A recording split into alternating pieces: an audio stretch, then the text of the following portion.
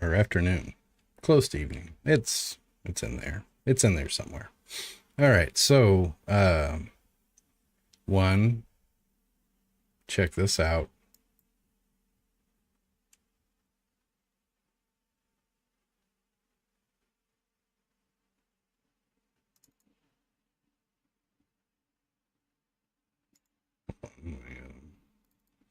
So this is a animation pack that I forgot I had, and check out this animation. It's freaking amazing.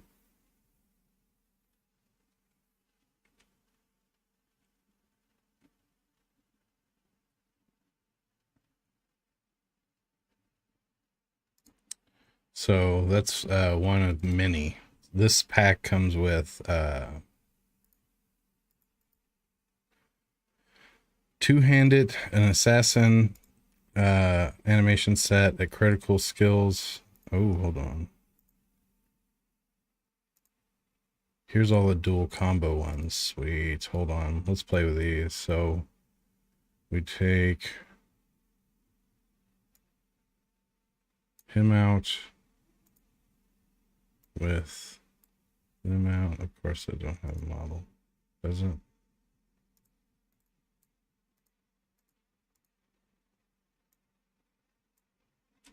Damn it.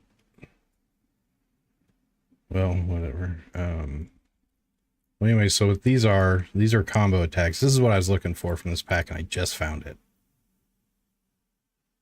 So there's the skill. Let me size it up here. So picture a two-handed weapon in there.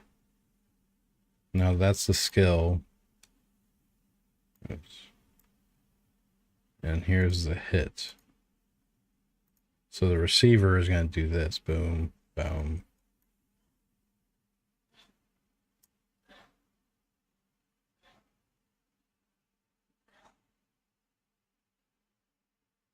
Sweet. Okay, so now I got more combo attacks.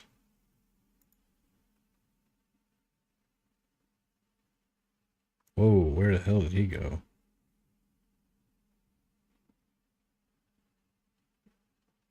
Oh, that's going to be awesome.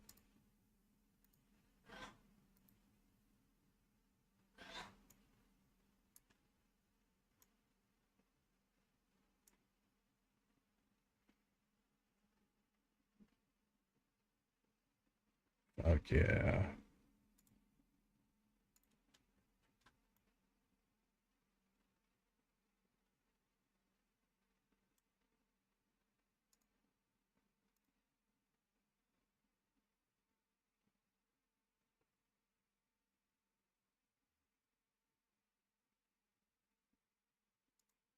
Katana doesn't look too cool. Where's my chat at? Oh, wait, hold on. I didn't have it up. Do I?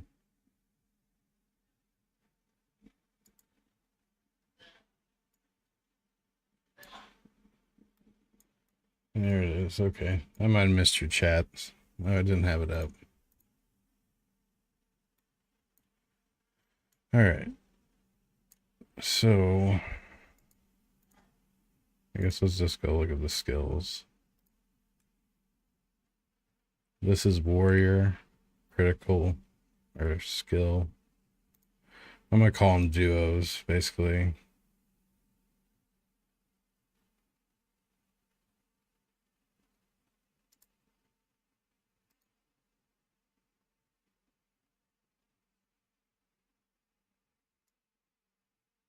Okay. That one moves a lot. This one I can't wait to see.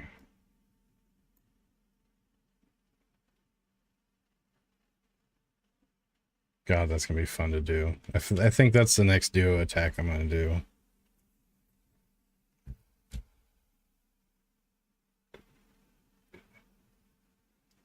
I think that's gonna be the vampire's attack.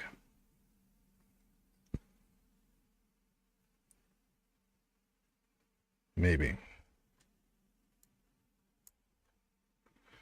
All right, let's so basically this has got a lot of cool stuff. I love that it's got these critical skills. What's up, Pat guy? Um check out this bad boy. So I'm gonna be doing a lot of uh combat programming or animation stuff, like this set. So I did this with a werewolf. I've been doing kind of cinematic attacks like this already, but I used a timeline. I had a different system. This one, it's kind of ingenious how they handled the camera. I like this approach. So what they did to handle the camera is in the armature of the character, there is a main camera point in the armature, and it's empty, or it's just an empty one, and inside of it has the camera object, and the camera object has that text with it. But anyways, regardless, the armature has this camera bone, and inside of it you add a camera.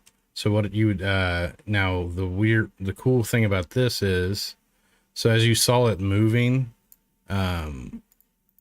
the camera is actually right here. Now the camera can be keyed. Since it's part of the armature, it's going to show up here and you can key it. And that's how they get the like watch the camera moving over there. Like, so they didn't use it. I was using a timeline to do this, but they have a duo animation where two things play out their animation. Play. But they don't use a timeline. They just use the two animations, and the camera is keyed into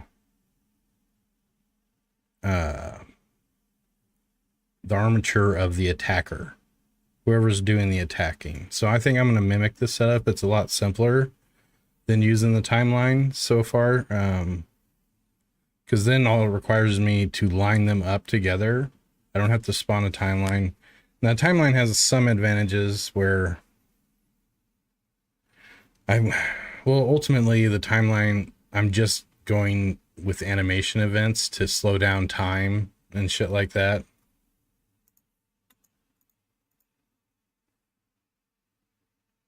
Well, so with this, I basically, for the duo animations and stuff, I'm using animation events mainly. So basically I signal start and end of animations. I can slow down the game speed, like bullet time, just with an animation event. I can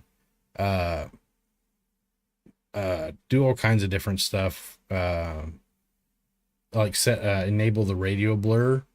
I'll show you with the werewolf if you haven't seen it. But so this is that pack, and I'm just excited because I got more duo animations where you got the attacker and the person being hit has a corresponding animation. And where's it at? I also have a ridiculous amount of stuff in my Unity cart. I'm gonna weed it down, but I'm about to throw down some ducats for some animations and different stuff. So you might be watching me be reckless with my wallet, but I've got a lot of when it comes to animations, the more I can compile, the better it is for like my overall like game development future. Because yeah, I may not use that animation now, but I have it in my back pocket if I need it and stuff like that.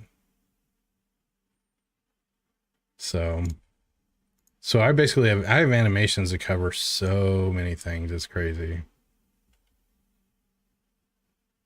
Already at this point, I've got probably thousands upon thousands of animations just because I've been accumulating assets. I got over 710 assets. So as for like a studio, like I've got tools to do a lot of things automatically. But I love picking up high quality animations like this one here. This one is very impressive. It's just about movement really, but there's also a bunch of emotion. Like, it's a really good set. Like,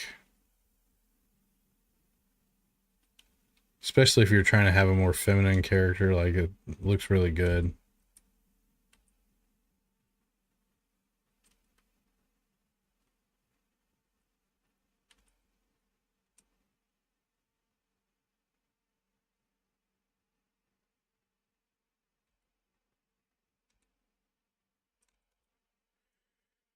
Anywho.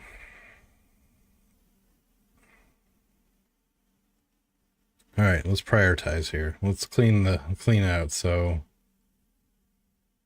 one, let me go back to my scene. I gotta think for a second here. Oh man, check this out. Where's it at? Did I close it? Yeah.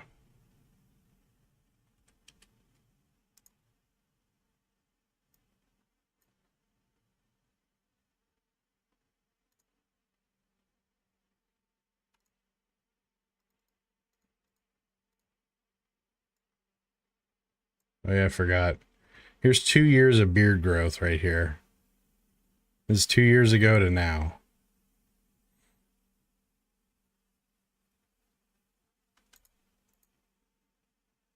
But this is what I wanted to show you right here.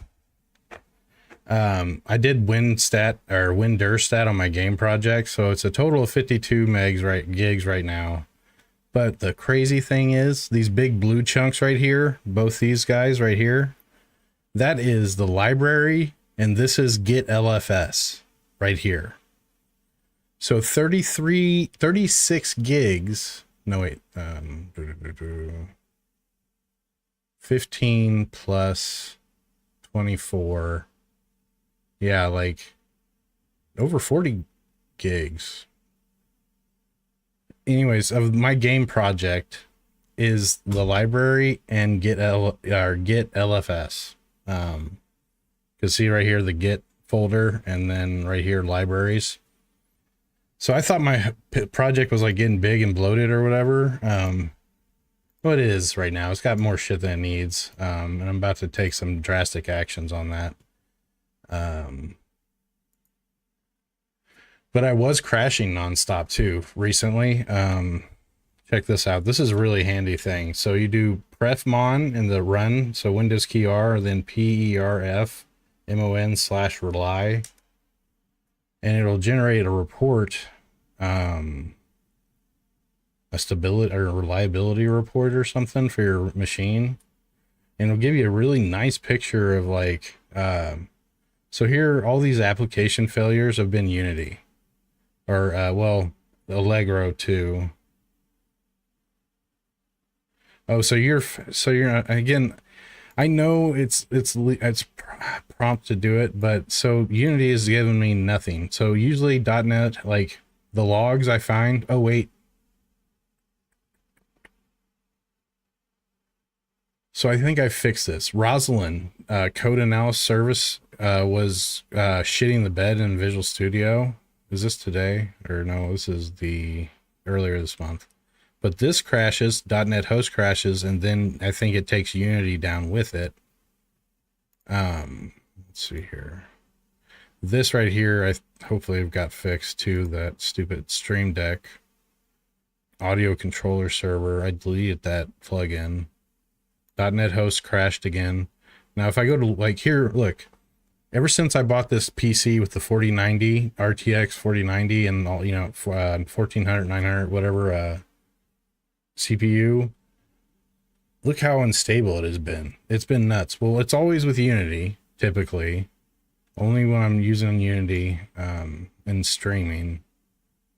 I don't know. Like, I'm getting ready to RMA it here soon. So what I did, anyways, long story here, is I uninstalled Visual Studio. I uninstalled Unity. I installed Unity Hub. I went to the registry edit, and I deleted all registry keys for Unity. I purged app data, local roaming, and all that of Unity files. I changed the BIOS to XMP2 and some other bullshit. And I have been pretty stable so far, but we'll see. Anyways, I really, really am like getting pissed off at the crashes. So it's killing my morale. The crashes are kind of really not really, but it's just disheartening. All right. Another thing I've done is my development scene here, I cut it in half. I took half the block out. I made everything static and static bashed all that. Yeah, yeah. And I've been trying to selectively remove some things here and there. But right now, I think I feel like I'm really stable right now. So, but anyways, let me show you, not this project.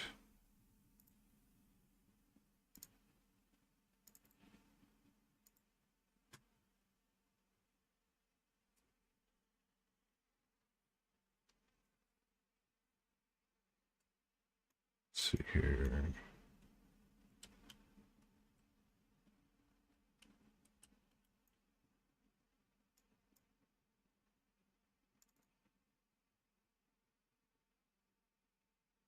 Hopefully I didn't break anything.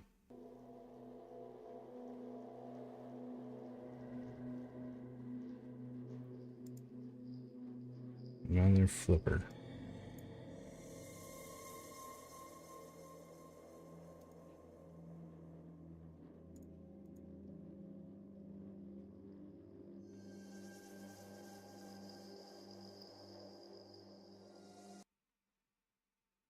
Oh.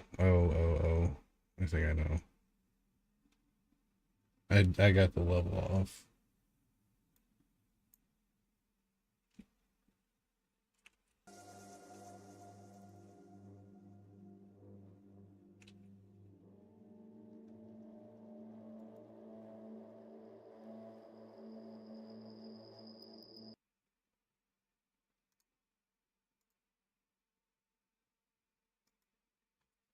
Hopefully that's it.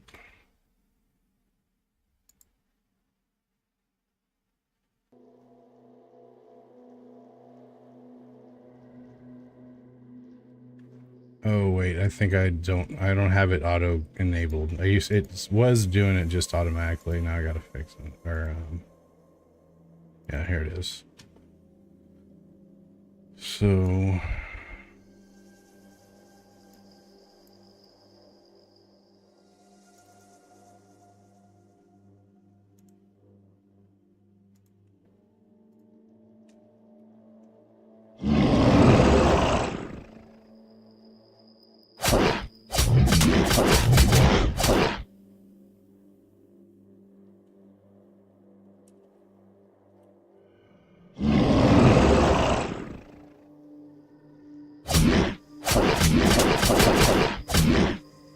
I got my speakers coming out my speaker, or my sound coming on my speakers. But anyways, the way I'm doing this duo animation, and that's what I refer to them as duos, is a timeline.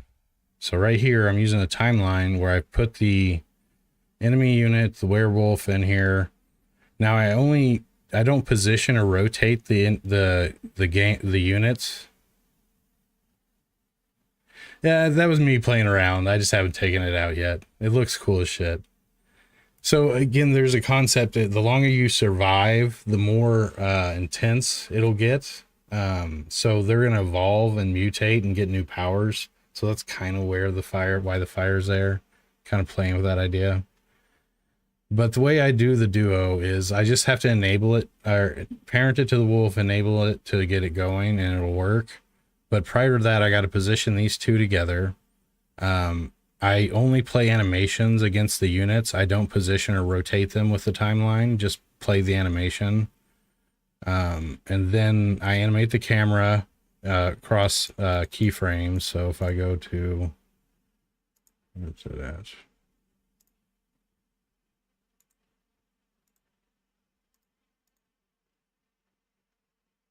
Oh wait, where's it? Where the hell? Where's my setup all fucked up? Oh, my hierarchy's over here.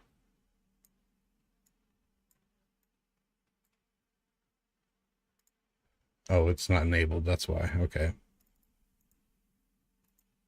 So here I'm keying the animations right here. So like I'm setting the time scale to normal. I'm setting the intensity of the radial blur right here.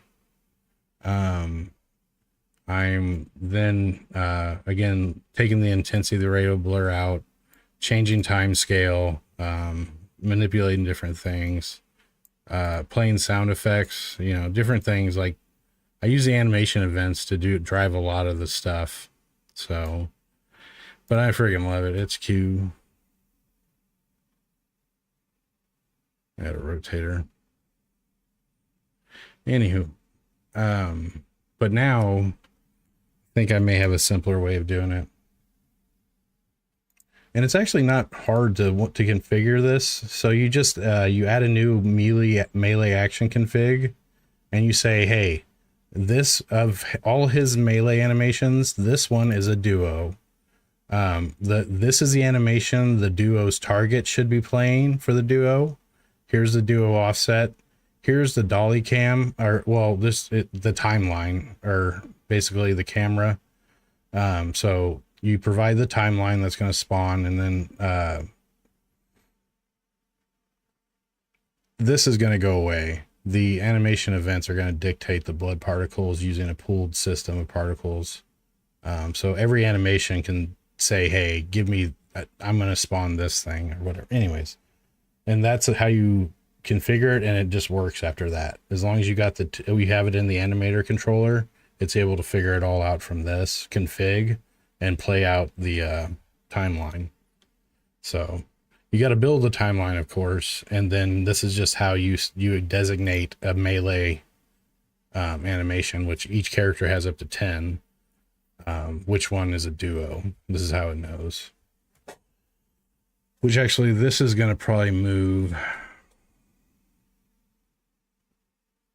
It makes sense at the melee section here because I don't know. Anywho, that's kind of how I do it, but we'll see. We'll see. All right, let's go back to the other scene. We got more work to do.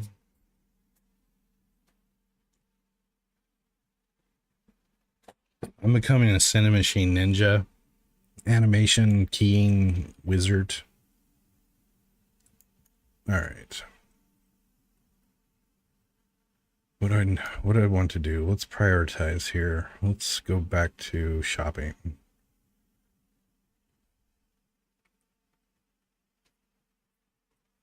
Yep, yep.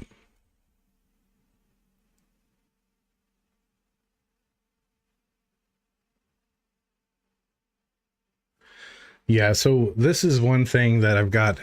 So you know the war table, right, in the bunker or whatever.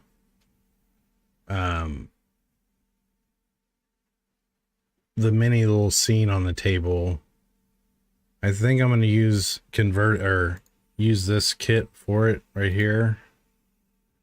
So this will be like the war table, and you'll pick where you're gonna like try to reach and whatnot through it from the bunker.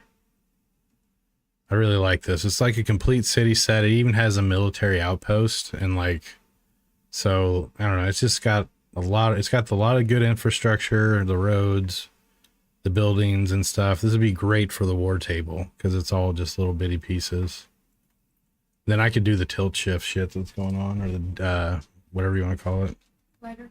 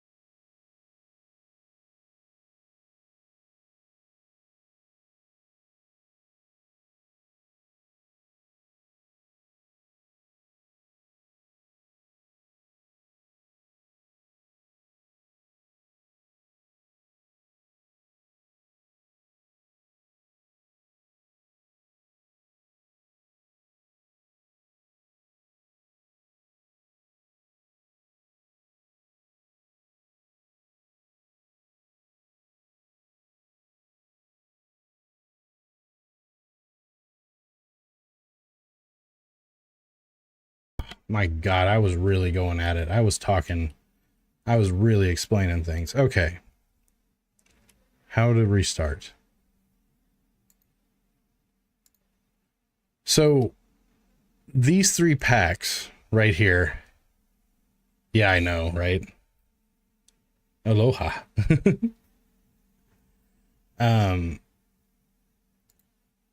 Is this it? Yeah, so this is I was gonna use this for the war table. This has every kind of asset I need to create the war table scene.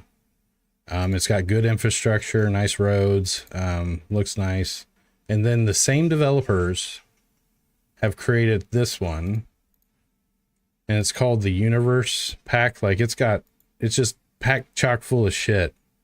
I like it's a little more detailed than Cynthy stuff, like, and it looks good. It covers a lot of themes: survival, vegetation, buildings, all kinds of shit. I'm trying to see if it's modular. That's one of the big things, but I was basically using three packs from this developer and dumping all the other 3D models from like Cynthy out of my project.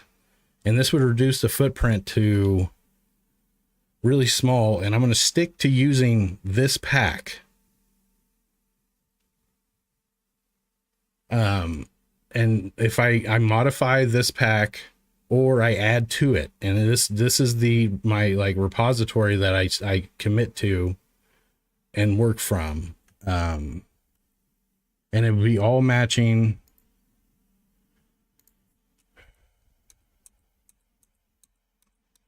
Where is it at?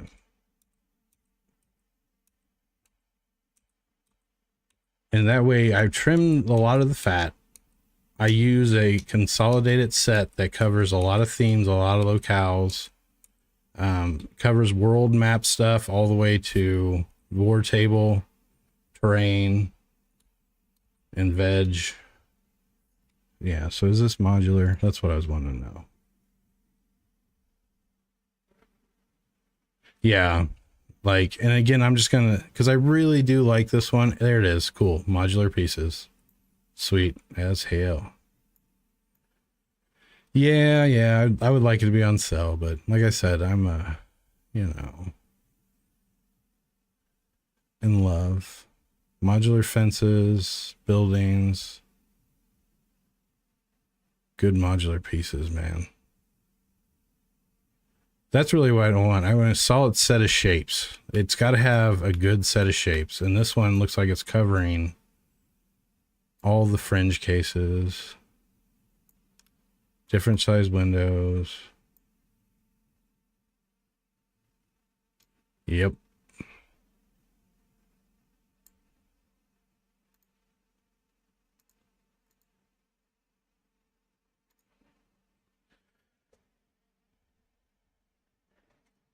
Because I do like the Cynthy stuff.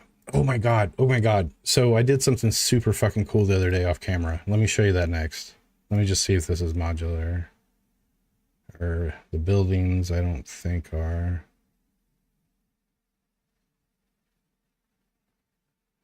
But that's fine, because of the other modular pieces, I can actually construct all that shit. Anyways, so I'm super proud of myself.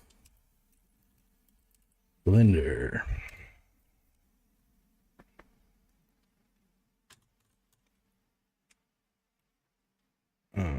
Let's see here.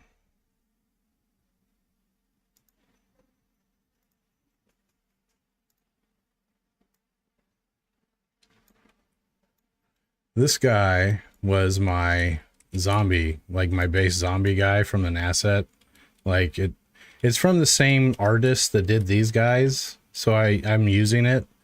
But yeah, so I wanted to make it different. Well, I wanted to put clothes on it, so I watched a clip or a short or some shit about how to use a lattice modifier in Blender to take clothes from one model or one mesh and bring them over and make it fit your humanoid real quick with the lattice modifier in Blender, and then get it to where it's in game. So ultimately I didn't end up using the lattice modifier, but I did. This was a great thing. What I'm learned to do here is amazing. So basically I took, let me hide the rig. So I took that zombie model from here, I took him to Blender. Then I took the one of the Synthy bodies, the apocalyptic teenager from Synthy, and I cut its head off. And then I imported the mesh into here and laid it over, right? So I could have used the lattice modifier to shape it, like right here. Oops. So if I grab this, well, it's not deforming right now. I've got the modifier disabled actually. But anyways, if I go here, where is that?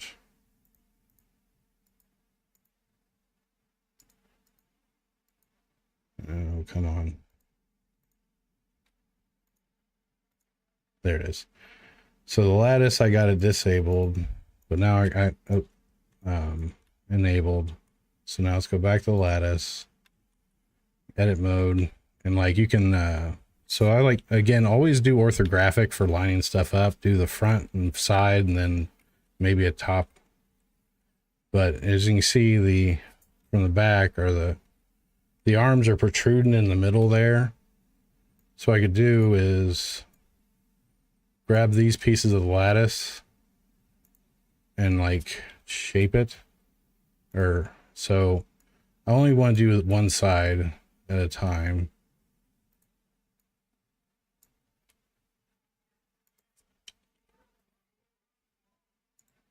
So I'm going to grab everything here. Nope.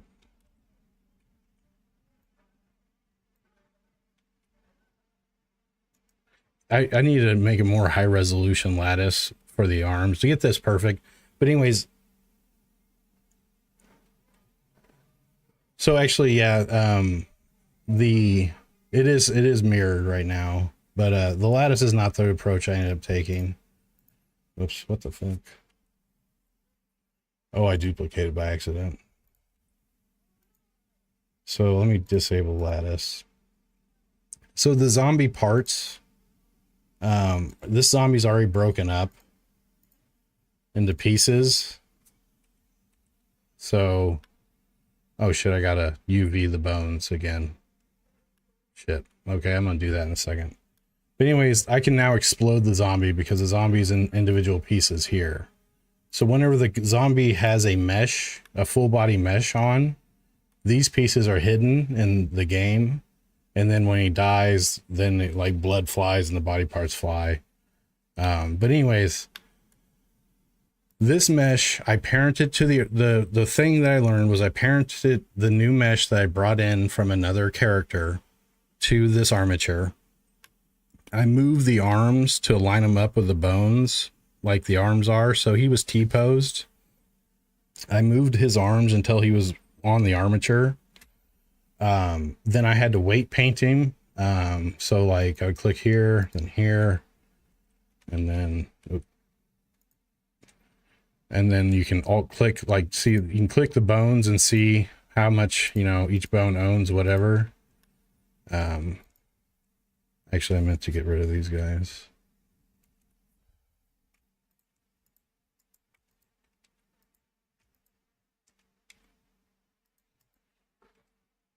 Well, anyways, I had to learn how to weight paint. Now now the new mesh that I have is animated. It's skinned. It's on the armature. I've reweighted it. I've shaped it. Or I guess I really didn't shape it too much since I didn't do the lattice. I didn't have to do the lattice. I made the second head. This head expands here where this head is just the neck down. And anyways, I ended up with, you know, my now functional one.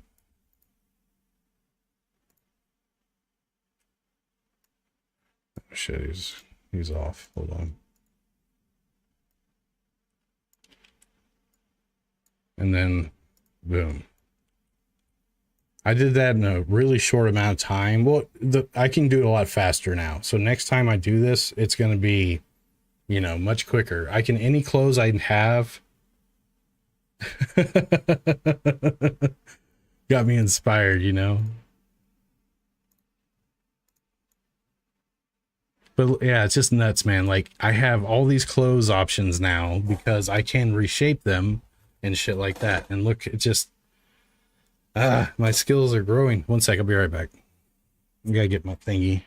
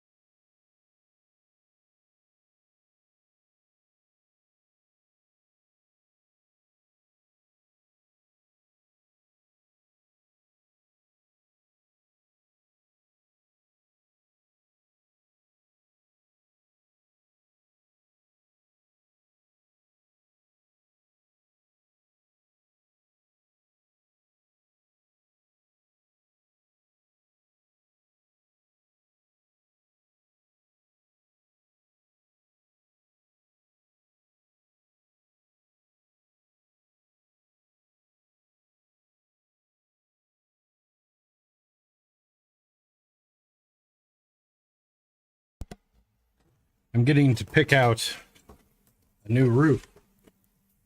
So here's like some of the roof options. Oops. New roof, siding, fascia, gutters, garage doors, all kinds of stuff. And it's going to be next to, hopefully I can work it to where it's almost nothing out of my pocket. Like it's a miracle deal. The hailstorm, like I was getting ready to fully replace my roof by myself, which would have probably been $15,000 to $17,000. And then the hailstorm hit and like, I don't know, man. Someone's out there looking out for me, man. It's just weird, crazy, like great timing. I would have cried if it happened right after. And it's still, you know, hailstorm season probably. So, all right. So enough ranting. Oh, hell yeah, man. Again, I have shitty luck. Stuff keeps happening to me, but then I think it's like it swings back and forth. Like crazy things happen and then really great things happen. It's just, yeah, it's fun. All right, Unity. You haven't crashed in a while, ever since the Great Purge and Reset. So I'm very excited about that. I bet you, because I was always talking about access to memory or something. I bet you there's just a piece of something it created in the cache and the app data or something.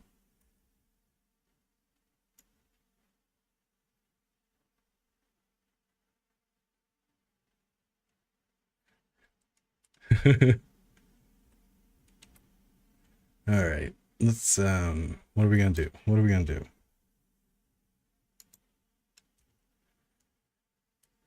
Oh, Kilt It. You haven't seen this. I've got tons more duo animations, and I found I forgot I had this asset. I almost bought this guy's animation pack, one of the pieces of this animation pack.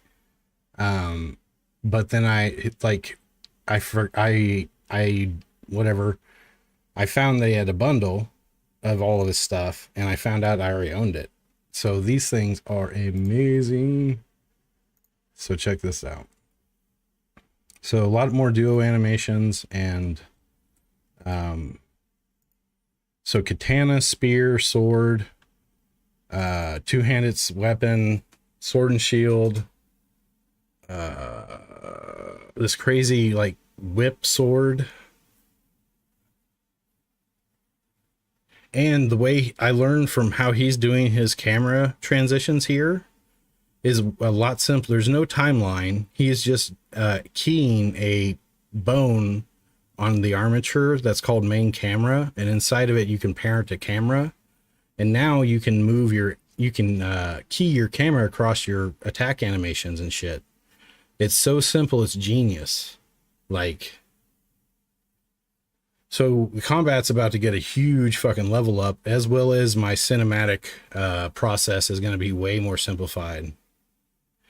Yeah, well, it has a bone. Like, there's a bone called main camera on the armature that, and since it's on the armature, it's keyable down there.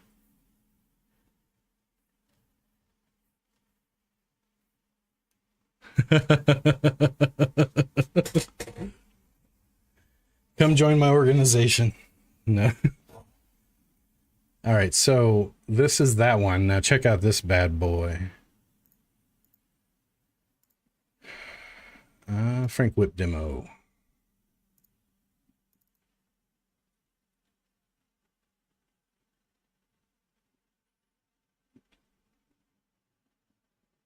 See, my game studio has a mountains of assets at its readily available. But you see how dope that was? It's got all the stuff you need.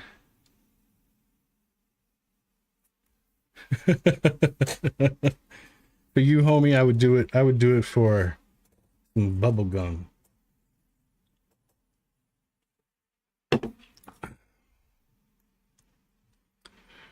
Still remember you like helping me get through that damn window breaking logic. Oh my god, my ability to do the window now. Holy shit. If I redo how I did the window now, it would be it. Oh my god, it's gonna be so much better. Holy cow. Windows could just have their timeline or a dolly track on them or something. Super simple. I just enable it and it happens. You enable the animator state. Yeah. Anyways. All right. The other thing is, yeah, that's a duo animation right there. But there's also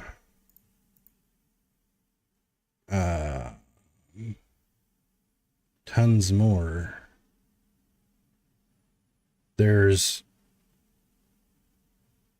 this one is really badass. Watch this one. It's some Devil May Cry shit. And here's the victim animation.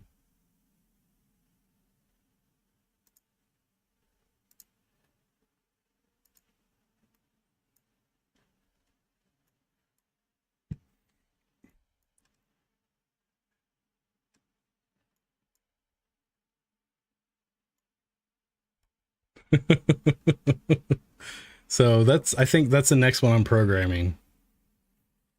Is this the duo animation. All right.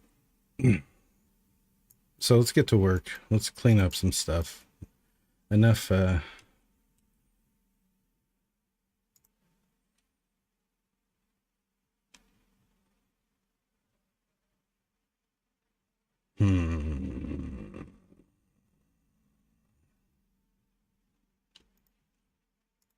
This one also is a very important animation pack that I think I gotta have. It the run animations are very fluid.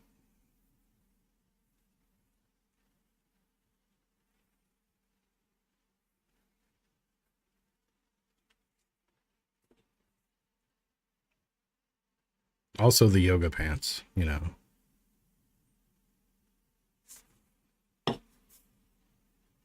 This is a pretty neat little set of animations.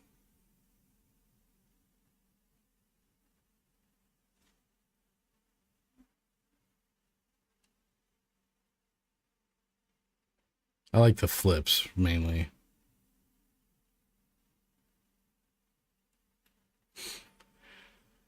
Okay.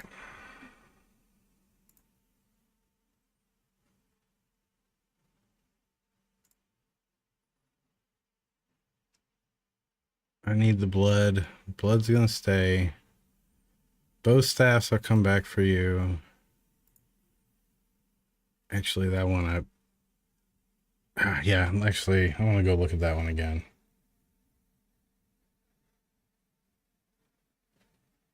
Save for later.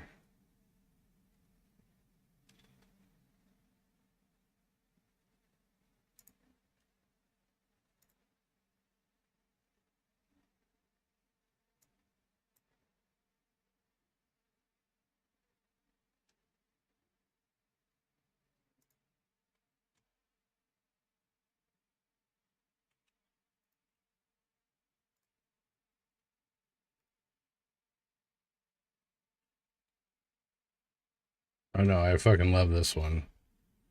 This has got 500 animations that cover so many things. So it's got more feminine animations, but I think it only covers locomotion.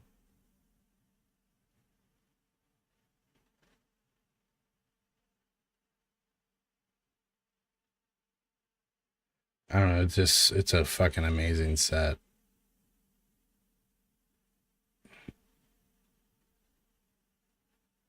Why does it feel very naughty at times? What, see, right there. What was that?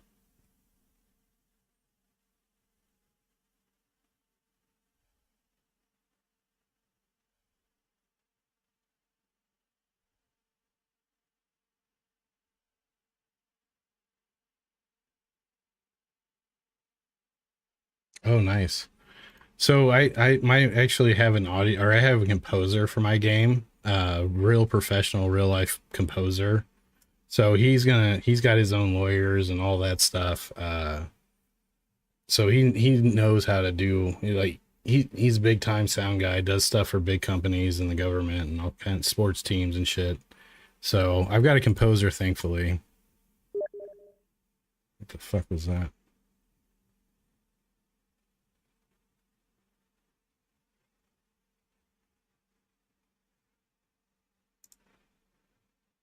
Yeah, see, it's just, I don't think it's going to cover. Wait, was that weapons?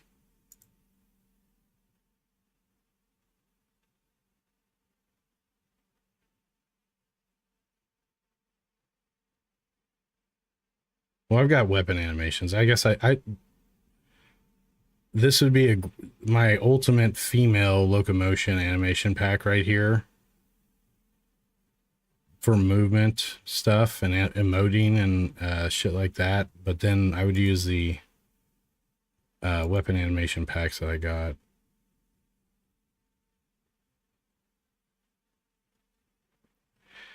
It's a really good set. I don't know if I need it though right now.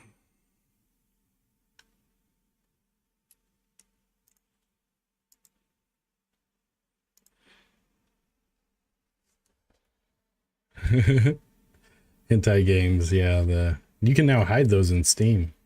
Your shame, you can hide your shame. I mean, there's no shame.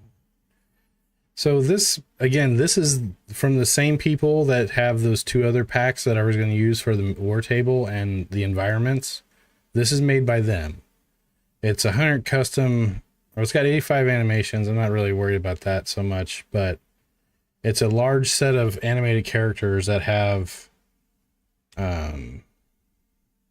but I don't think they're modular. I think they're all static. But they match the art, the 3D assets that I'm thinking about committing to.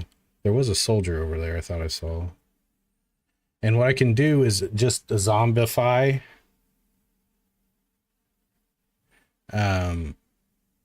these guys, and I really would expand my humanoids here. Matches the environments from these guys. And then I can really clean out. Another reason I like this right here. All the environment shit, 447 megs. 48.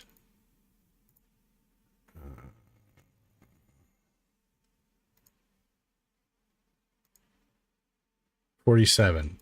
So I would be working from a set of assets that rings in under 600, I think, or something like megabytes. And I believe they're Atlas.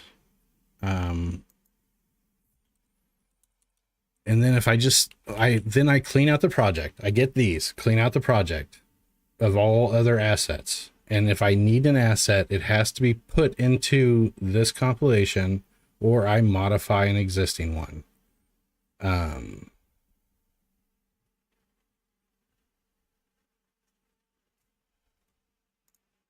And that way I can have some discipline when it comes to 3D assets. Because really, this has gotten... One, I'm still just a stickler about using the polygons. I can use all the environment stuff, but I don't want to use the characters because they're too overused. That's why I'm learning to blend or do Blender and shit. But I could dump all these, have a smaller footprint. Actually, let me see something here.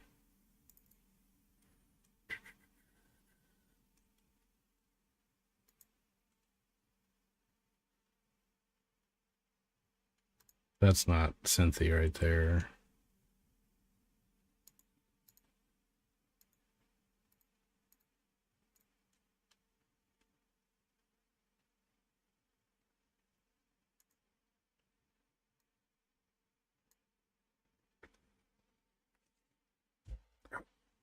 So the Cynthia footprint in the project is 3 gigs right now. I would have an amazing... I could purge all this. Oh, that's if I... Hold on, let me think here. It's an idea to get me down to a small footprint, and I stay disciplined and don't bring in more. Because this one really is going to cover all of my needs. It's got modular buildings, vegetation.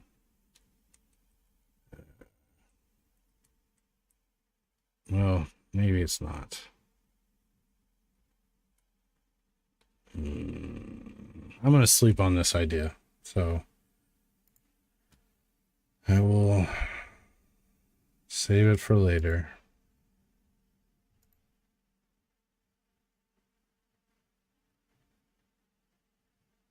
I'm probably going to go ahead and scoop that one up because I may use that for War Table regardless. Classic female ghost. I was going to use for that animation set for a new enemy.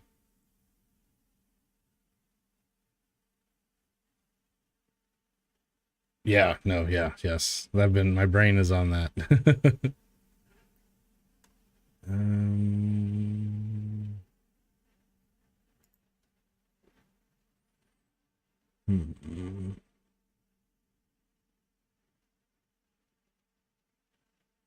Yeah, I'll wait for them to go on sale too.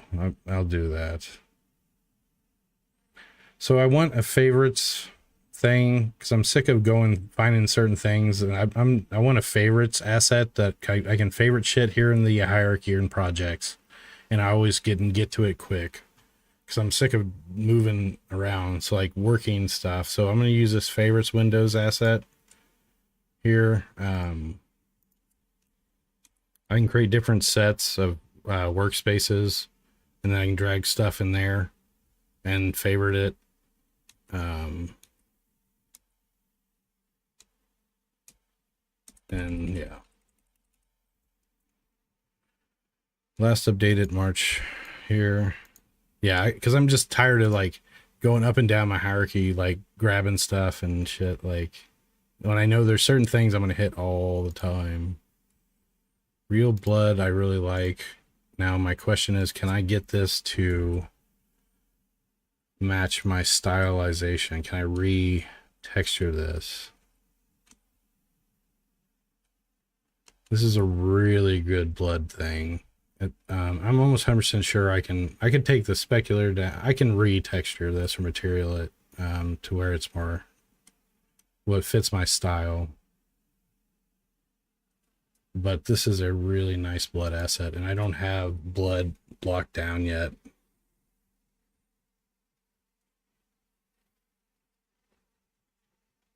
Maggots too. I forgot about maggots.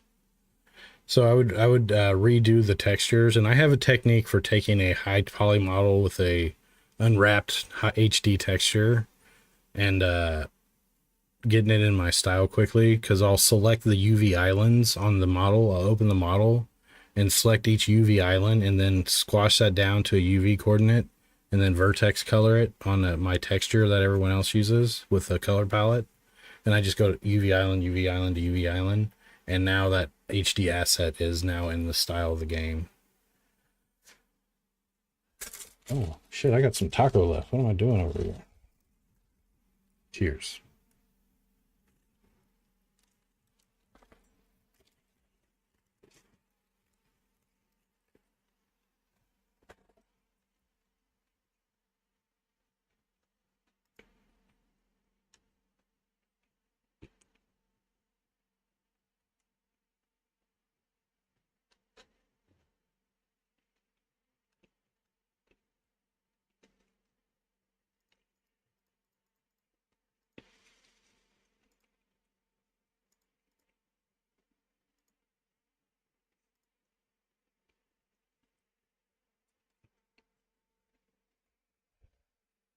Yeah, so I don't know if you were here when I was talking about the zombie, but the reason I need a gore thing is whenever I break a piece off of the zombie, so like the arm here, um, what am I in? Oh, I'm in weight painting mode. Ah,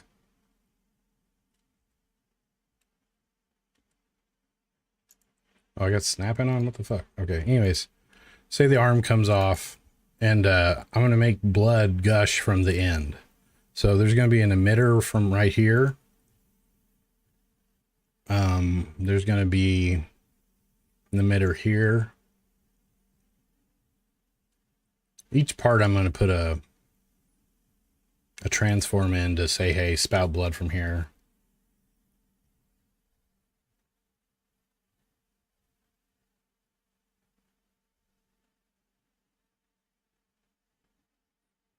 I bet you there is a pretty much a Walking Dead asset pack.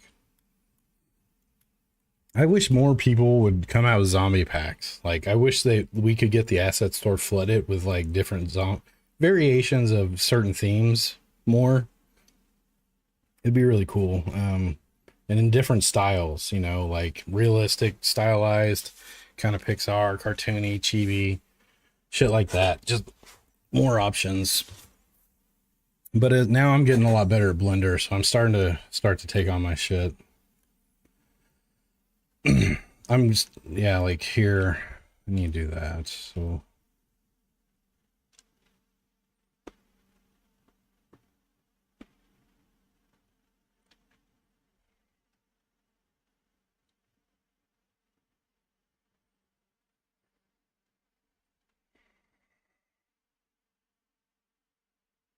hey Owen, how's it going? I'm trying to protect my wallet.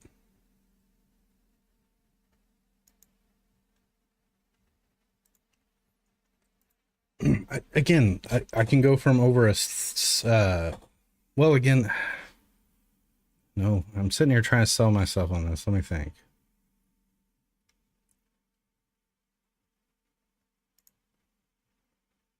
So how many? So 384 modular parts. So windows, doors, roofs, nature. Got me covered nature-wise. So the universal pack covers,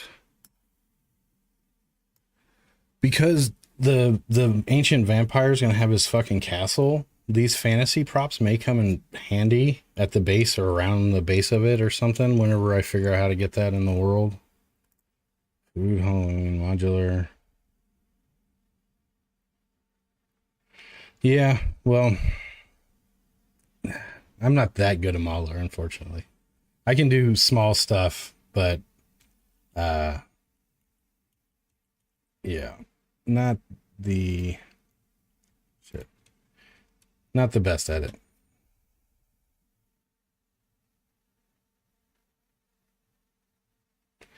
Um,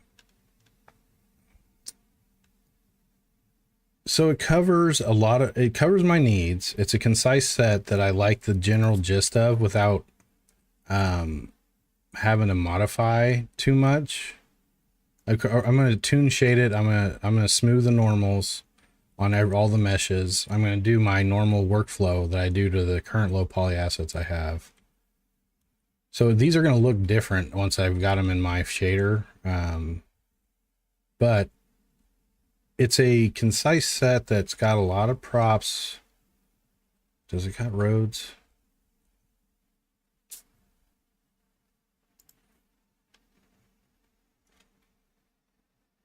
That's fine. It's more about trying to clean up and get to a smaller footprint. So the footprint for these assets and the characters would be 600 megs. Whereas the Synthy one right now is over 3 gigs, 3 something. And again, I am finding my own style, my own art style. So I'm doing my character design. This would give me a small, lightweight set of assets to one. I would, again, start to enforce strict rules about bringing in new models. Like you can't bring in a whole asset of meshes or whatever. And this, I would modify a piece in there, or I have to add it to that place in the game structure. So if I did want to bring in a new model, I would open it up in another project, just bring the pieces of it that I need, and that's it. So I'm going to have a model project over here where I just download all my models to, and then extract their textures and materials and shit, and bring it over. And now let me think here. This set isn't, it's not going to cover military. There's no military shit in here. I mean, they got the guns, but there's no like military based stuff. Again, yeah, I'm gonna sleep on it.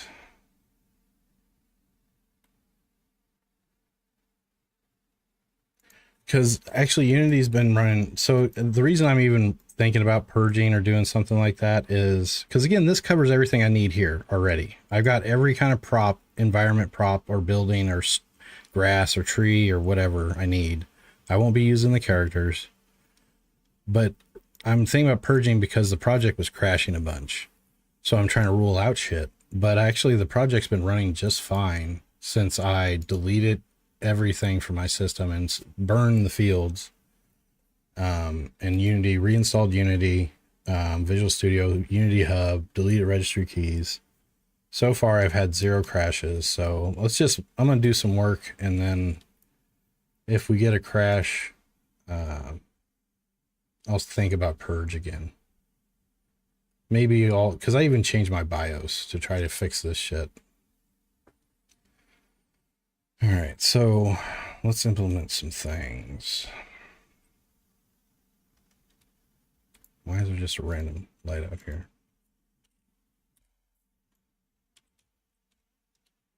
All right.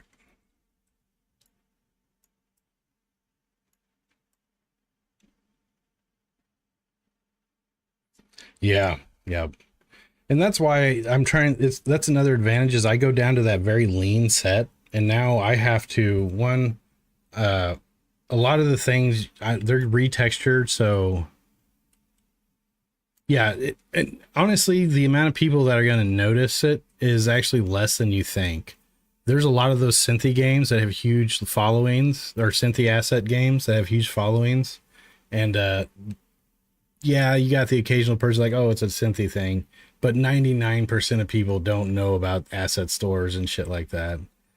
Yeah, so it's, but I have already done the work to differ, because like here, this pipe is rounded, it's cell shaded, it's not blocky. So like any of the Synthy environment stuff, it's all been modified through shaders and normal smoothing and shit like that. Like this here is not a blocky trash can, it's actually round, right? But this is a Synthy asset right here. So I've done my work and again, I got to redo all that work if I do switch sets. just deal with it. Because again, all I care about is the mesh. In the end, is it a good mesh? Is it optimized? Does it look good? Does it have modular pieces? Can I reskin it? All right, I'm going to create a list of what I'm going to do. Yeah, see, and again, I feel like I've kind of got the, oh yeah, let me show you this actually. This is pretty cool. I think I've got it to where I kind of got a cartoon anime kind of style going on. So I added this back here to block off that alleyway. And then over here, oh shit, I forgot the zombies in here. Hold on. Let me turn them off so I can walk around. Uninhibit it.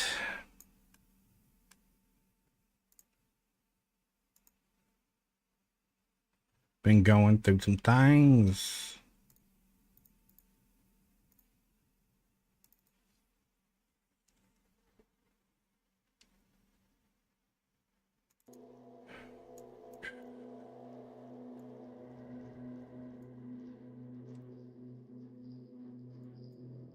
God, that looks so good.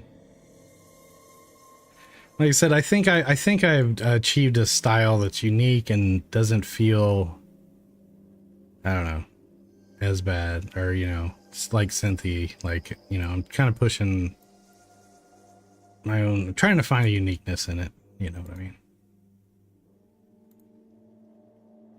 Yeah, anywhere you can't go in the city is a literal fire pit.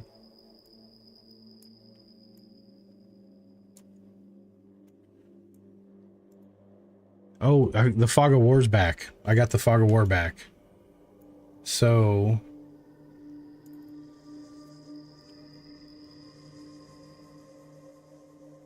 yeah, yep. The 1080 can run it, man, or 1060. Yeah, if you, it's amazing how much those things can still kick ass today. Like, it's pretty crazy.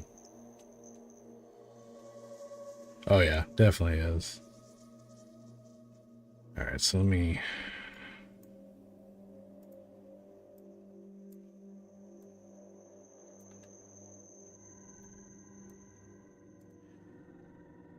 The Fog of War system is back on. Now, right now, it's 360 view. Now, if I go 160 here, it's just like what's in front of the character.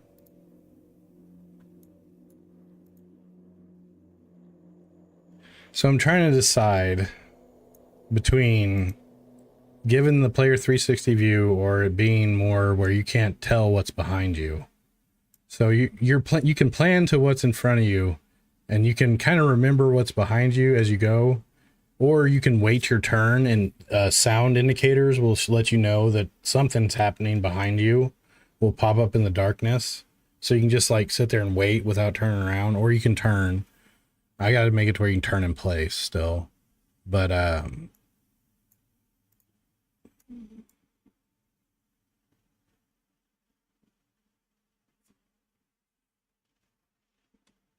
yeah, actually, I was gonna say 180, or what was it? I did. Here's 180 right here, and it'll add to the tension because you just don't. You are only aware of what you're looking at the time. I don't know if turning will probably take an action point, but I don't know, like if that's gonna be a free action or not. Because if turning's a free action, then why not give them 360 degrees?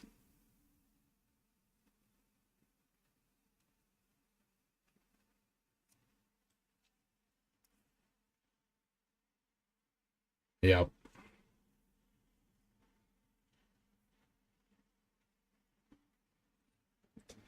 Oh, Lethal Company. That was a hell of a game. Or it still is.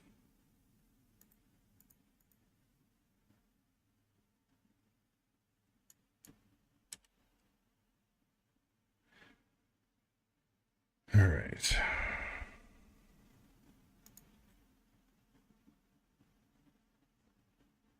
Just taking a jog through walls. The collision's messed up right there. Let's go here. Here's my favorite camera view. I don't know about you.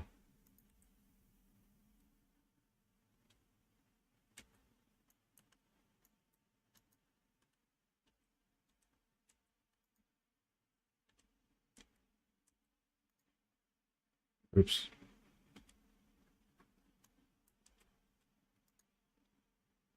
I'm a fan. Some of the walls don't have collision right now.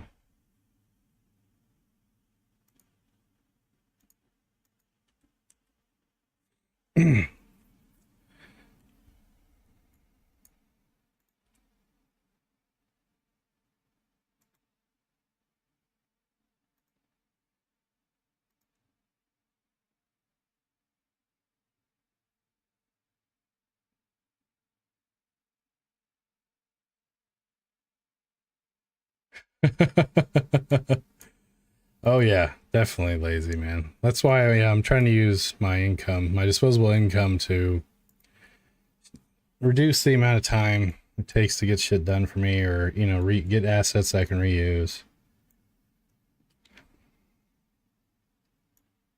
Damn it, that looks so badass.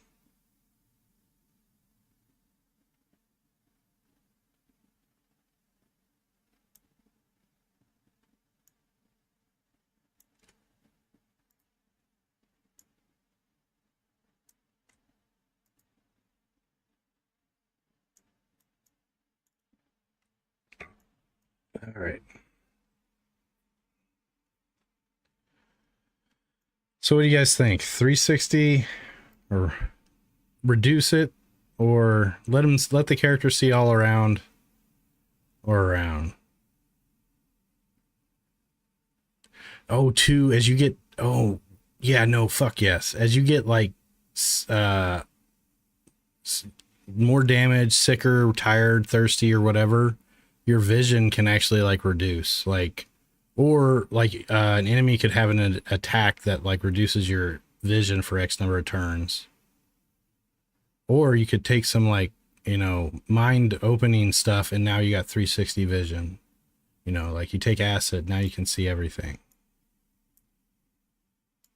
I don't know. Yeah, it gives me debuffs. It gives you also, there's traits you can have, like here's normal, right? And then there's a trait where you can get like the radius around you is bigger than normal. So there's traits and disadvantages you can take to where like you can have eagle eye and you got more vision. And if you get hurt or shit happens, like boom, like yeah, okay. So I'm not gonna do 360 now. I'm not gonna do 360. All right.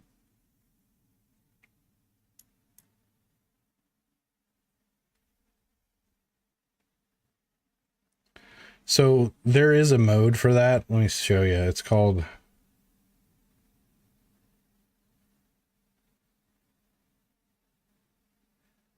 Yeah, so this one here is perfect black, where you can't see, it's cut off. It's not in your vision range, but I can have it to where it regrows and you can see where you've been, but not where you haven't been yet.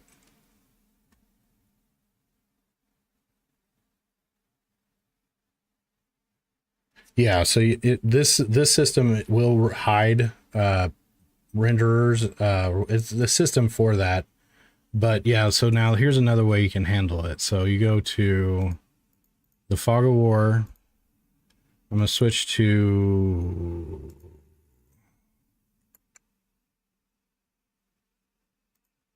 I think it's texture. Yeah. Regrow. I'm gonna have to restart the. So this is a C sharp job system that does the Fog of War. So it's picky if you change shit in the middle.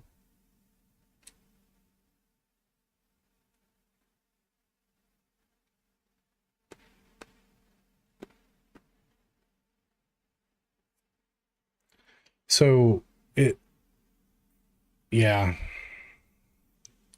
I kind of was working through that, being engaged from in the darkness. Like I had a system for it. Let me see here. What was I thinking? Oh yeah.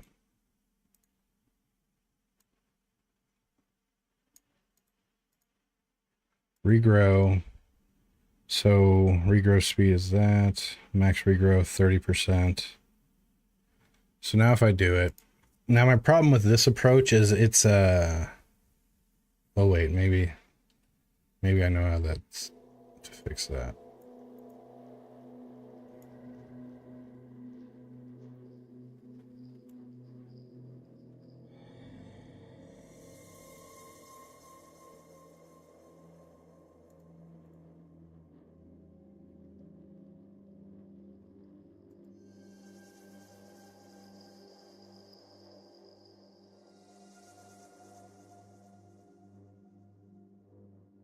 Actually, yeah, like you go shoot through or blindly shoot or whatever. Shit, what is going on here?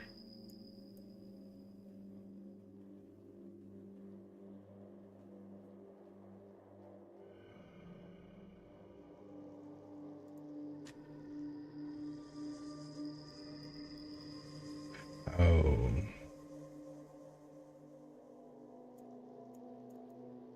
No. Well, what shit sticks?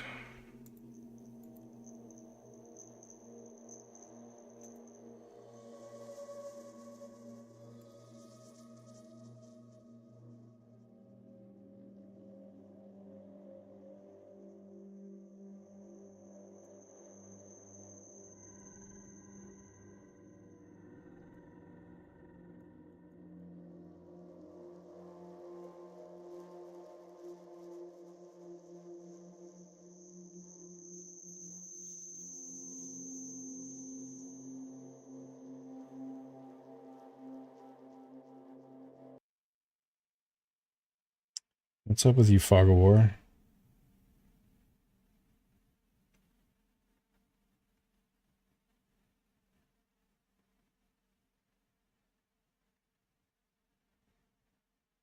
Ah, that's right. It's gotta be texture. That's right.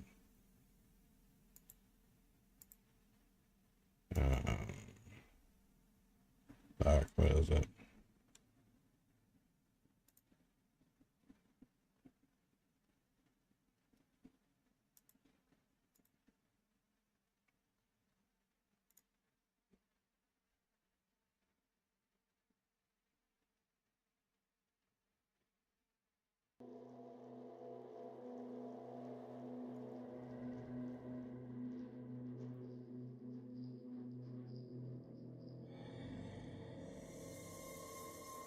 Yeah, and so I had it programmed where I could sneak up behind the units and back attack them.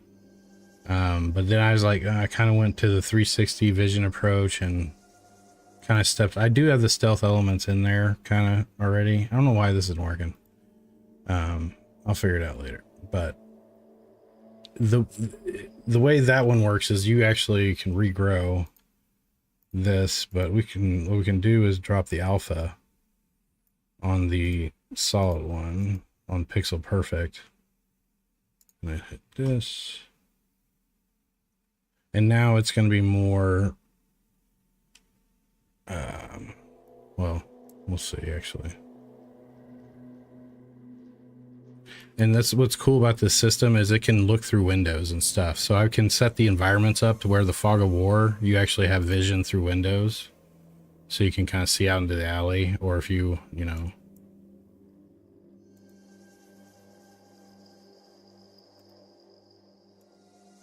Oh wait, so.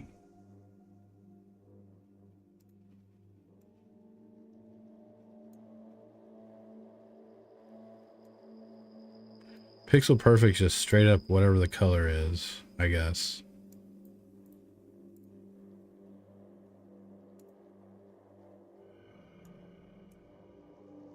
Tell me I didn't crash.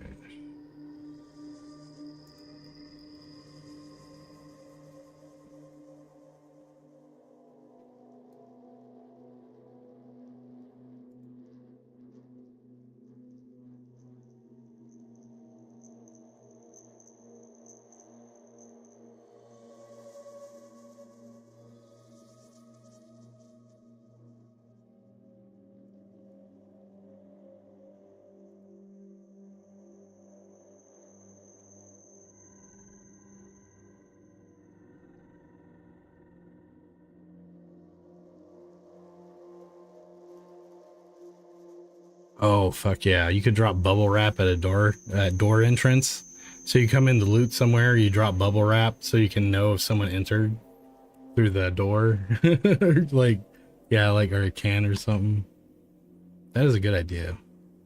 I am going to restrict the vision, I think. And that it gives me the ability to, one, play with it for buffs, debuffs, and it gives you kind of some more gameplay elements right there for character creation. I'm like Donald Trump here with my hands. It's a good deal.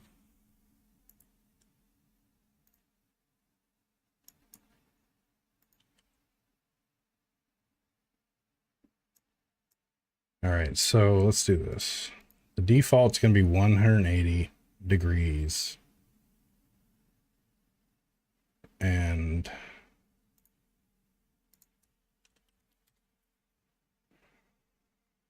let's do a 2 for the unobscured radius. Now, the reason I don't like that unobscured radius, and that what that is a circle around the character that's always unfogged, is I think it allows you to kind of peek through walls. So if I come up here to the strip club, like it's all black right now, right? But if I go...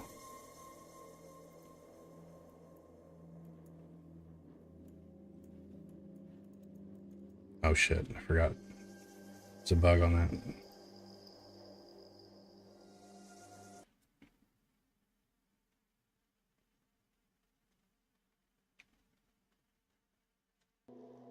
Oh, also off screen, I've been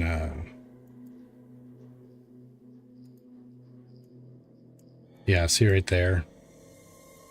That unobscured radius doesn't care about colliders. It's gonna unobscure around the character. So I think one...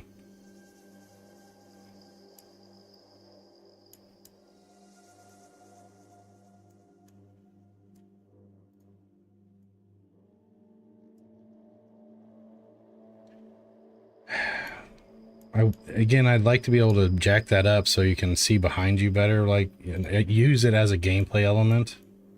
But that right there, I'm sure I might be able to fix that, but I am not. I don't know. So I think the rule of thumb is I'm going to keep it at 1. I might expand it so as soon as an enemy gets within the backside of you, he's like within 1 space, this will automatically go to 2 to reveal what's near you, and then when it's away, it goes back to 1 or something. I think that's how that's going to work. Okay. Another cool thing is I can, this keeps a track of the hider's scene, so I can easily get what the character has seen right there. Oh, hey, what's up, man? What's up, Matt?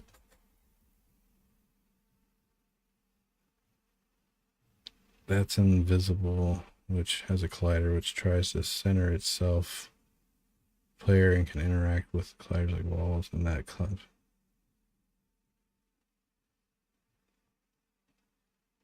Oh shit, that's a good idea, Kilt It. Hey, our night cat guy, have a good one, man. That is a good idea, Kilt It. Like, so the Fog of War technically is a child. It could have its own collider and it could stay out of walls. Like, the character comes up against this, the collider would come back.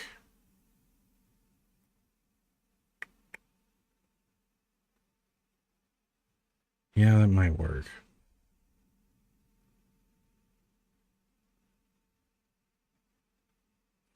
But again, it's a moot point if I make it to where when you're not in a building, a black barrier or a roof piece appears when you're not inside of it. That way it can reveal this radius can reveal what it wants. But if you're not inside this building, it's black inside here. So I can then use this to my heart's content, and that's how I keep buildings from being peeked on. And that way I ain't gotta do crazy logic like keep the collider out of, you know, or the collider adjusts itself in real time based off of the character. So that's a simpler solution to now we can again, because I really would love to use that radius as a gameplay mechanic because it is cool. And a perk, you could take a perk if you played Zomboid and you know the perks and disadvantage system are there. I'm gonna have a similar system, and again, these can be linked to that. Your character as you get better too, like your perception or whatever gets better. Your radius goes up. Because like here, if you have like a 3 radius, you got good like.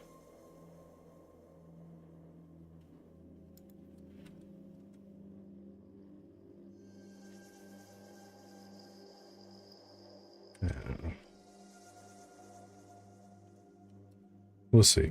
We'll see. But I think I am going to restrict them. They can't see back here. And it spices up the turn-based element because, yeah, you can, from memory, you can make judgment calls, but you really are just only fed this info like you would be in real life. And then you can wait a turn and hear and then get an idea of where stuff is behind you from noise indicators.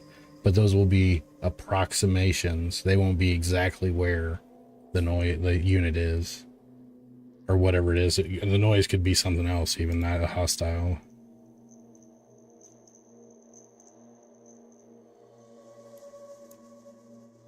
Okay. So Fog of War is back. We're able to move around. So what I'm trying to do is I'm trying to slow down, and I need to fix some things that I've made some great advancements, have done some cool shit, but I need to fix some stuff because of the way certain systems have changed. So one example of that is everybody's melee actions now needs an animation event at the end to signal that it's over, because the melee action now is no longer trying to time itself to an animation. The animation now tells it exactly when the animation is over, which is the best way to go, but it means every animation needs to have that. So if I enable the zombie when he goes to attack, the game is going to get locked because, oh yeah, wait, I gotta fix that.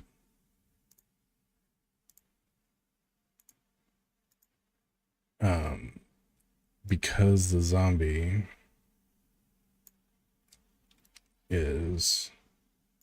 can't exit its melee animation or action. Blue baba dee baba die. Where the fuck did that go?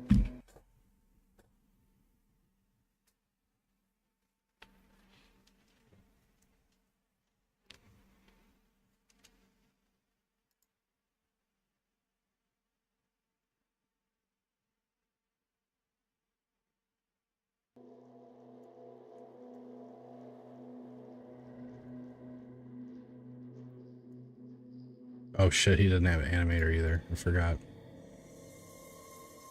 Alright, so basically I'm going to get back to where I can complete turns, fight, get my butt handed to me, you know, things like that.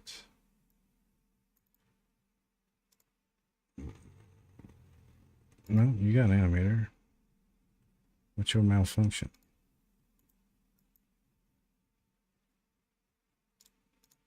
Oh, I moved him again the wrong way.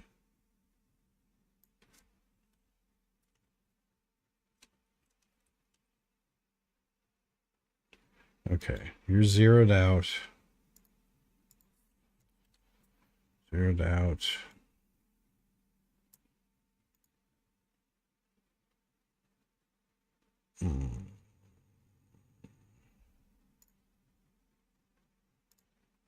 You have a animator.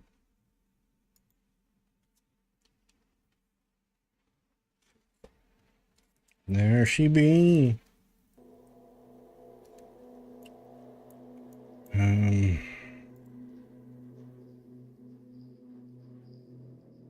So weird. The animator disappeared.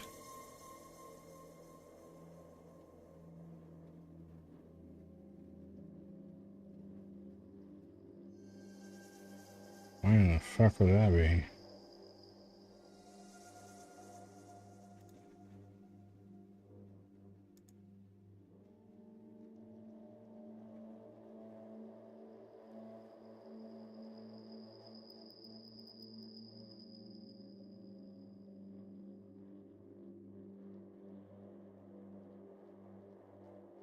Oh yeah, shoot. Yeah, go ahead, drop them. Drop them.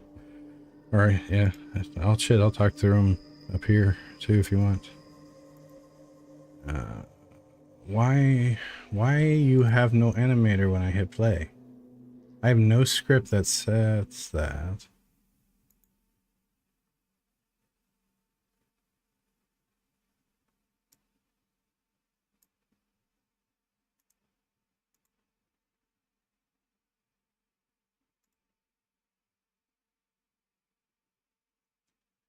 Let's enable one of our werewolf friends.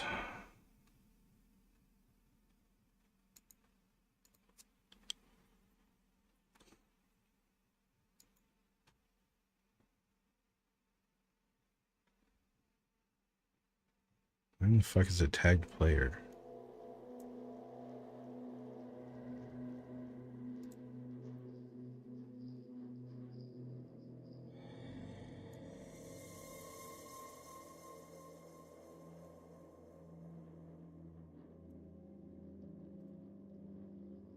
Oh shit, I forgot. Okay.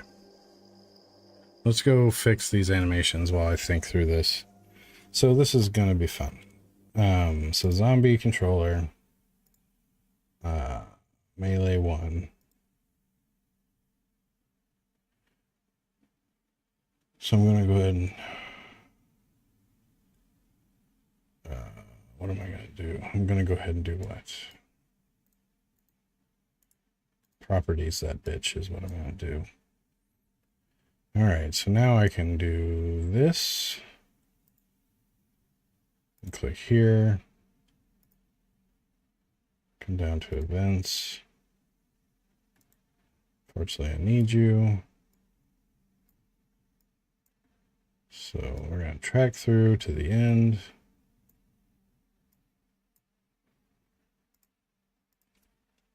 Melee end.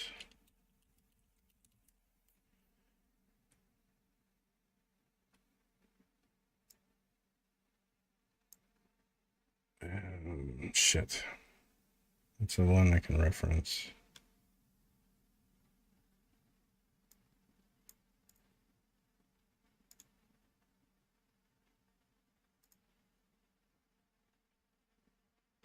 I'll just unit animator.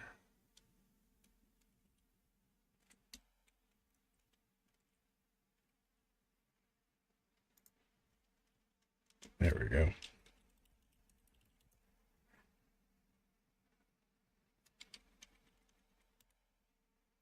Oh, you're a fucking liar. Oh wait, this probably isn't my project.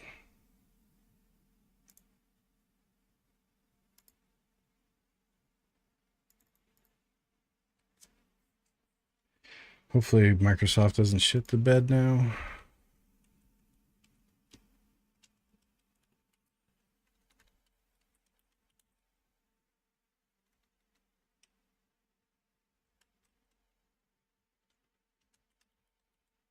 What's going on with my search? Oh, I'm still not in the right project. Holy fuck.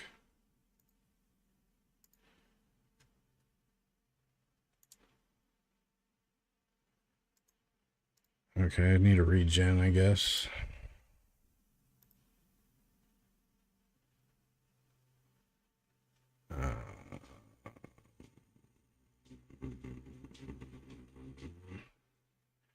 Fuck 6. What am I thinking? Where am I going? Preferences. External.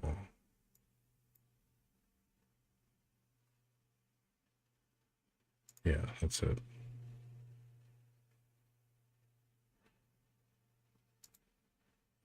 Visual Studio. Regen project files. That's what I wanted.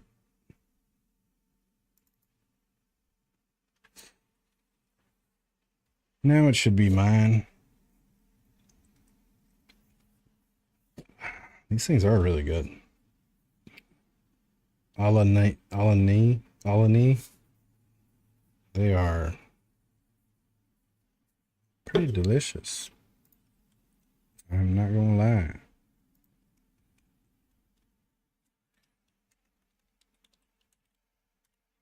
There we go. Thank you. Finally. Why the fuck was I coming? Man, my brain just starts losing track of what the hell I'm doing. So I was coming to you in Animator to do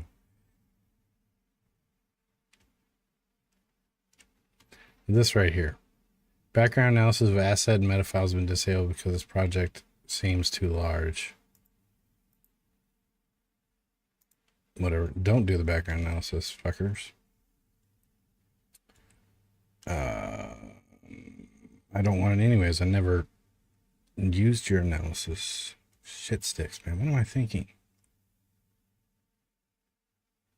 Oh, melee in. That's right. So melee.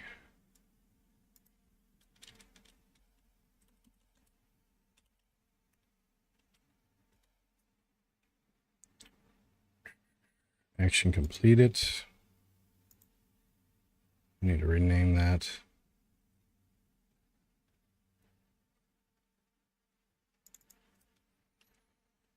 How many places do I have that right now?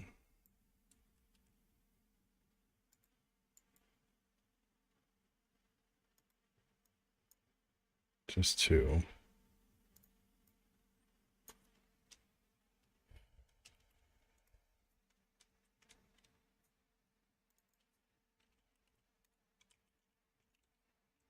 So I'm gonna go ahead and fix the animator controller first so I don't forget that I renamed that bool here, because this sets the bool on the animator. So since I renamed it in code, I need to rename it in the inspector, or right here. Parameters. So this is going to be,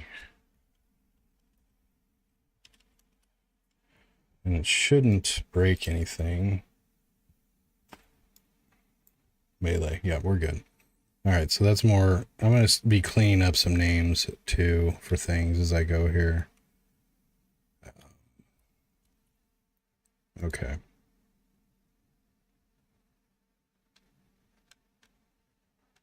For you, I actually want to look at the animation event received. Finished here. This is dead. Okay, that's right. So I'm taking this out. It's on the melee action now. It's owning it. Right? Yeah, right here. So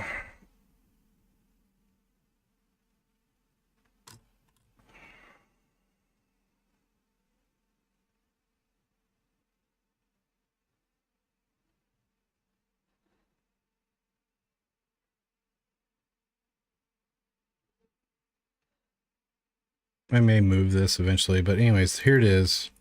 So melee end, I'm going to make sure I got that key. This is the word that I needed. So the string parameter on the animation event should be that.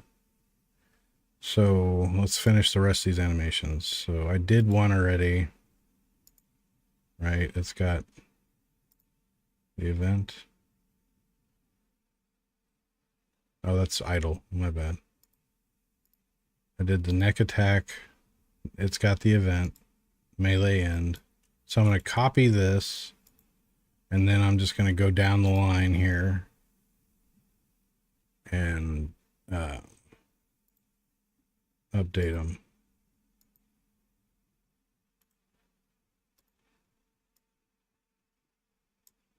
There we go. Accidentally did that wrong. There we go. Now hit apply. Next attack.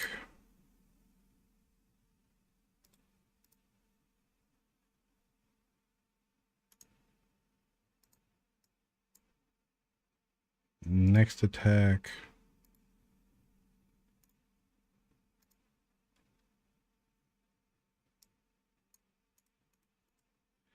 Paste animation event. So this is going to be boring. I'm going to do this for all my melee actions. So I'm going to turn the camera off and just kind of grind through this, and I'll talk through it a little bit. But I'm gonna do some things while I'm off camera too. Some things. Mullet guy would prove, I think. I'll be right back. Well, I'm not leaving, but my face is leaving for a second. All right. Keep on cheaping on.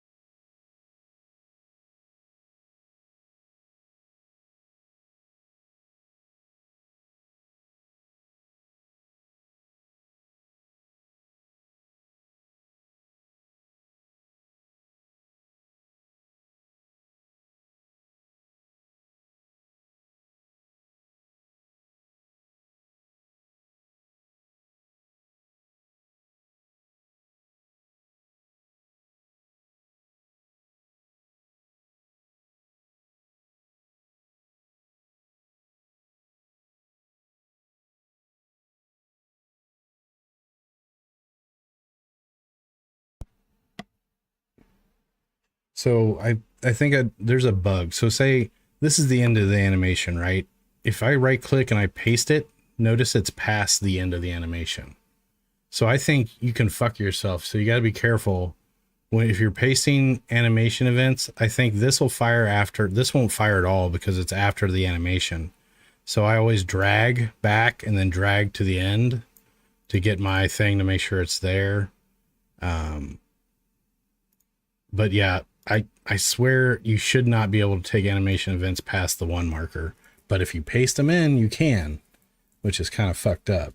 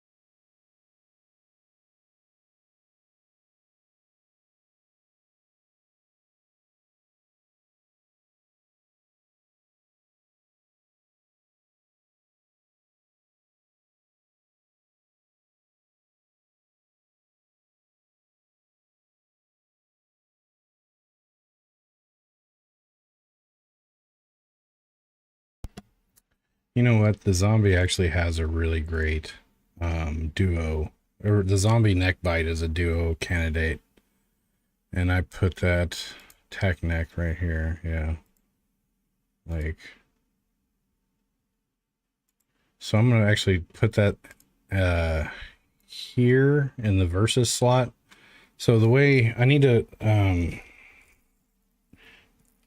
so with animation controller, override controllers, you can say, hey, everybody uses this base animation controller right here, and they override the animation clips with this component right here.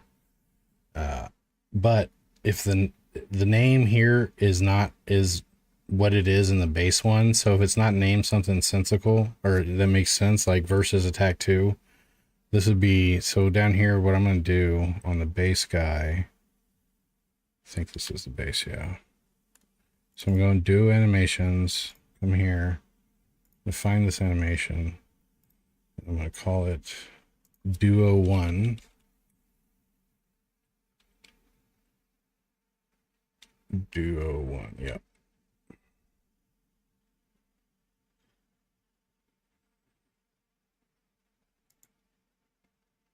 I'm gonna hit save. So now it's named Duo 1 right here, and now you know, now it's right here in the list as Duo 1. So I can override, I know this animation's overriding Duo 1, which is what I want. And actually, oh yeah, that's how this should be done. So this is what we're gonna do. So this will become Duo 3, or 2, sorry. Every animate or character can have up to 3 duo animations. I'll leave it at 3 for now, just because they're a lot of work. Well, I'm hopefully going to streamline the process to where it's all really quick to set up. But now Duo 2, so whatever clips the base unit is using are going to be named this way. So the unit, the player unit, is who everyone inherits from. So he's basically the owner. But renaming these clips will make this make more sense.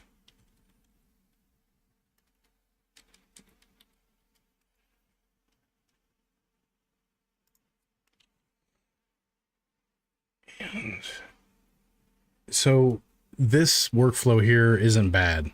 So I've got to drag the animation clips into the overrider, right? For every, so you see here, I got the zombie one, I got the werewolf one. For every unit type that's different, I have to open up their animator controller in the project window, and then in the inspector set them here. What I'm going to do is create a script that abstracts this one layer deeper, or extracts this out to a script on the unit in the inspector. So the way it's going to end up being is I'm going to make this even easier and more intuitive to set up new units and their animations. There will be a script on the unit that will say, it'd be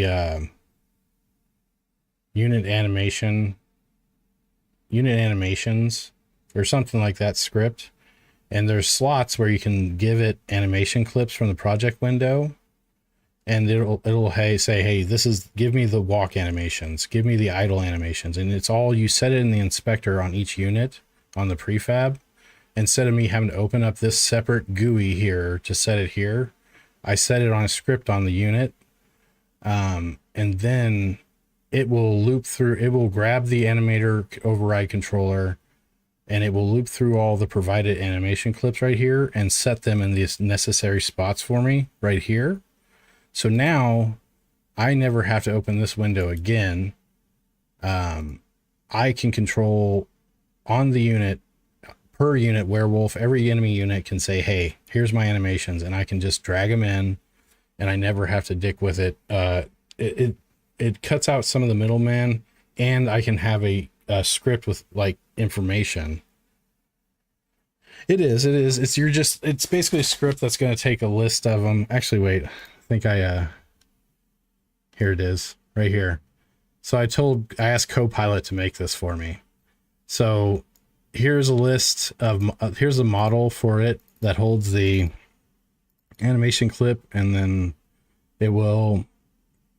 you set the override controller in the inspector, and then you set your models.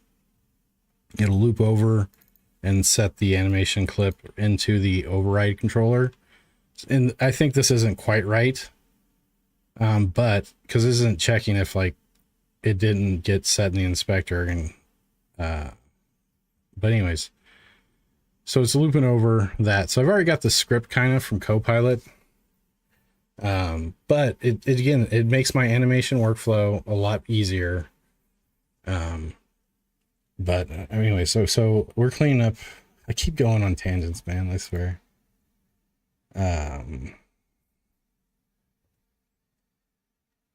Clean up the animator names. Right. That's what we're doing.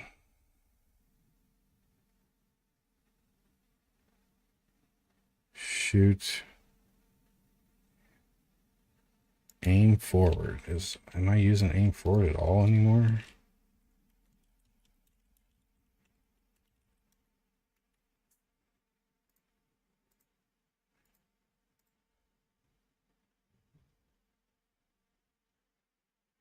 No.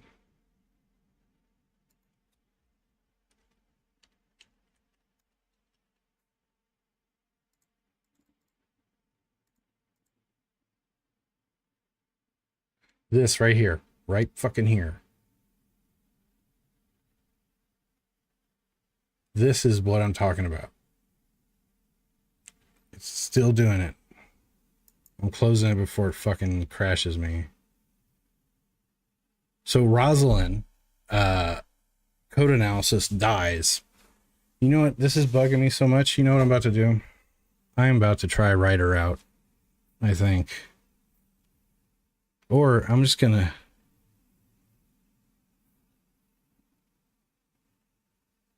That's so if you look at... So if you look at the reliability report, what you'll notice, this is something I just discovered and is super cool. And it gives me a paper trail to show how unreliable my tower has been. This new machine I bought. So right now, look, it shows for the this is the days. Windows failures, those are blue screens and shit. That's when my PC crashed hard. And look, every single week I've had Windows failures, and all the application failures here are typically around Unity. And this guy here, audio.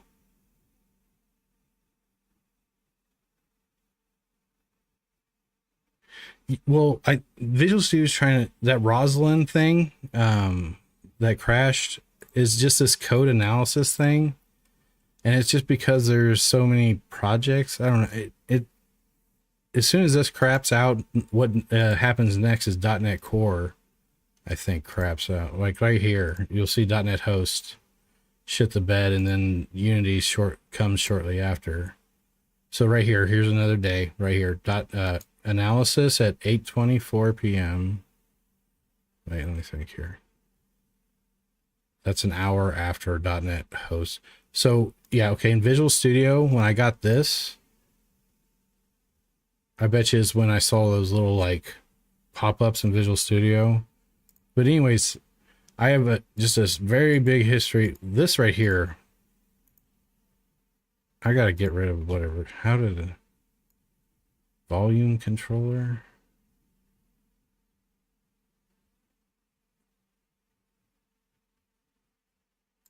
Anywho, I may be doing an RMA on my 4090 tower. You know, pay fucking over $3,000. You'd think the thing would be more stable than my last machine.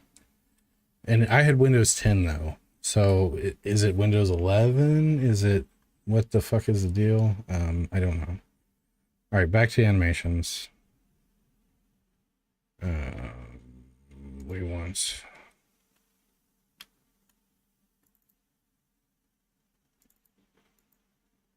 reload, hip forward, climb through, break glass, cast 0-1, shoot 0-1, blend tree. Lavaka! What is up, my homie?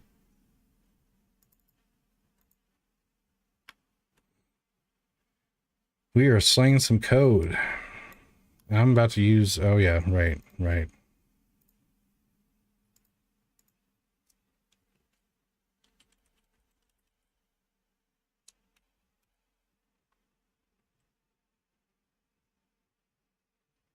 Chick-fil-A lemonade. Will it?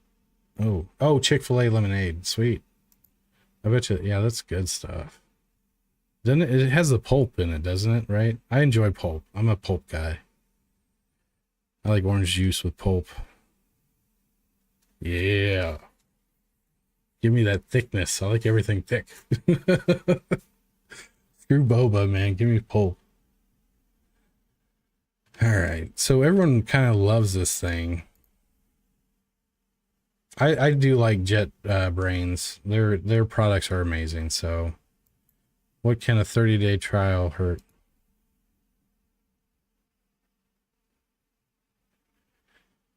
Because I swear I think it's Unity. Effing me. Or Visual Studio 2022 and Rosalind code analysis that's just messing things up.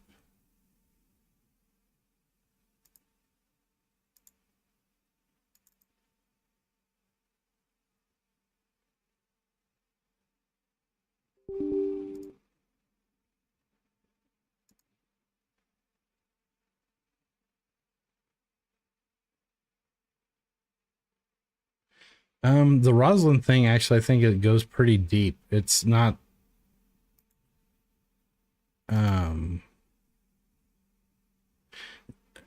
now I'm in that level that I'm in right now has been crashing. Um, so I'm crashing outside of a Gaia scene. Um, oh shit, I forgot. So the crashes really started when I added Dungeon Architect, which has been forever ago. So I thought about taking Dungeon Architect out, backing up my work because I got a lot of work in there. And taking Dungeon Architect out and trying. Well, I haven't crashed yet since the clean out, so again, we're in good shape here. I'm gonna try this guy.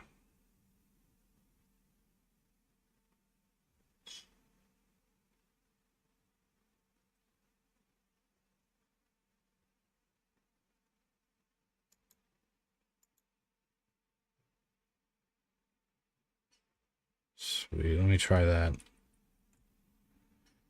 And really, I don't need it. I don't think.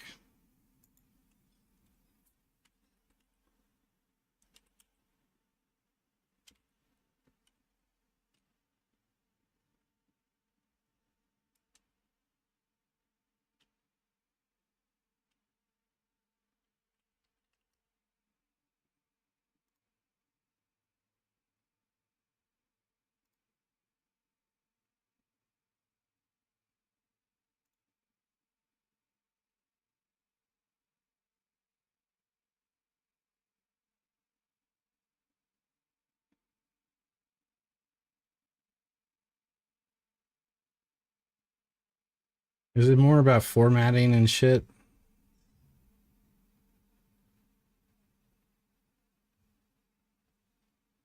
Oh, wait. So that's the shitty part. That's okay. So with Unity, the Visual Studio project is regenerated all the time. So you can't make project level changes like that. You have to globally kill it somehow because every time you open up the Visual Studio, Unity will regen the VS project.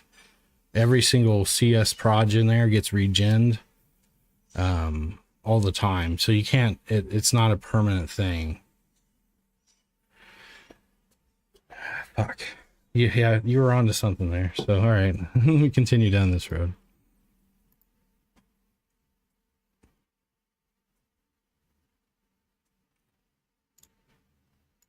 I used to use JetBrains ReSharper, and I love that. It was really heavy though, but I had a crappy PC back then. Damn, look at that! It's smart. It's importing all my Unity Hub projects. Control T, search everywhere, find usage, run. Oh, you're shitting me. Is that what that key is?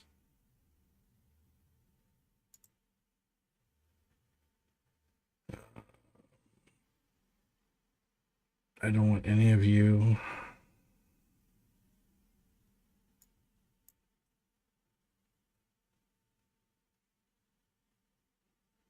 Here, hold on. I'm gonna log into this real quick.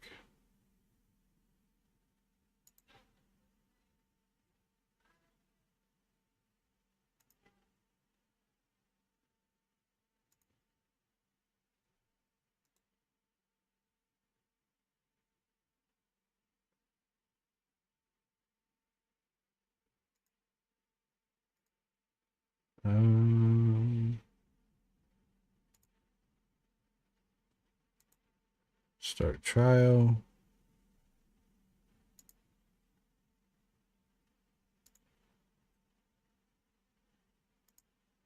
All right, bringing you back. And wow, that's an interface. Control T. Unit animator.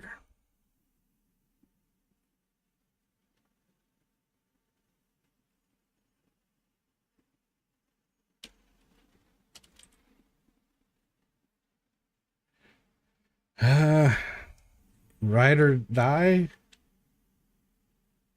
Fucking shit. Or well, it's still processing. It's probably oh, it finally found it. Okay.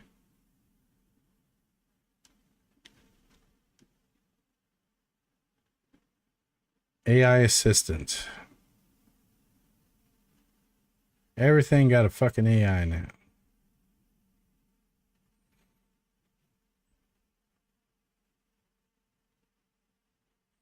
I might get that. So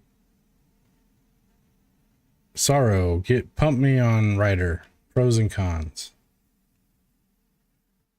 Pros and cons. I'm gonna watch a video for a minute while I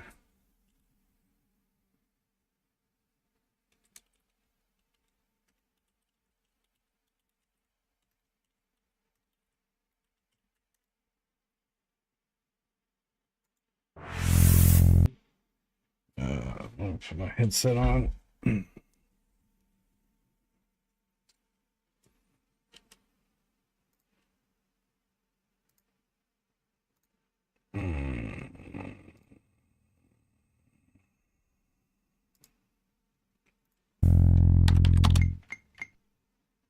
Hello there, this is Matt from JetBrains, and I'm going to show you why JetBrains Rider is a great external script editor for Unity.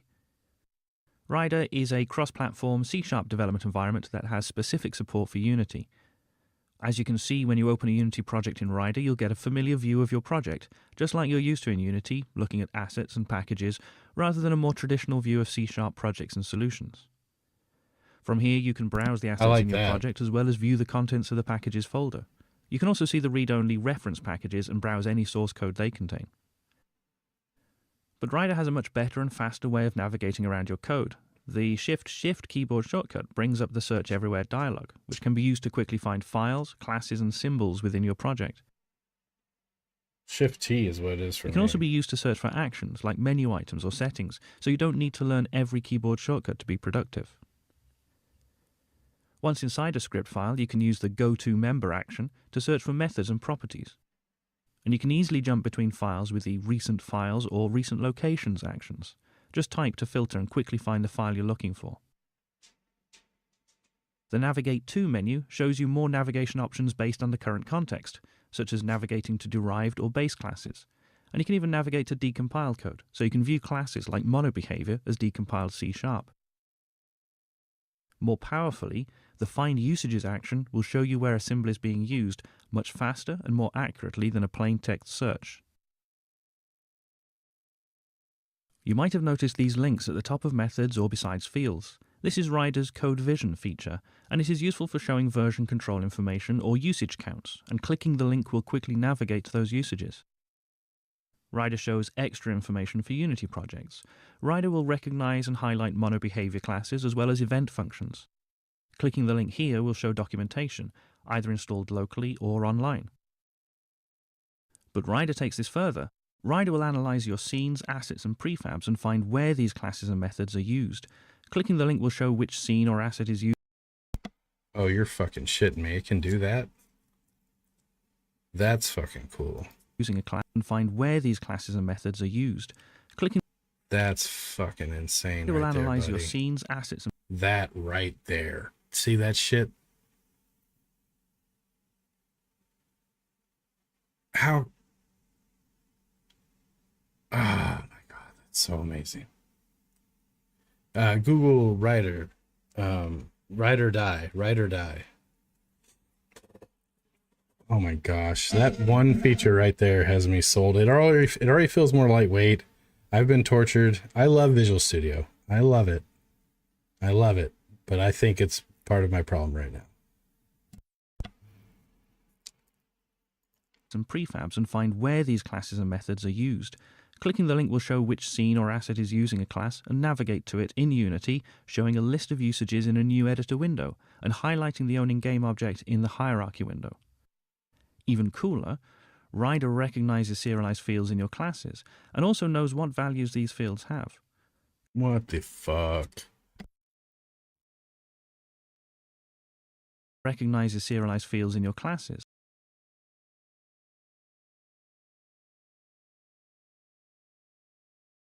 and also knows what values these fields have. Clicking the link now shows where in your project the values are being used and will navigate to the game object in the Unity editor. And because Rider knows when your methods are used as event handlers in a scene, renaming the method with one of Rider's many automatic code refactorings will also update the usage in the Unity scene. No more broken references due to unexpected renames. Again, I am getting blown away. This is so fucking cool. Wow. Like, oh my god, I've been such a stan for Visual Studio. One of the key strengths of Rider is its code analysis. Rider will inspect your code looking for issues to make sure your code is more consistent and more correct.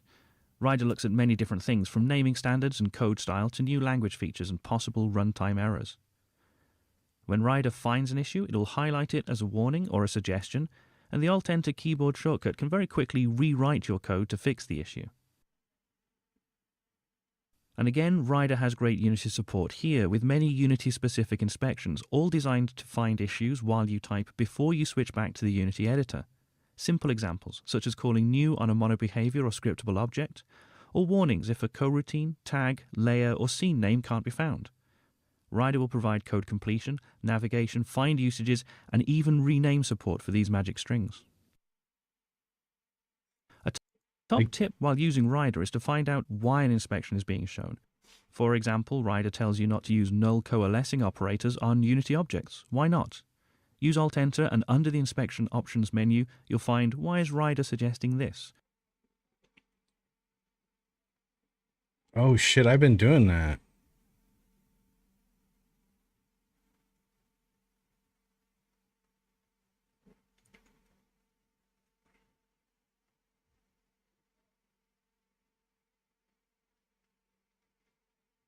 Oh fuck, man, I've been using that. Yeah, I think there's like a something like $10 a month maybe, or actually let's see what it is. Which will take you to a web.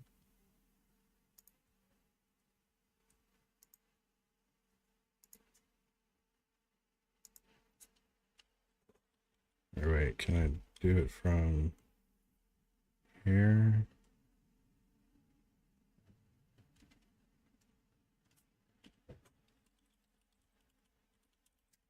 Okay.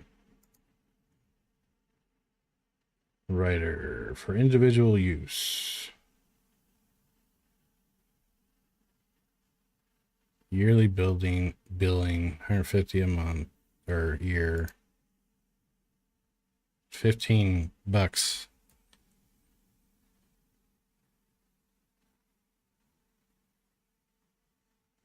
Yeah, I didn't know about the null propagation, or man, that could explain some things in the past. I feel stupid because damn, what the hell, I turned my camera back off. I feel stupid because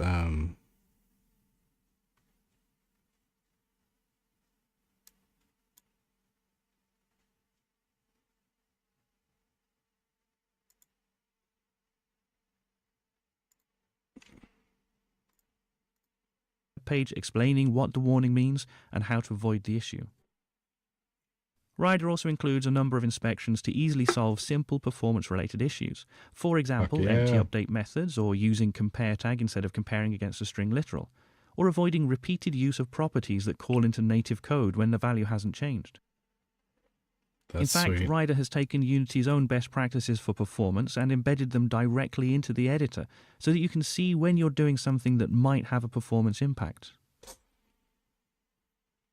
Rider knows that update methods are called very frequently and will highlight them to remind you to avoid expensive API calls. Rider even propagates this information, so any methods you call from an update method and any methods they call will also be highlighted as being frequently called. Inside a frequently called method, Rider will highlight expensive actions, such as calling getComponent, debug.log, or even comparing Unity objects against null. But it's important to point out that these aren't errors or warnings. This isn't necessarily bad code. Rider will let you know that these are expensive operations, but it is up to you to decide if this causes issues for your game. The best thing to do is to profile. And Rider has tooling to help here too, with a profiler that is focused on your code and can trace your code in the editor or in a standalone player. It also allows you to do what-if analysis. What if I optimize this method? Will it have a major impact? Is it worth spending the time on the optimization? Oh, that is crazy. That is cool. Rider also helps you work faster by helping you to write and generate code. Smart code completion will add using statements for you, so you can just type and Rider will handle the rest. And of course, Rider will auto-complete Unity's event functions as you type. Or you can use the Generate menu, which has lots of options to automatically generate boilerplate code, such as constructors, properties, equality, and more. You can also use it to generate multiple event functions at once. And you can use, edit, and create live templates to quickly generate code snippets. Rider ships with several Unity-specific templates to quickly generate attributes, log messages, serialized fields, and more. Speaking of serialized fields, you can simply use Alt-Enter to quickly add and remove inspector attributes. Fucking A. And there are file templates too, to create new mono behavior, tests, assembly definition files, and so on, complete with meta files. We've already seen some of Rider's Unity integration, but Rider has more to offer. By default, Rider will track changes to your scripts and tell Unity to refresh the asset database, and so compile your code in the background. No more waiting for code to compile when you switch back to Unity. Let's reduce the time it takes to switch between Unity and your script editor. That right there, if that helps... You can also control the editor's play mode from within Rider that helps with these buttons in the toolbar. You can toggle between play and edit mode, hit pause, and step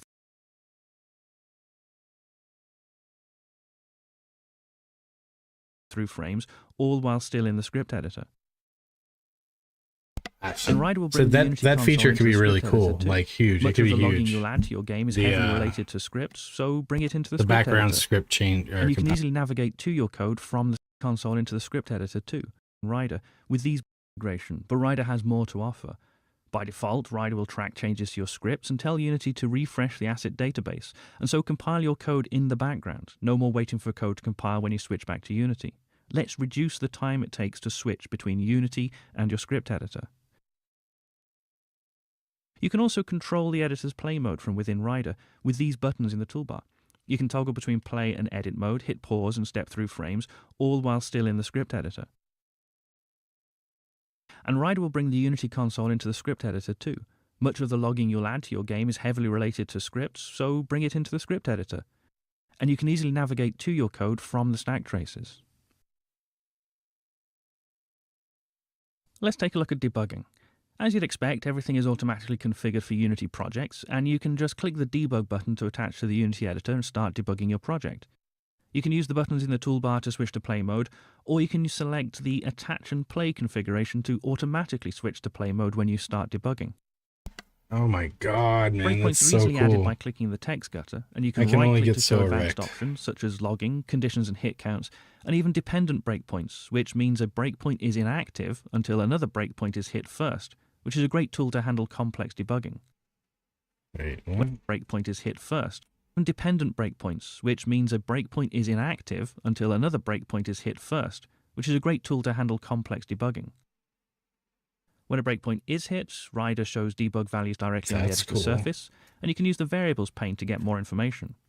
Rider even provides extended information for scenes and game objects.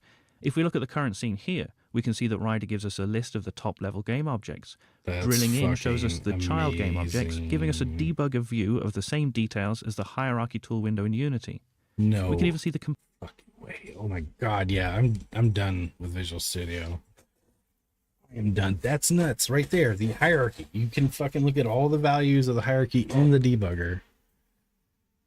components The attached to the game object. integration is so deep with the two. That is so cool. One very cool feature of Rider is the ability to see decompiled code in the debugger just by clicking on the frame in the stack window. Even better, you can set a breakpoint and decompile code and debug Unity or other third-party code just like you'd debug your own. I can This is find really my helpful crash. when you can't see why. I can use this for my fucking crashing. Fucking A, dude. Lola left.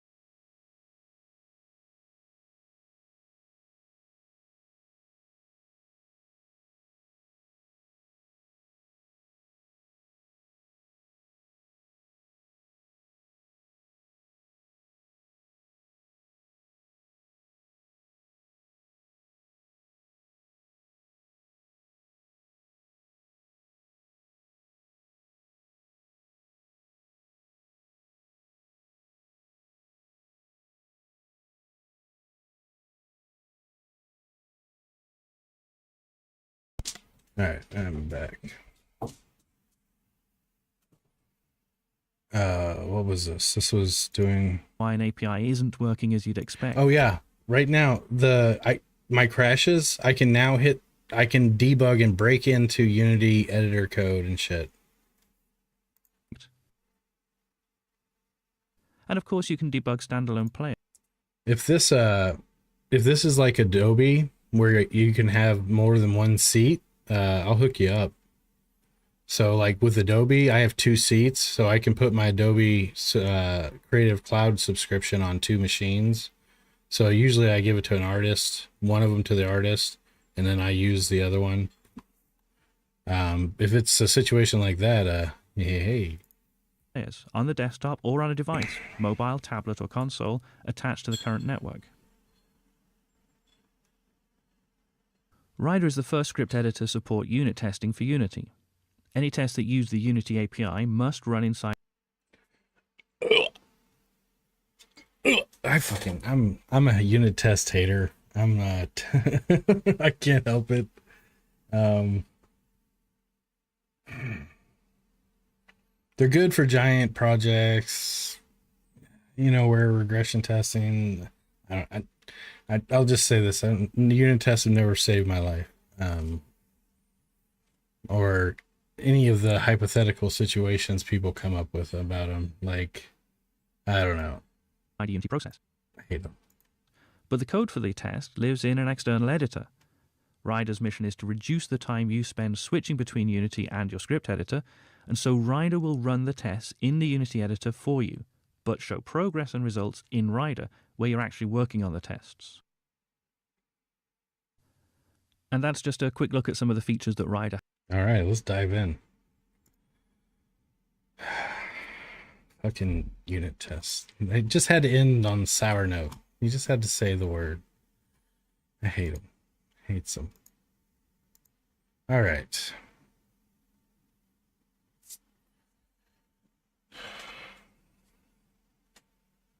So the way I like it at work is like, and I've had it that way before, is like we have certain people that are just responsible for the unit testing of the product, and that's all they do. That's my dreams. That's always my favorite setup.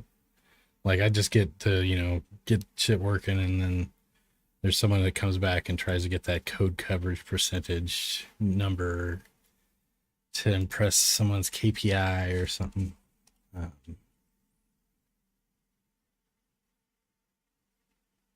Yeah, I've had that set up before. It's glorious. Now I don't have it anymore, obviously, but it was nice. All right, so we're in Writer.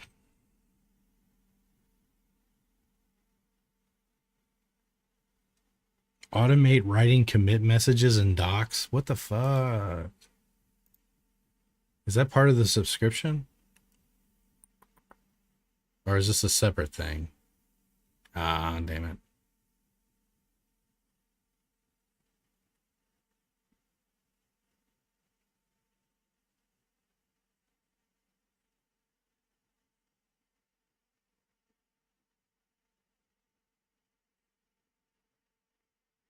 Hey, look right here. My AI, my fucking unit test writer.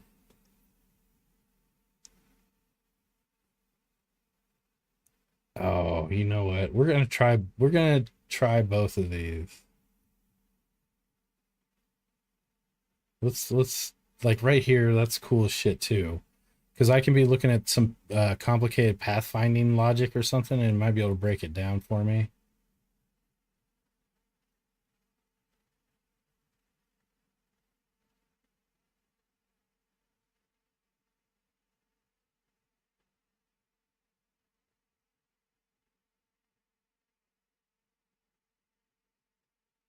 All right, so let me go over here.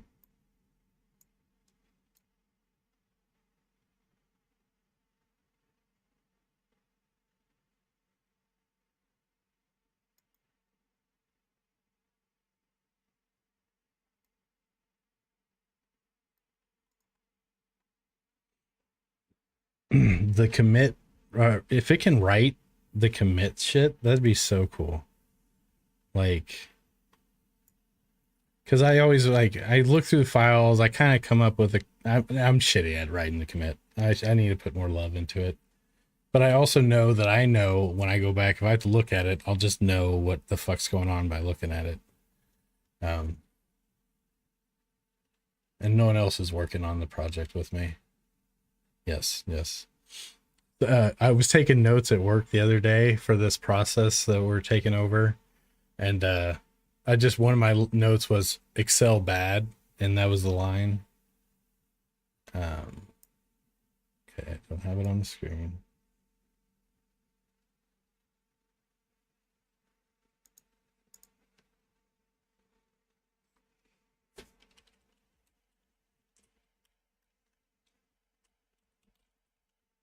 We're about to level up our. Hopefully, the crashes will stop, and now we have a super powered AI editor to get the game done and get that Steam page up.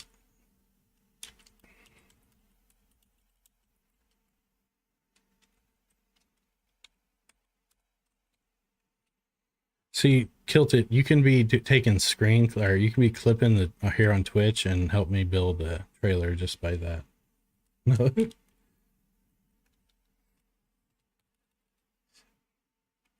think that's it.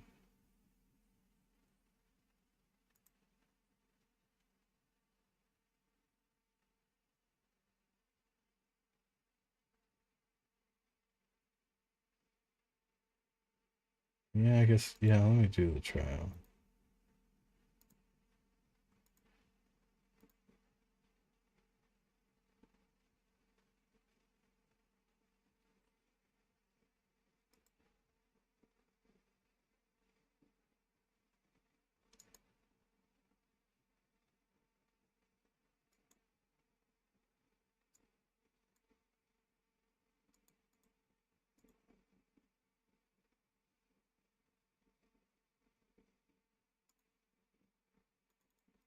Weird, it won't let me. Oh wait, activate. Yeah, I can't.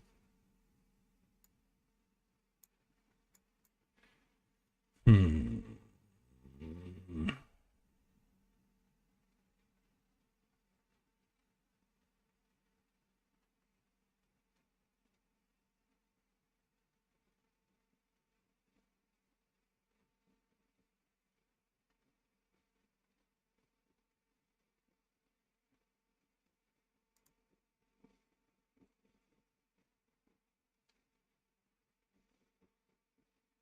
Here, hold on.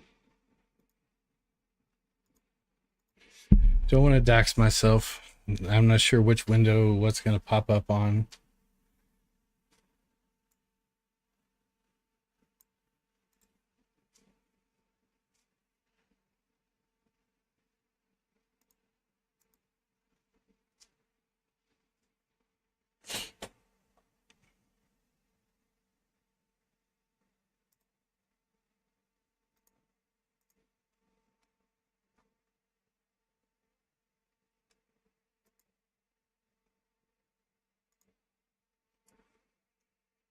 All right.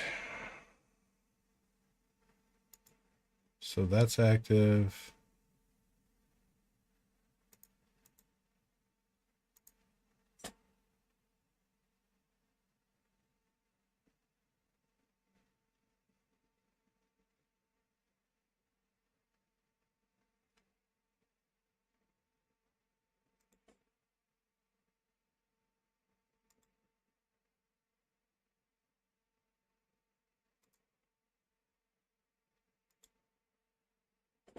All right, we're good. We got it. All right. So let me turn this shit back on. 4K monitor. All right. Start using AI assistants. Oh, I agree. I agree. You will do my dirty work. All right.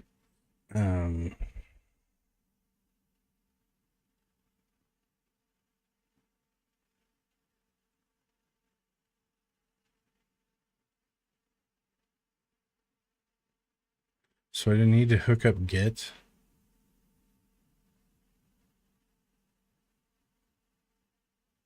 How do I do that?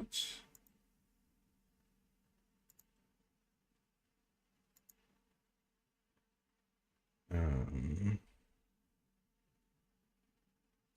Version control.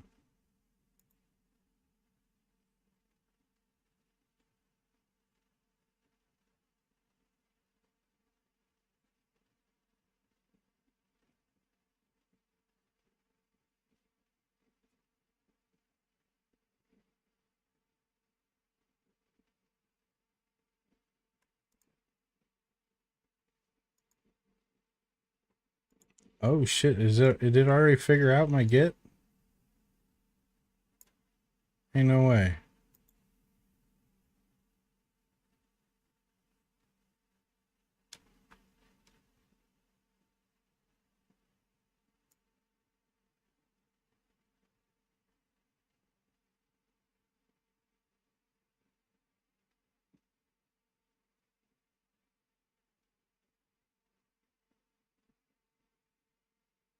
I click.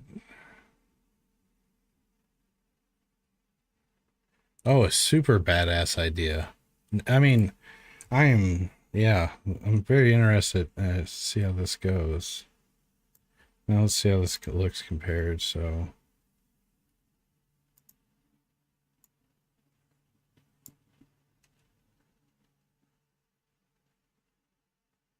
we got a number difference here.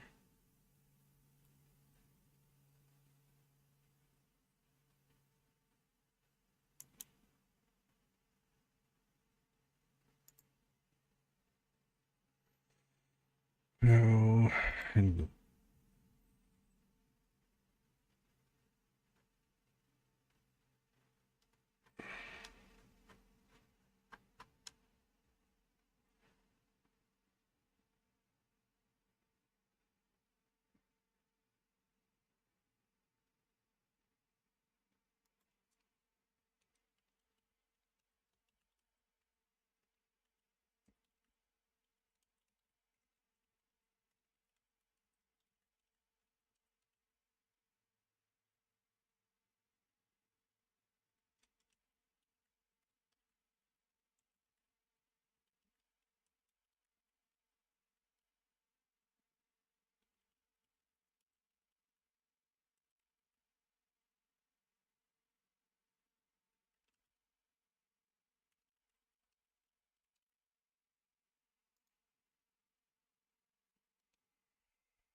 ain't nobody gotta do my code review. I just push it. Fuck it. All right, so I'm gonna clean the slate, go to an empty slate, see what it looks like over here. Um, let's see here. Oops.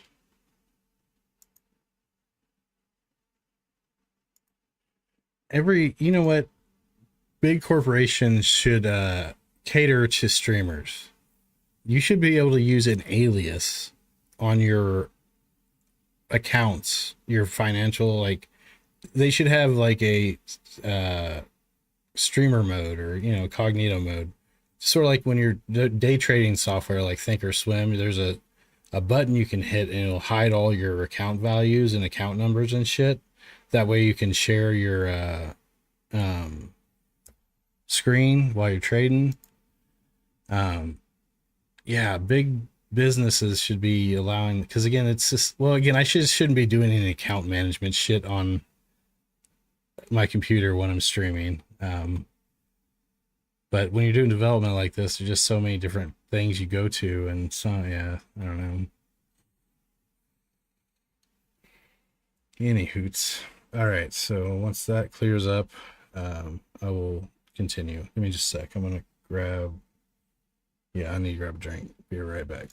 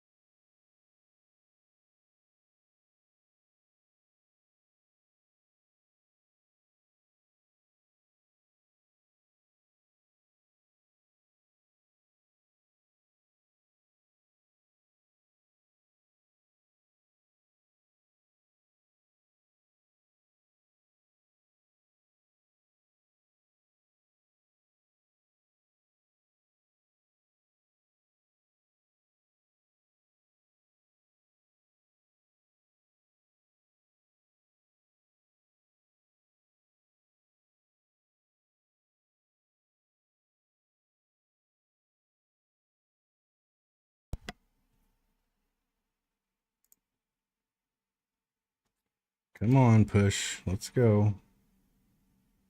Let's go.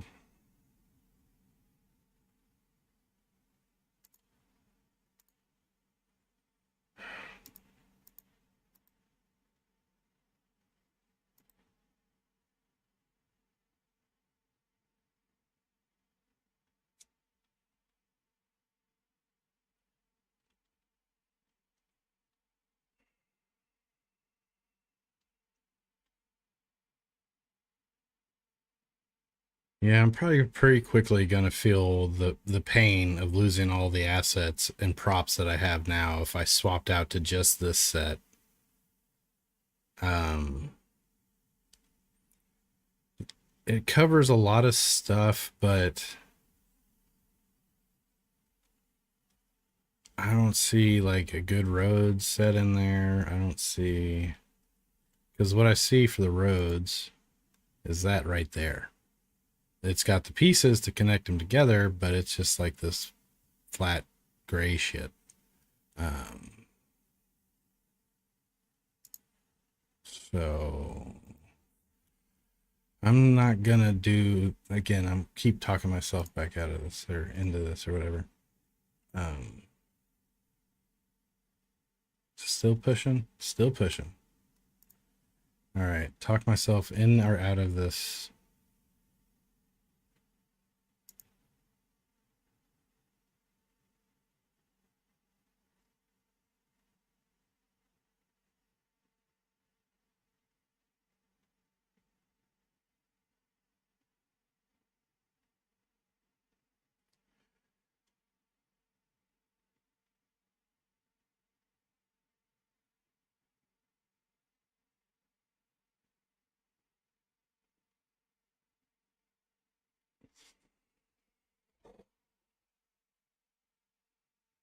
It's the thing for me here is it's the actual feminine, it's the female animations where right now, like, yeah,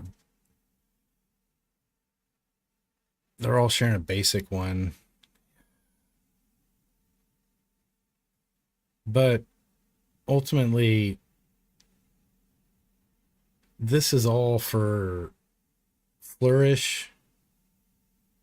Um, this does not, wait, let me think. If there's a cool ass pose, wait, like right here, these looting animations are cool shit.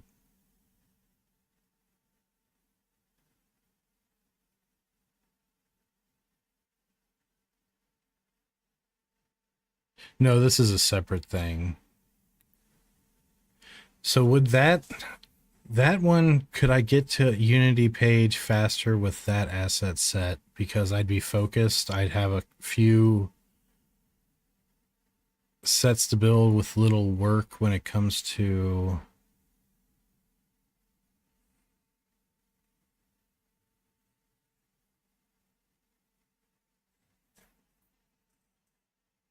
this thing goes on forever.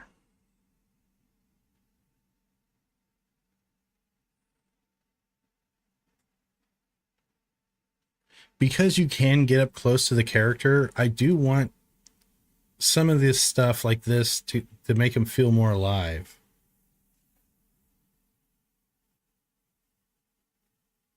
You know what? You're right. You are right. You're right. Yeah. Yeah.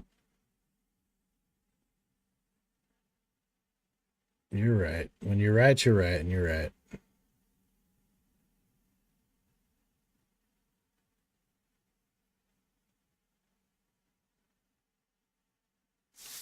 Is this me wanting this animation pack just because I want to make a waifu? Or is it because it's a good animation pack?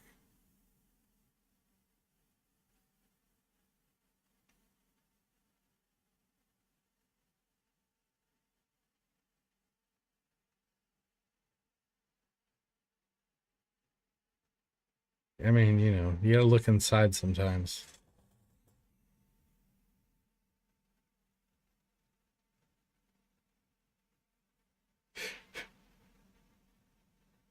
I know what those animations are supposed to represent, but it's hilarious. It's like horseback or, so funny to watch.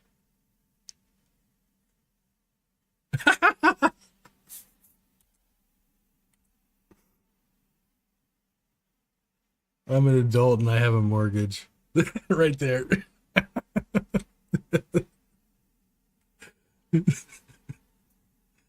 All right, I'm done. All right. Will this.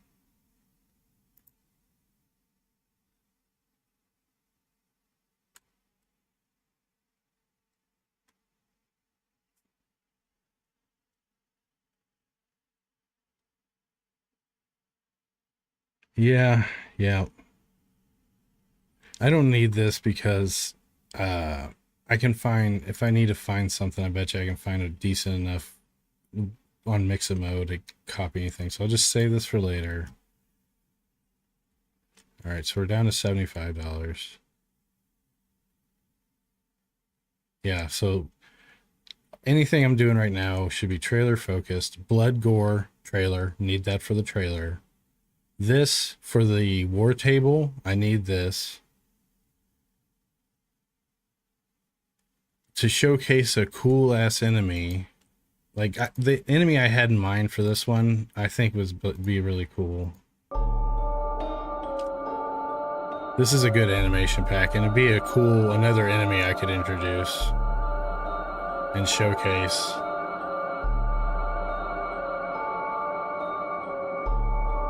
See, and shit like that.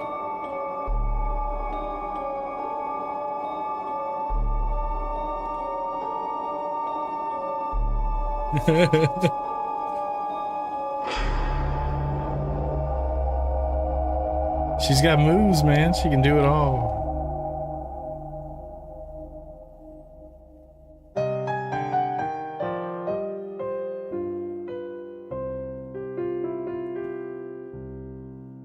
Yeah, I'm gonna keep that in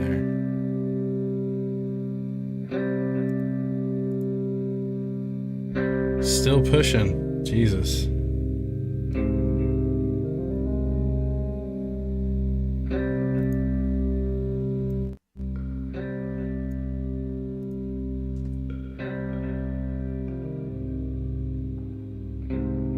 You might see some frames drop because I'm uploading to Git and streaming and watching a video.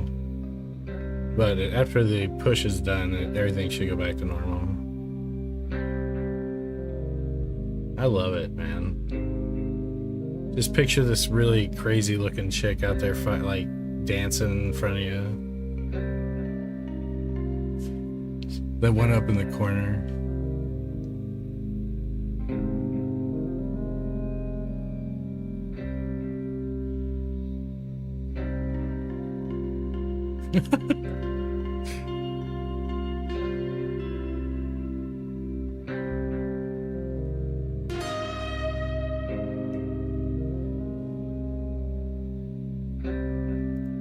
The pop around the corner animations, like a corner you haven't discovered could have a low chance of having someone set up, and as soon as you see that corner, it plays that, and then it doesn't. You round the corner and it's gone.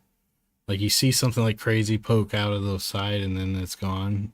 And there's a chance it'll still be there, but most of the time it'll probably be gone or something. Chair slap dance.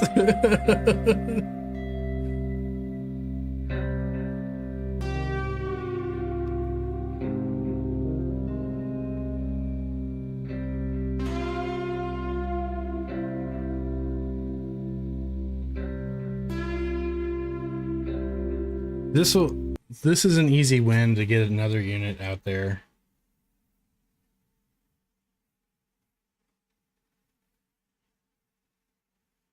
All right, so blood, war table. Oh, wait. Bunker.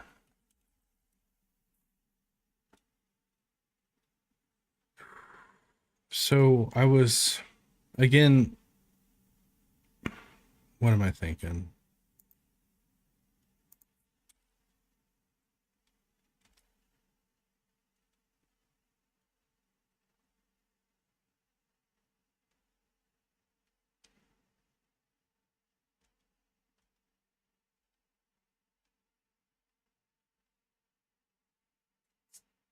So the bunker, again, it's using the Synthi Apocalypse pack. It's the pieces from that pack. And I could rework this, like a set like this, and create my bunker out of it, and it'd be toon shaded and it would match my style pretty easily. I could have this whole asset converted, and then I've got,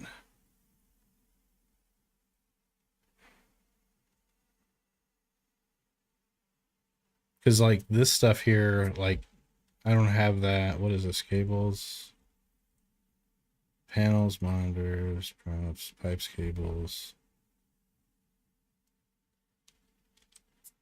I really like this one. Not URP. That's fine. I don't give a fuck. I'm gonna give it my material anyways. When was the last time this was updated? Do I give a fuck? So I'm trying to find something to help me pitch the bunker. I'm gonna quickly put some WoW into the bunker. So I'm gonna take a moment to look around.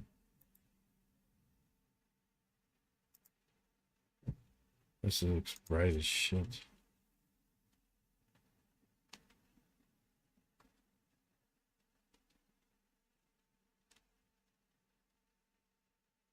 I would rework all of those colors. Yeah, no.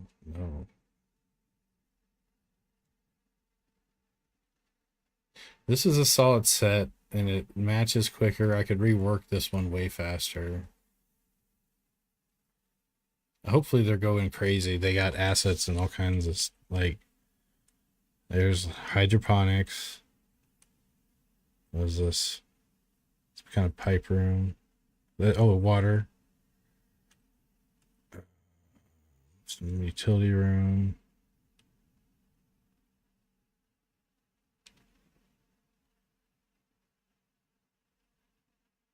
Another reason I want to do top down, like, because I was thinking about, I've got the scripts, or I have an asset that I can create AI within a few minutes that can wonder an environment and also have like goals or things that they do.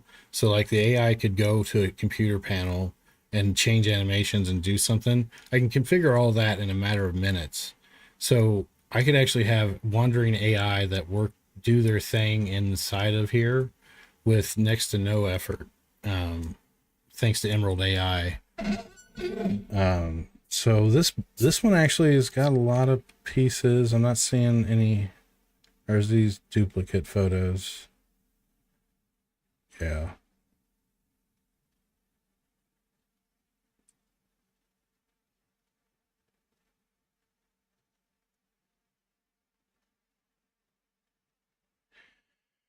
Yeah, you're right. You're right.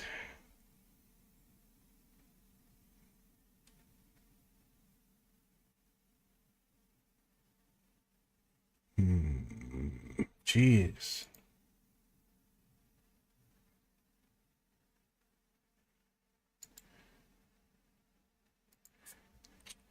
I'm kind of glad you're here. You know, you're keeping me from my ADHD, and like, this is cool.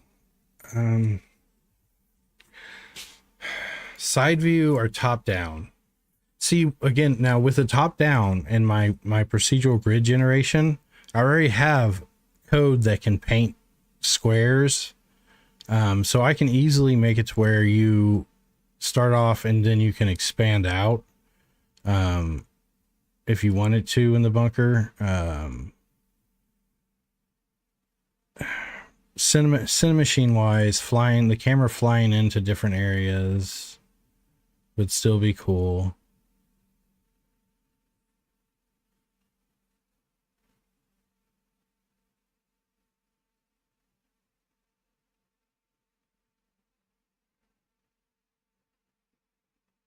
Yeah, actually, you know what? That's a great statement. That is actually a really good statement right there. Because the side view, you're gonna work in a 2D space with all kinds of shit. If you were trying to animate the characters, it's more about trying to get them to walk in like a 2.5D thing through the bunker. And honestly, I really like this layout here. So you got the garage, and then, yep.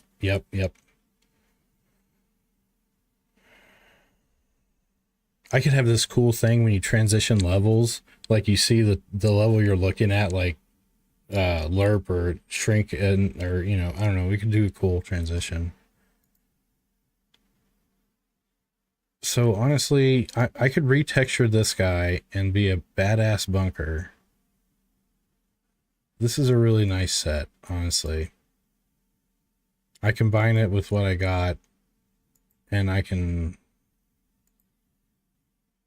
Now, does what I got cover these use cases? Any of these use cases?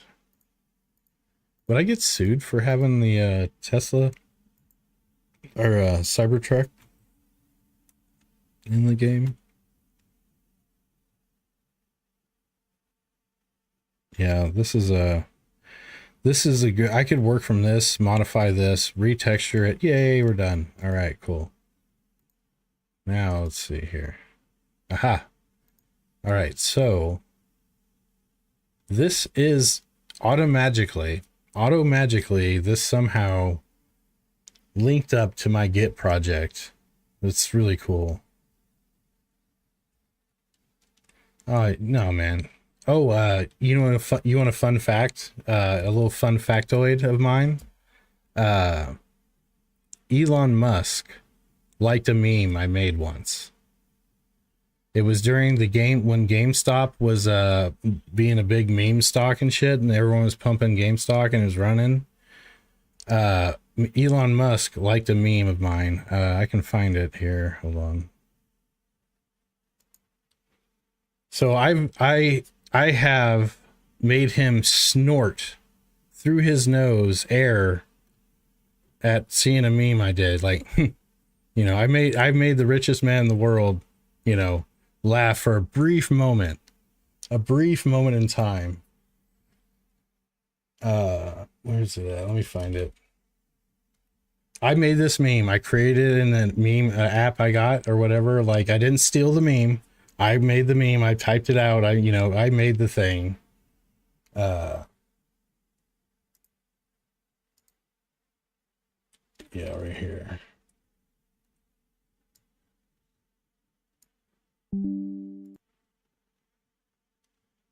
So here's the meme that he liked.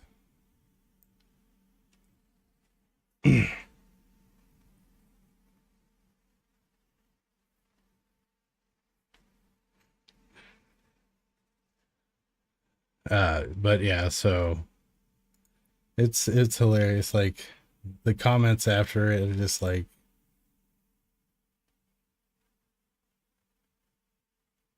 because that's kind of how I built my Twitter following, is with financial memes.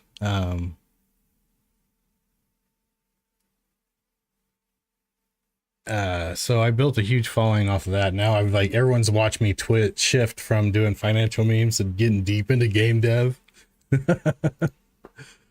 It's glorious. Oh shit. See, damn it. My repository, I was a fucking idiot when I made my repository name.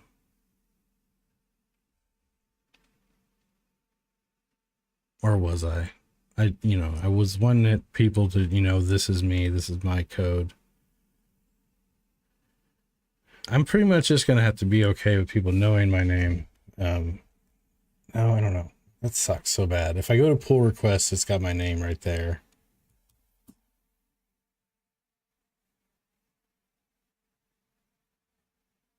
Oh, maybe, yeah, let me try that. Let me try that.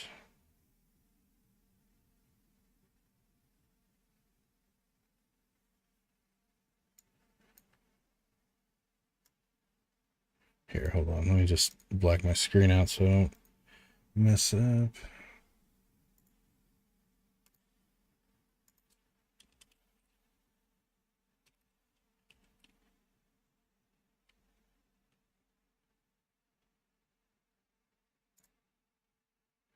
Alrighty.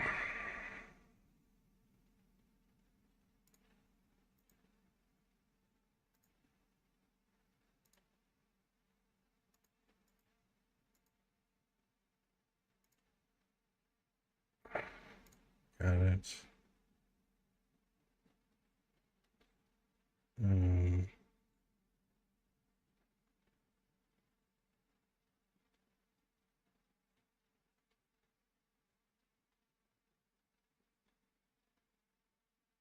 oh my god, I got my website, the domain I used with my name, which is totally not up anymore on this bitch. Oh, there it is. Edit. There we go. Okay. Oh shit. Nope, that don't work. Don't let me edit that.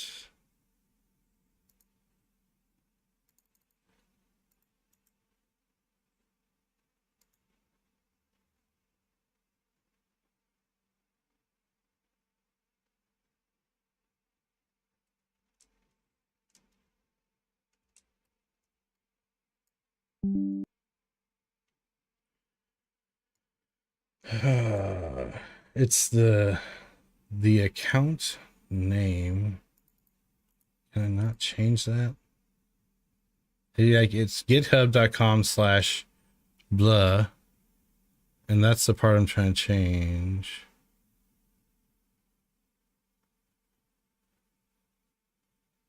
Good lord.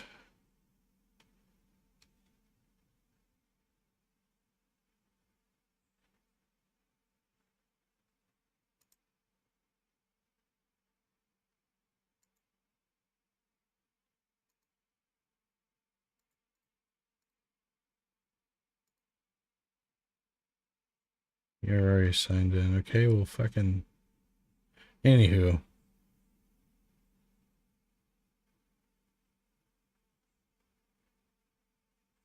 URL origin. Oh, wait. Wait. Yeah, I think you're on to something.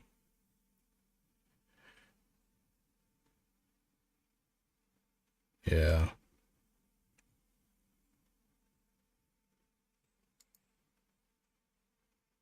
Mm.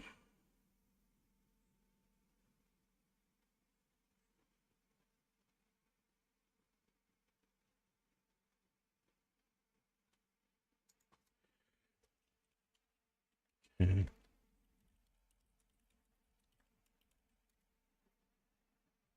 Yeah, same here. I suck at Git. Every single job I've had, it's always been some other source control product. So I've been through all kinds of them. But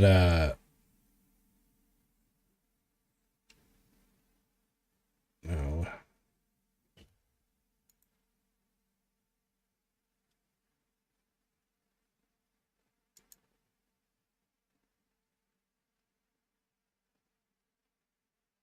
Changing your GitHub username.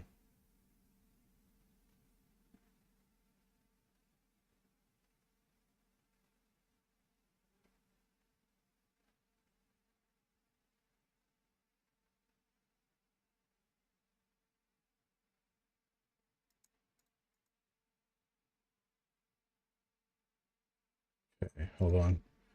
I think I found it. Settings.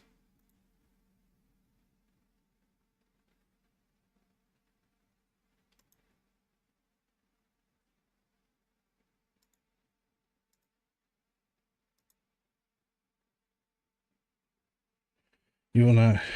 Uh, we will not set up redirects for your old profile page. We will not set up redirects for page sites. We will not create redirects for your repositories, web, and Git access. Renaming may take a few minutes to complete. So no one's using, like, no one's referencing my Git, right? So I think this is, I'm going to be okay. Worst case, I'll just work my way through this. All right, new username. Now here comes the trouble. Bananarama. Oh, check this out. Here's my commit history or whatever, that stupid little dotted graph people show off. I've been really busy since January. I stopped, like, if you go, I wonder, hold on. I want to see, shit. Whatever. I'm gonna look back further, but since 2024, when my New Year's resolution was to start working on the game more. I think I've done that. I think I've definitely done that.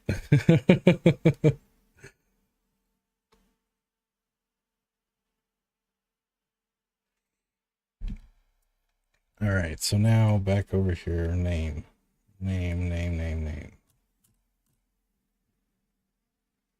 Something Moshu related. That's right. This is simple.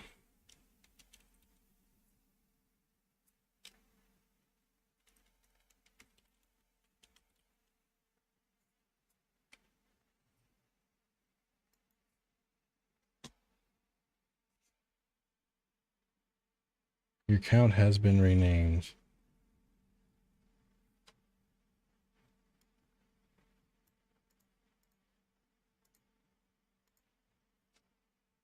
Um,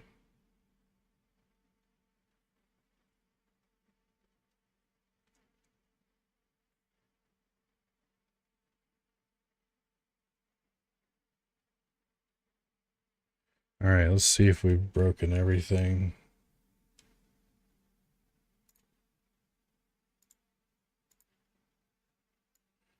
Looks like it.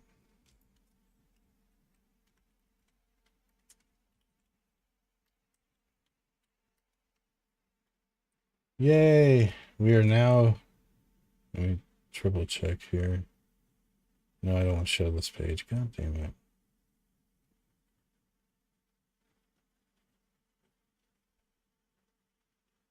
Yep. Let me.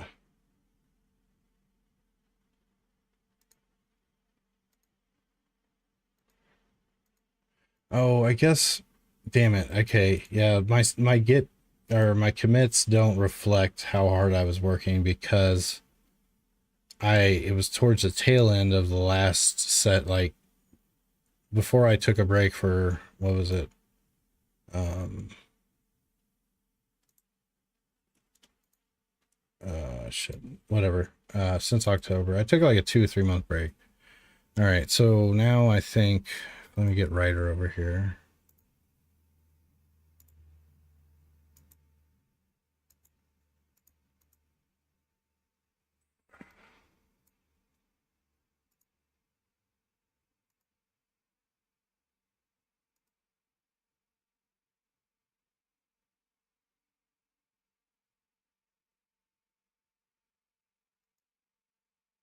Okay.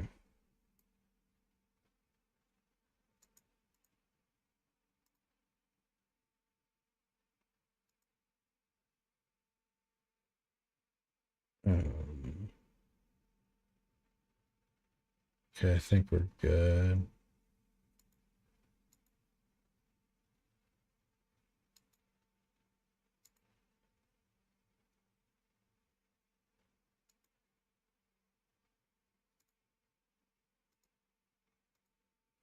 Let's make a change to the game. So I'm gonna move you and hit save. So there we go. We got the change right there.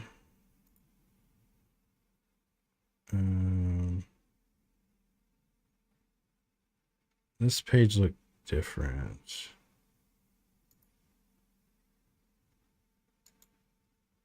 Well, regardless. Okay, so we can't show contents of.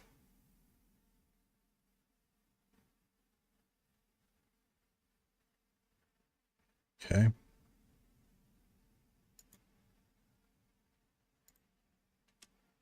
It's cool that all the files are here in a nice clean way, and all the packages are down here.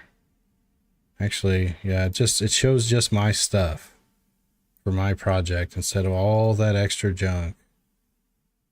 It's just my stuff. That's so amazing. Okay. So let's close you.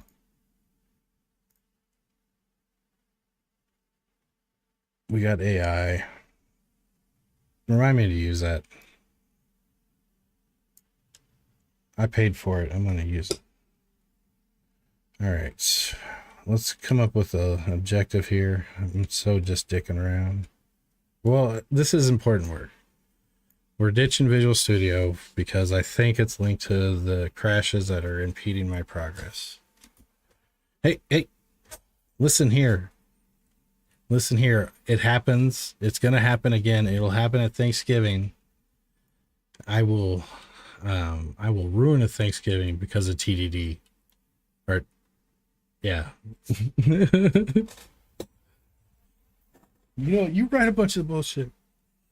All right, be right back. I go to the bathroom.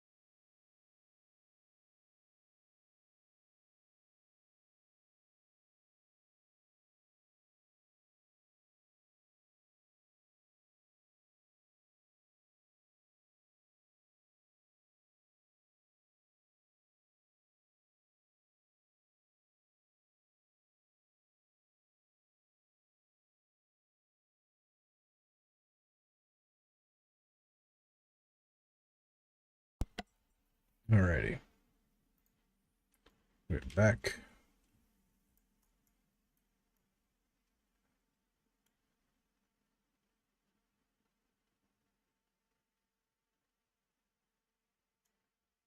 Yeah, so I guess the easiest way is go to a Gaia scene. Typically, okay, so what I was doing here is I was testing the particles. So basically, as things get older, or the longer you survive, monsters will start to evolve or mutate, and they'll get certain new abilities and shit, or different things happening to them. So like, well, this guy needs to be.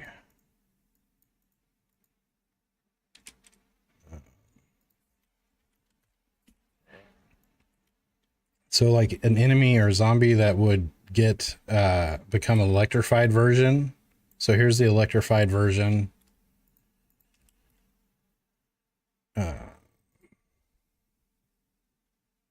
Here's. I wonder where that went. Did I take that off? Maybe I did. Like a fire one.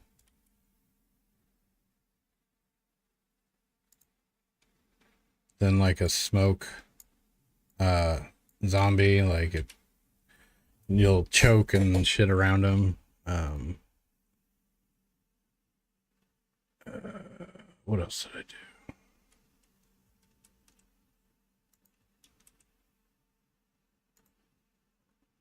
Poison. Yeah. This one's really cool.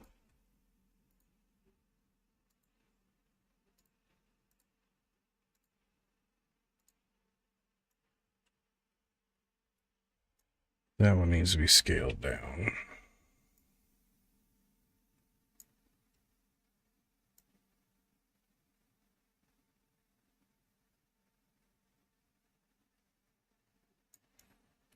I don't know what that modifier again. Like this is the beginning of that work to try to find the visual effects or hone in the visual effects for whenever a monster, like a zombie, evolves into a shock zombie or a smoke zombie or a shady zombie or a bio zombie or a fire zombie or a ice one or a accountant zombie. The common ones.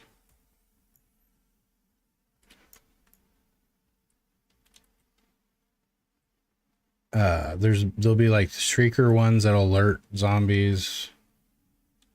Zombies are gonna have like that's how they stay relevant and kind of get you later on down the road, because you'll see like a big crowd of them and there's like a shock in the middle of it and you don't have gear on to resist it or something.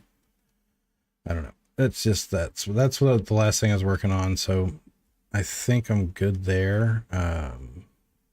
Let's try Gaia out for a little bit. Well, wait, no, I've purged Gaia from the project. That's right. It is gone. So that leaves level gen. Let's do this.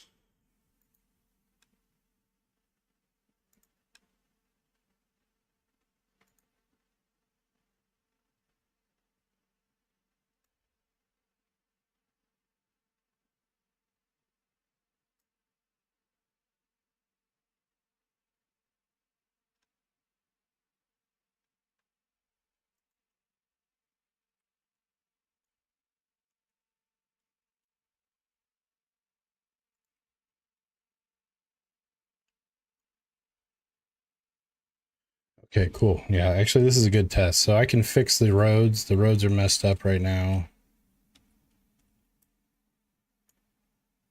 Also, I can put in the better roads. Yeah. All of you are going to go into the level. I'm gonna make fire particles, rubble particles. Yeah. So where are you at?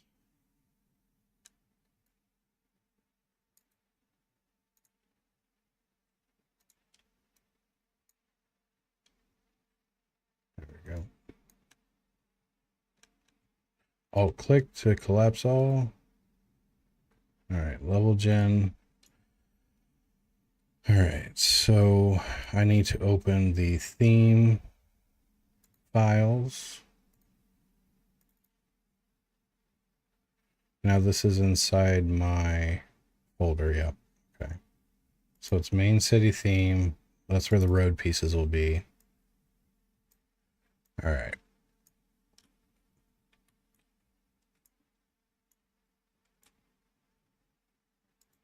Road T. I wonder what happened here. I don't want to have to construct it again.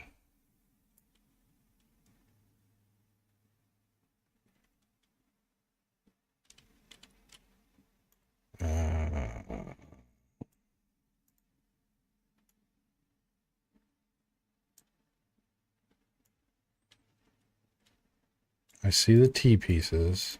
Oh, wait.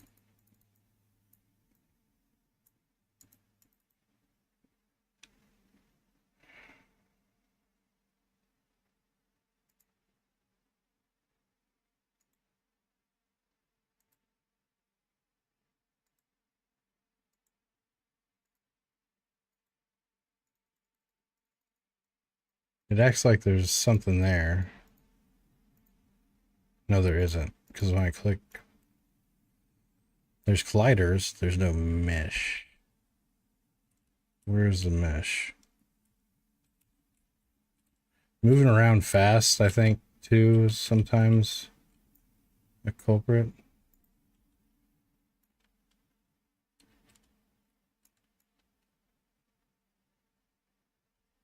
Okay, so the road S. Let's check on the prefabs here. So the paper rubbish emitter right there, you see it, it randomly emits a piece of paper on the road in a random position, is working. This is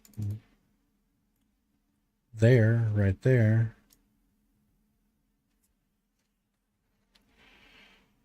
So this is the combined mesh.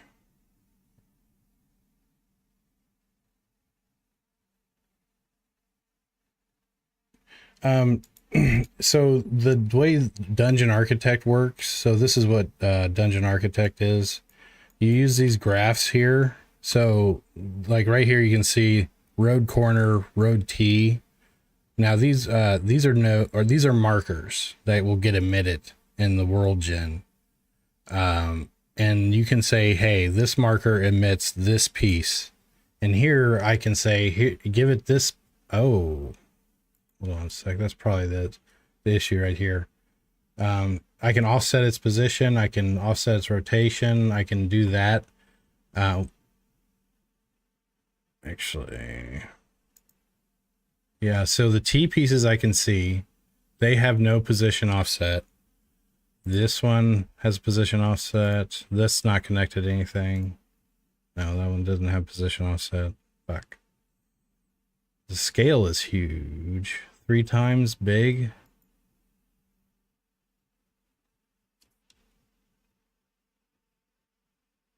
Okay, you haven't seen me work Dungeon Architect? It's really badass. So these roads were connected, right? This whole scene you see right here is... Let me put you in...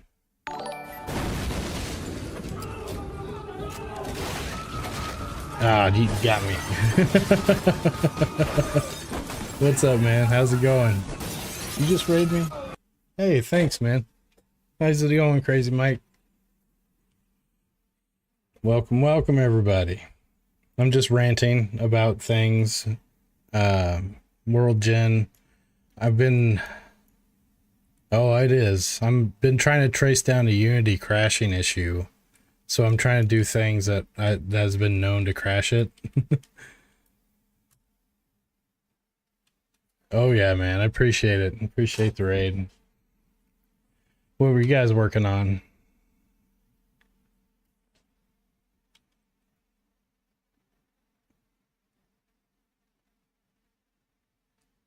Oh yeah, right. Nice. Oh hell yeah.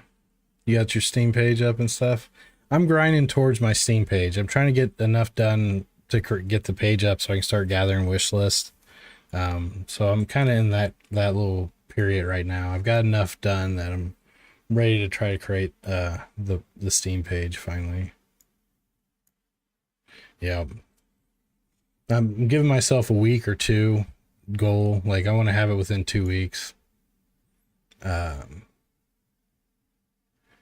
let me show you some new things I've done right here. This is my city generation's messed up right here, but this scene was known to give me crashes, so I'm just flying around in it right now. Let me regen the city and see if that crashes me.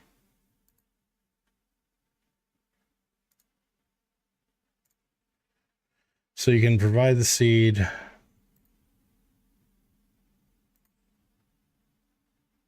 Oh, there they are.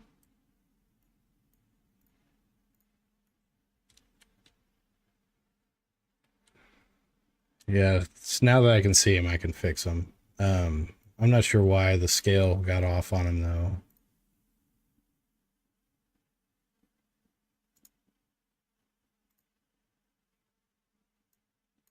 This is pretty bare bones.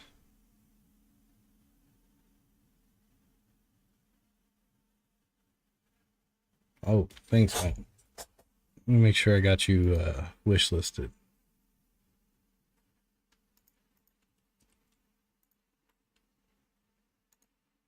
Oh shit, I gotta do that in a minute. Alright, so I haven't crashed me yet.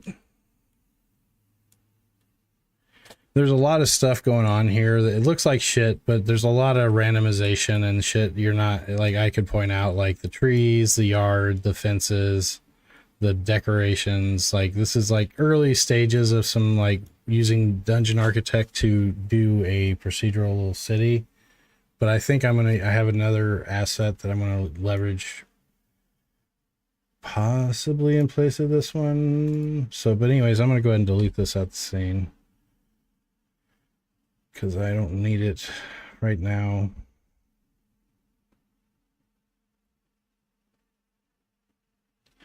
So I've been meaning to set up the music, like, but I'm always paranoid that I'm gonna do it wrong and get copyright struck or whatever. I know there's a way you can play it where it doesn't actually go to the stream or some shit. I need to figure that out.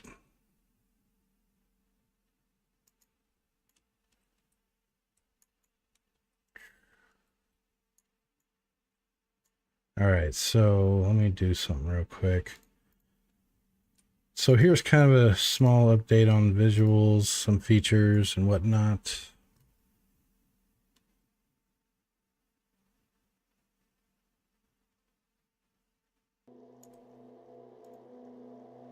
Just a slap on the wrist.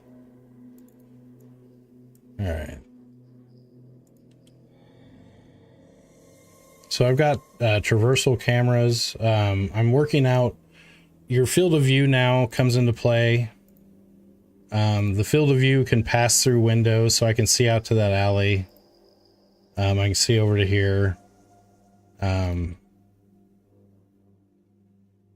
There is the fog of war is pretty much set up how I want it.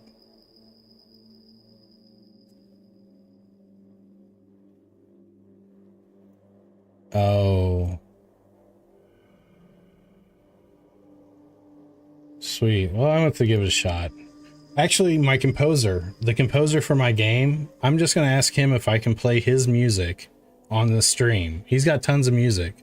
I'll just play my composer's music for this game. Now, he doesn't have a ton of game tracks done yet, but oh, no problem, Mike. Have a good one, man. Yeah, I mean, the more music I could play, the better. So here again, like, you kind of see the let's go over here. The fog of war. I want it to where you can't see. You get certain traits that allow you to see better, but the fog of war usually you can only make, or see what you got. You got to remember what you pass by.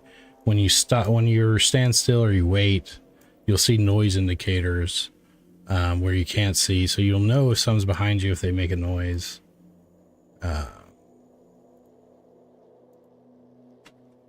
What is it? Sure.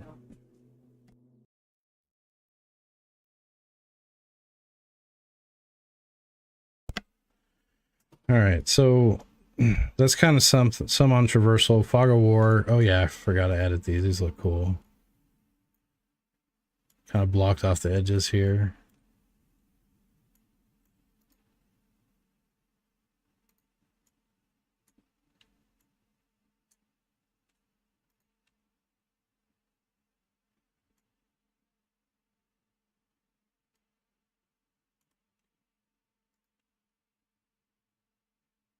So this is my little test level here, but yeah, again, I'm trying to, yeah, just get a nice little scene for like the end city, and then I'll shoot a little clip out of this.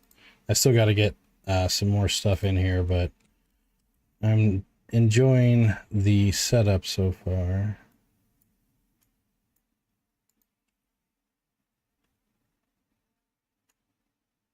Oops. Some of these walls don't have proper collision. Like right here.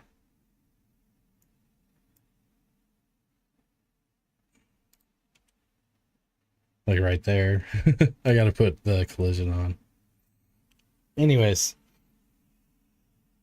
That's how the cookie crumbles. I was hoping to get a long one on first person mode.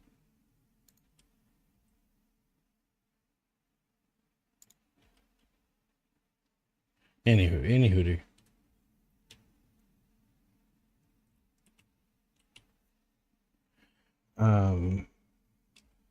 Let me think here. I've also been doing a lot of animation work recently for combat animations, syncing up two different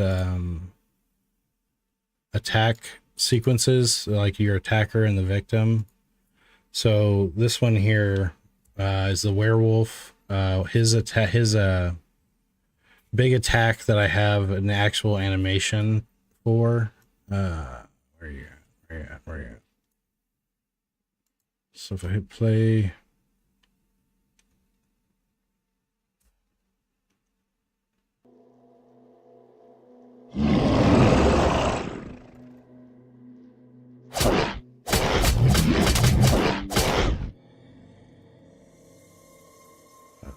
Let me do that again.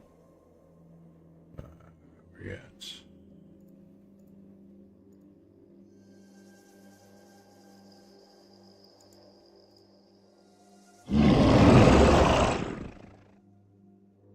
So yeah, this.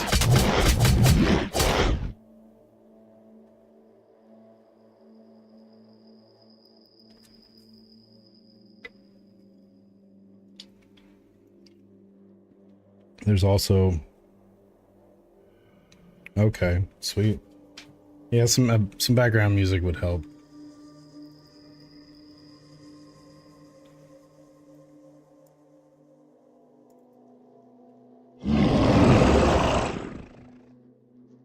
So pretty.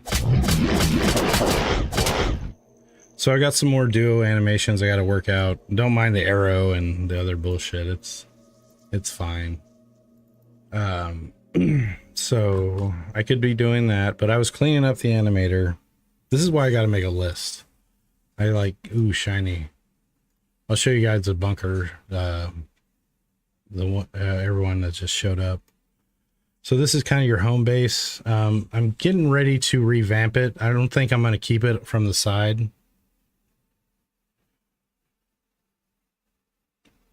Where is my brain?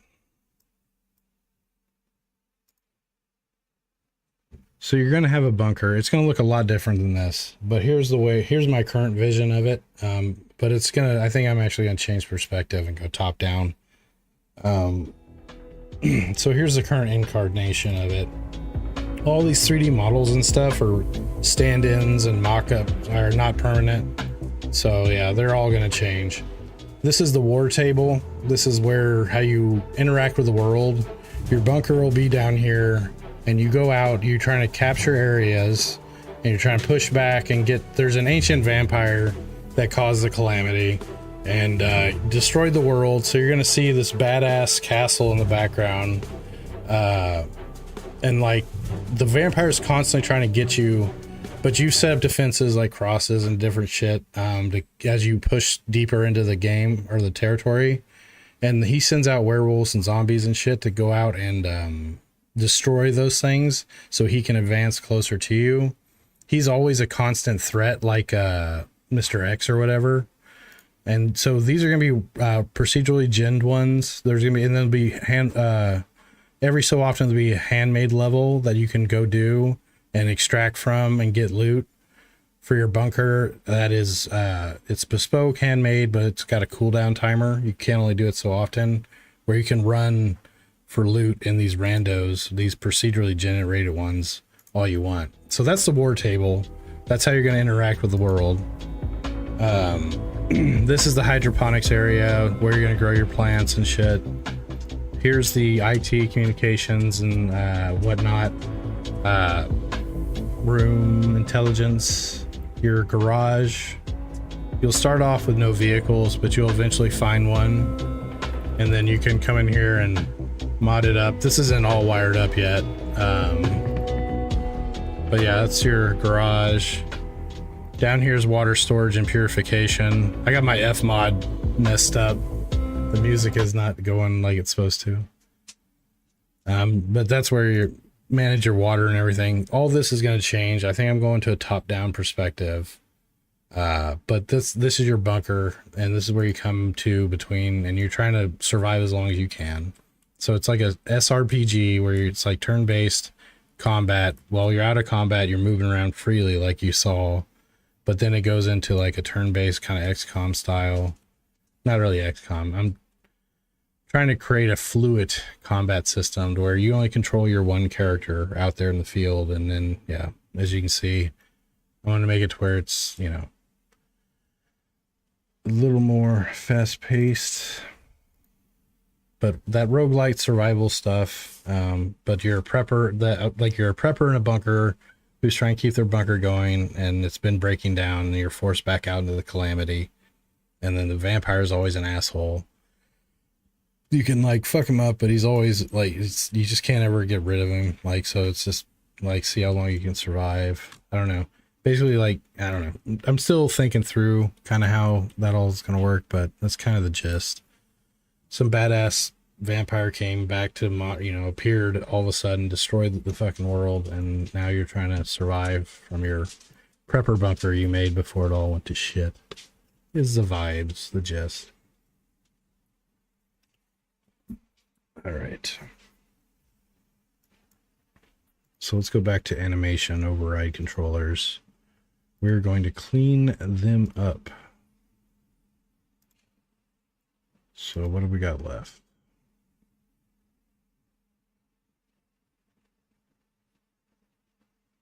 Duos, shot one, run. Rifle run needs to be renamed.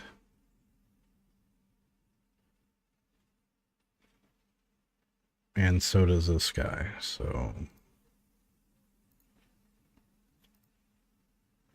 the base animation controller that drives everybody, all the clips on it are propagated up to the animation override controllers. So the base one, the animation names need to be, make sense.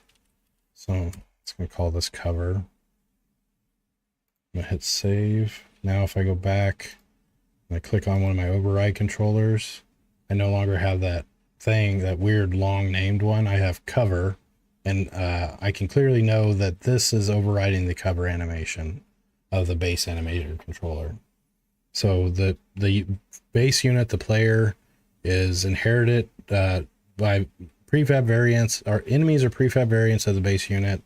They all use animation override controllers they all share this same animator controller, and using the override controllers, I specify their individual animations.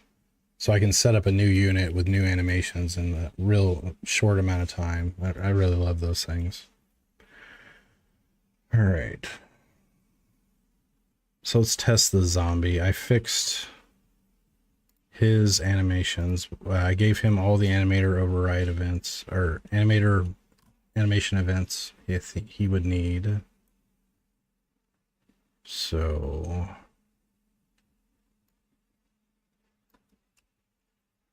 let's see.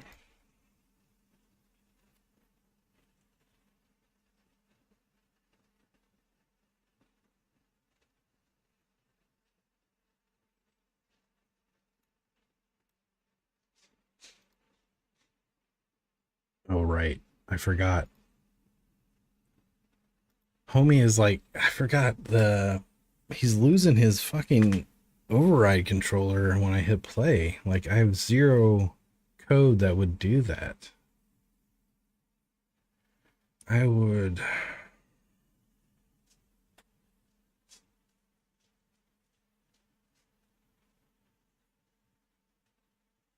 Oh, another thing, the fog of war.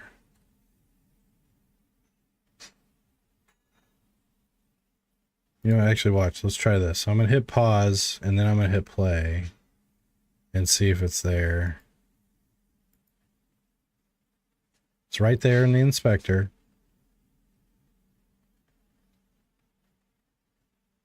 And it's gone.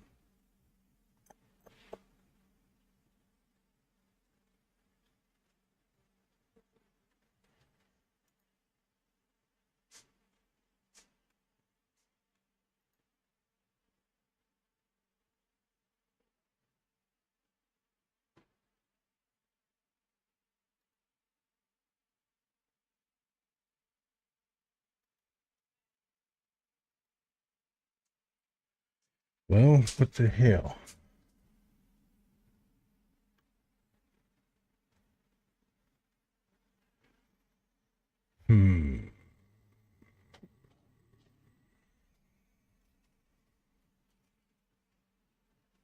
I never set the controller. I'm not hot swapping controller in any of my logic at all. So let me turn on the werewolf and see if his animator stays fine.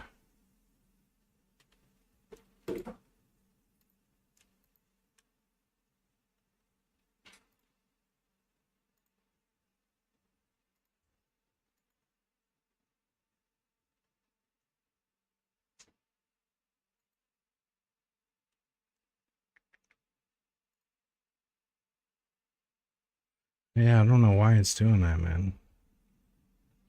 I'll figure it out, but so it stays on them. So I I bet you I know. So I'm setting it here in the inspector.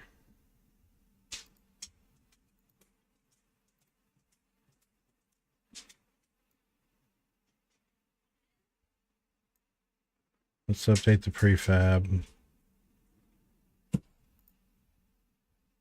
So it's there.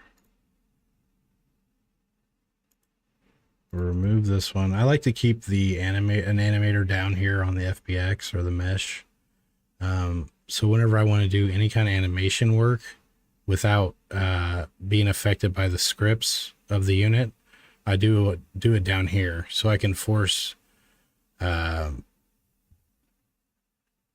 This would be good for timelines too. Like disable the animator up here, enable this one, and the timeline is animating this guy, and the scripts can't affect the timeline.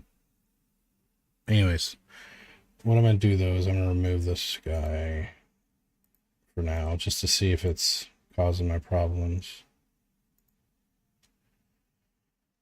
All right, so we have it. I'm going to just open up, set it again.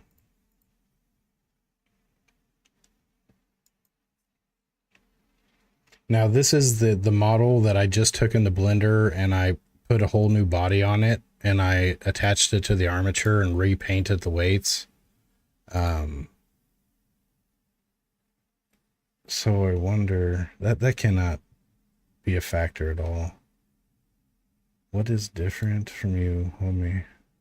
Camera mounts, bone parenting, its own test.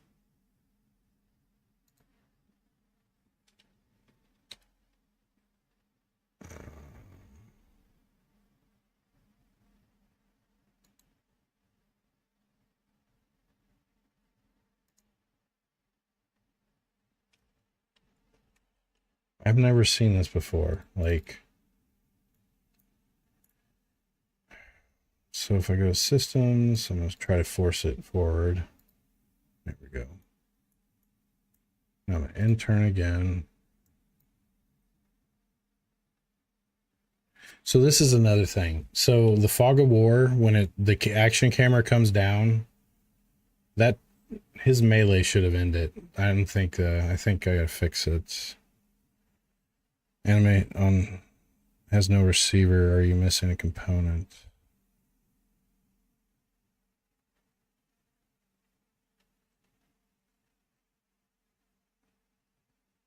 No, I don't think so. Anyways, the fog of war, whenever it is an action camera, is going to open up a bit more so you can see what's going on. So I'm going to jump this up to like 5 when the action camera is on. More. Or actually, how about this? Keep the radius the same. Let's just 360 it when the action camera is on. And now you can see all around. Yeah.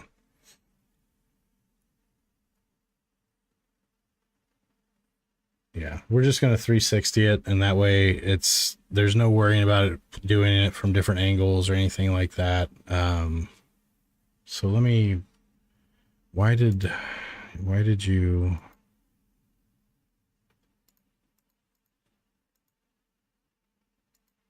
animation event receiver right there.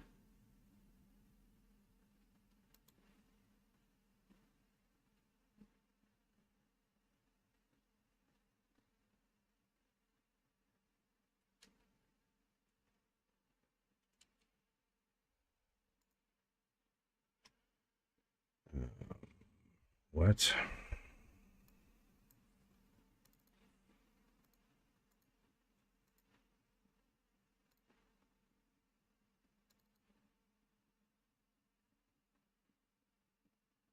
Oh no, it's the werewolf that has the animation events set up. So we go to werewolf, his duo attack, number 10.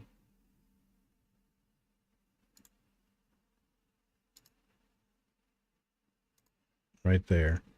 Okay, so oh shit, I put the fucking, I did it wrong.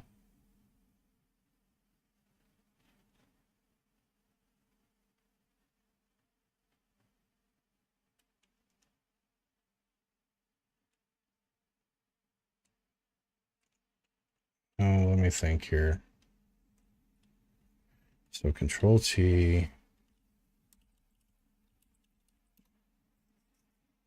So we come to the melee action. I cannot wait to see all the things that Ryder is going to suggest for me to fix. So it looks like the commits are still tracking fine. So I just tonight swapped from Visual Studio. Oh shit, sorry, my green screen is like, it's got dark, hasn't it? This is my first time using Ryder, so bear with me. Hold on a sec. I gotta shut my door. So I'm learning Ryder. I've got the subscription. I even paid for their AI assistant thing to see. It says it can write commit notes for you and shit. Actually, let's test that.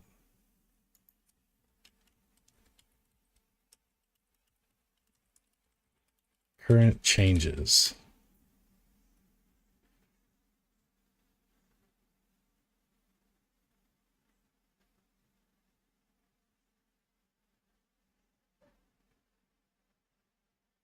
What? Did they just lie to me? The Tebine or Teb9? I have to check it out. I've been Visual Studio 2022, but the Rosalind code analysis shit has been shit in the bed nonstop and causing .NET host to crash. And I think it ends up crashing Unity, and then like blue screens me sometimes. Literally the feature you guys just said.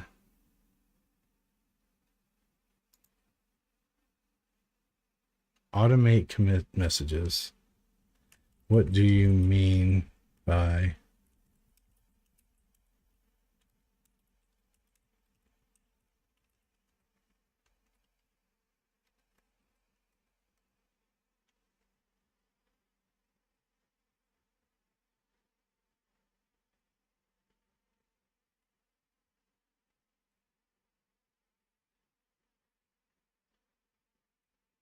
Anywho, what was I going to do? I'll fuck with that later. I don't anticipate it's going to be a. I don't know. We'll see. Uh, snack. Do I want? Well, I got changes over. Okay, yeah. Actually, here we go.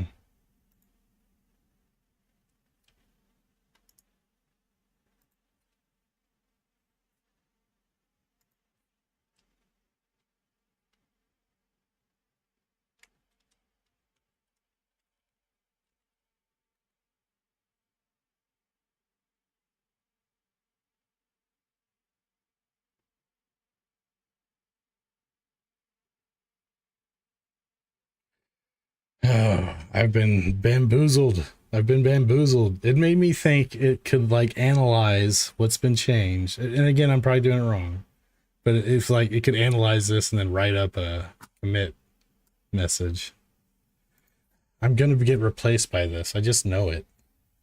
Just know it, man. Just know it. All right, let me grab. I'll be right back. Just 2 seconds.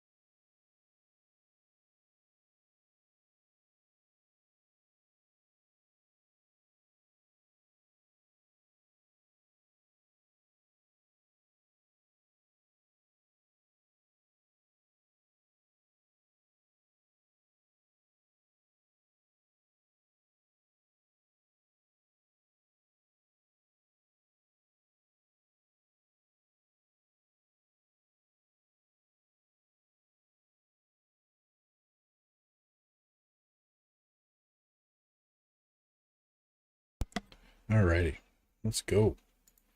Let's get back to writer. All right.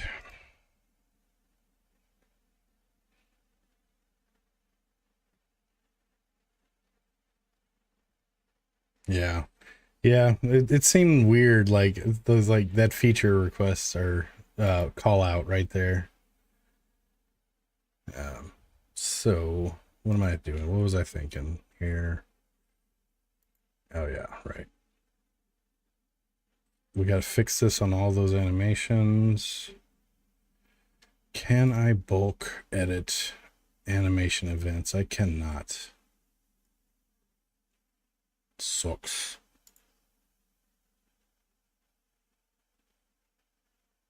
Yeah, it says it'll write documentation and stuff like that. Also, so I gotta watch it. I mean, I actually haven't watched a video on the AI yet. Actually, oh, a commit tool window.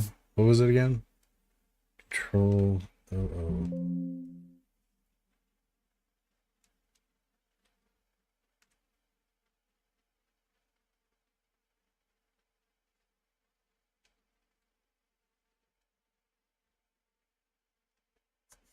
Okay, yeah. So it just takes me to the commit window right here, and then I can. Oh, here it is. Okay, generate commit message with AI assistant. Here's the future, boys.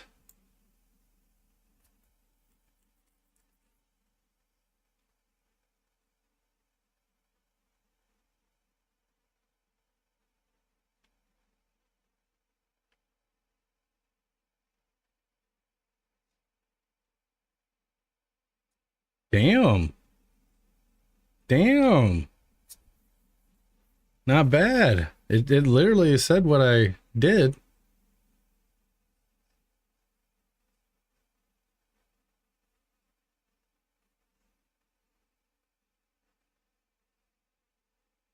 That's pretty cool.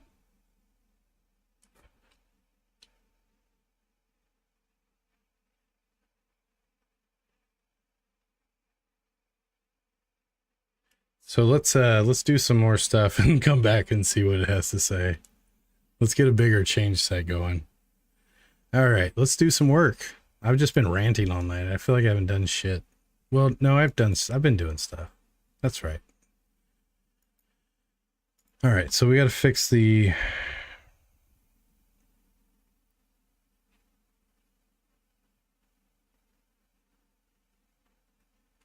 Oh, that's right. So let's go ahead and close you. So I respond to animation events, and if it's me and it's string parameter melee end,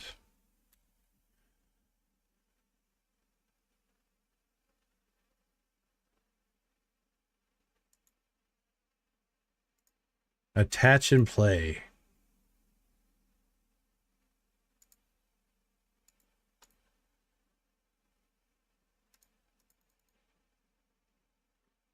Not connected to Unity Editor.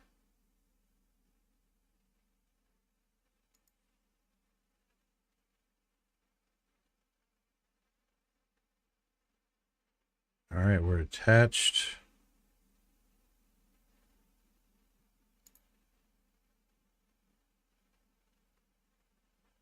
It said I could hit play and actually run the game, start the game from over here.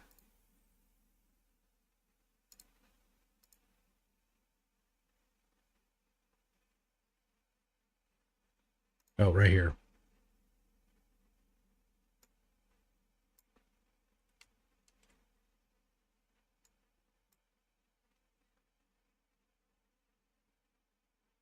Also, another feature of Writer is the quicker editing. So this compilation, I should be able to go from editor to text editor faster than I was with Visual Studio. Something to watch.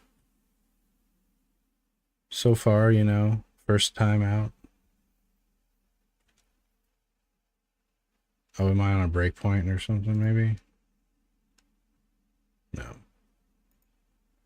That doesn't make sense. I don't know about this compiling faster.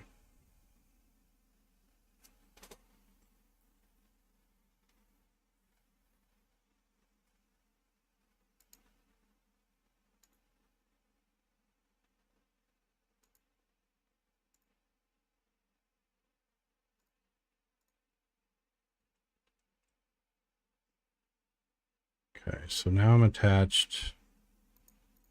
This is still grayed out.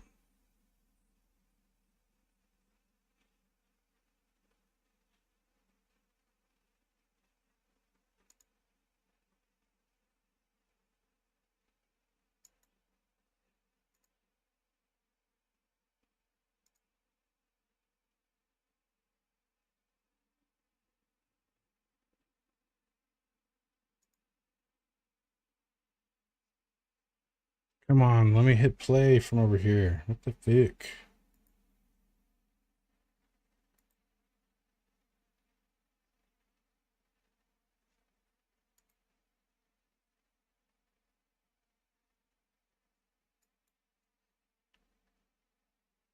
Oops.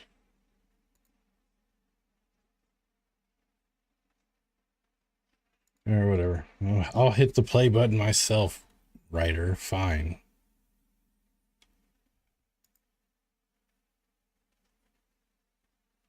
I gotta do everything. The AI future is bullshit. No reference exception. Cool. Cool, cool, cool. So the exceptions are on high.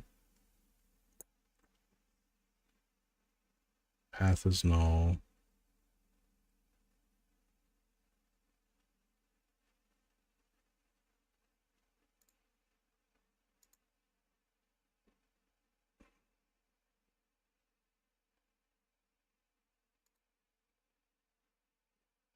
Yeah, don't try starting the second one.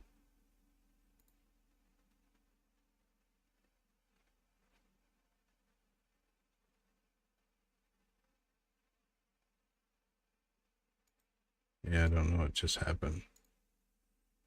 So let me stop here. Oh, shit.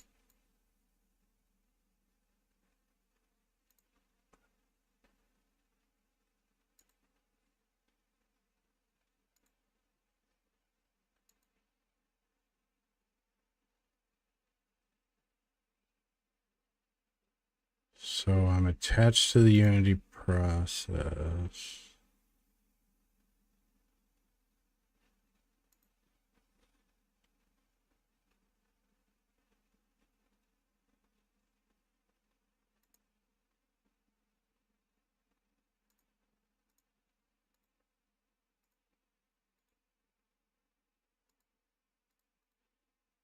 Is any writer users here? It just always goes right back to this guy. It's like, can I set it as a default?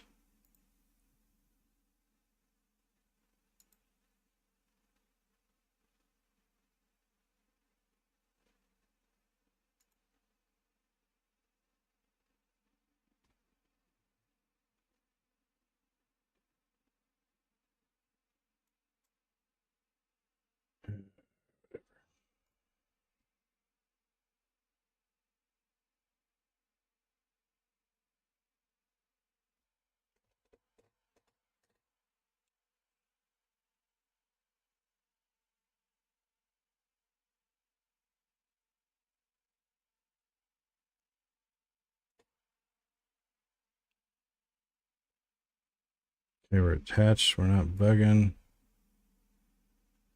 What was I thinking? So I put a breakpoint on melee, right? Yeah. Forgot he didn't have a damn animation. He keeps. Yeah, I forgot. Zombie, why you lose it? Fucker.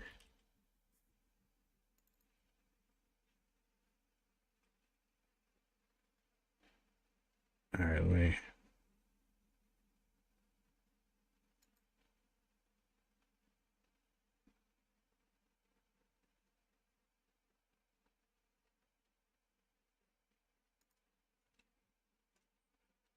It's gonna take a second to get used to Rider, but it shouldn't be bad. Should not be bad at all.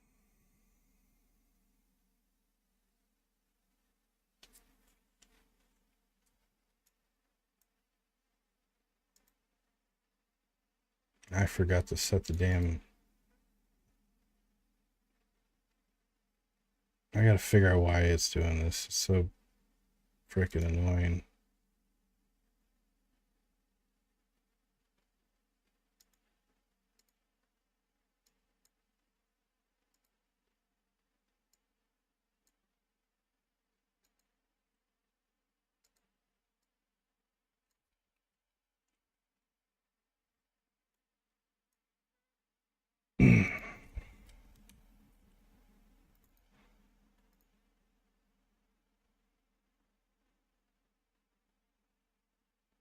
No animation receiver. It's right motherfucking there.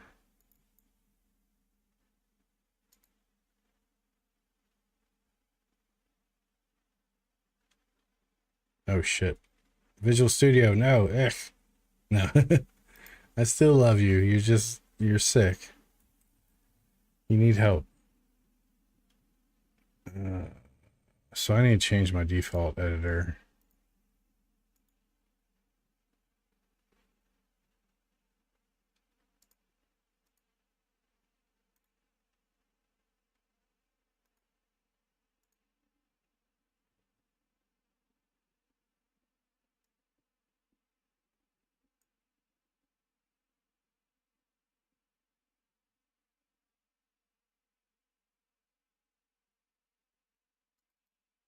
Sweet. All right, so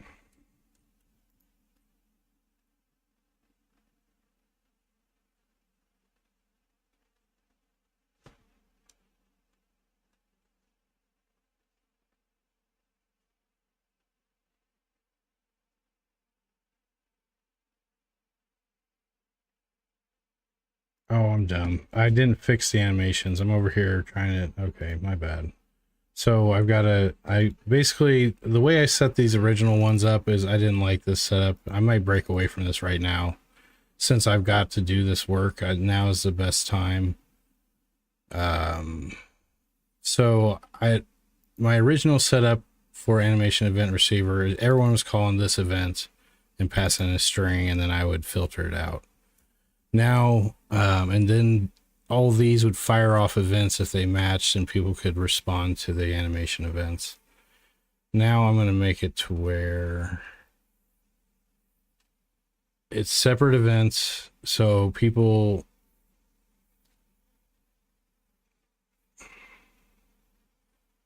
yeah, there'll be way less event firing going off this way. So it's time to converge. So let's do that. So weird writing in this, or I'm just using this editor so far.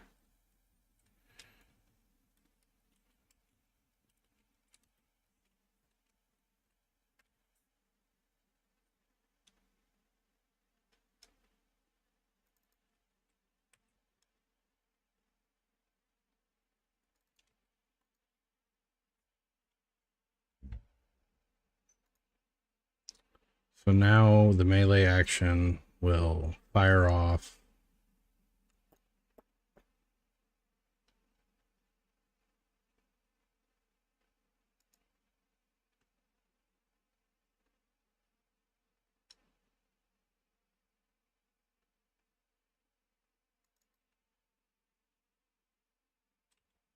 So we're going to rename this to melee end because that's the event that I'm invoking. Asset index is not ready. The symbol will not be renamed in assets. Okay. All right, so now on the animation event, I'm going to invoke this event. I really don't need this anymore. I can just invoke this and it's fine. I don't need to match the event name anymore. Yeah. So now we got a dedicated event that fires off on melee end. And then people will do the needful if it is them sending the event. All right, so I got that. Now it's to fix the animation events on the animations. Yeah, might be.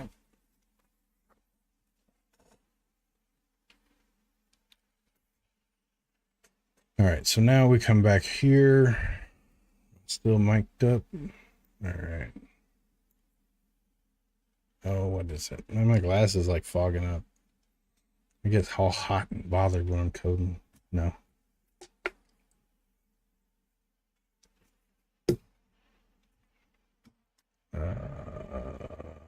Brain, don't fail me now. Animations. Animator controller. We're gonna pop the zombie out right there. So now we're going to go through the melee actions.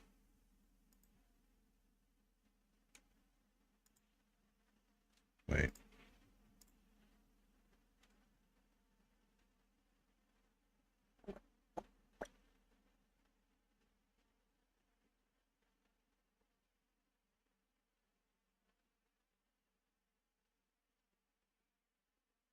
Might have an easier way of fixing this. So if I select the zombie's animation window will have all of the animations in here. I don't have to go into here. Oh, it's read only though. Fuck. All right. So I've got the animation still inside the FBX here, and I can control D them to get them out, and they're no longer read only.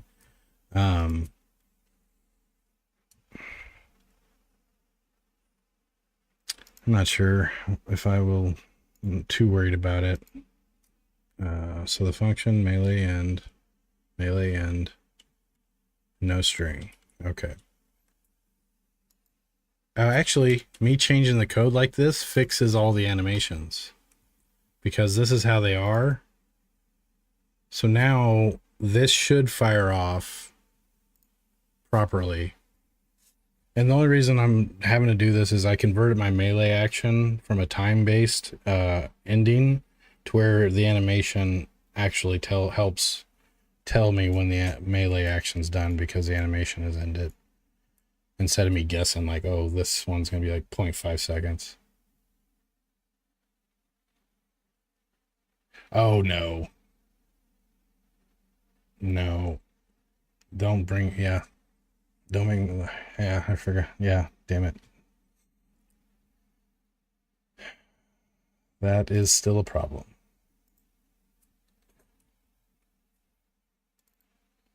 And again, I'm going to search the code. I guarantee 100%. I've never wrote any code that fetches the animator and sets. Or no, I do. I think I know where the code is. Wait.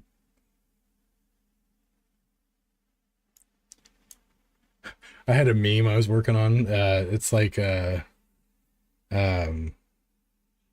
like the Matthew McConaughey smoking all stressed out, and it's just like me upgrading Unity to a new build version, and hopefully my quaternions work now or something. So you're like updating your game's Unity version because you can't get some rotation logic right. That was the gist of the meme, you know. All right, what am I doing here? I'm going to get hit.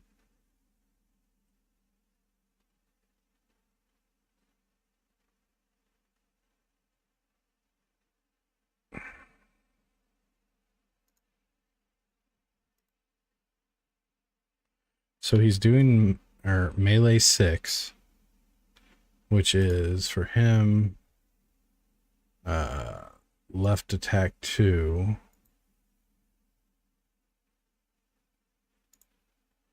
Melee end.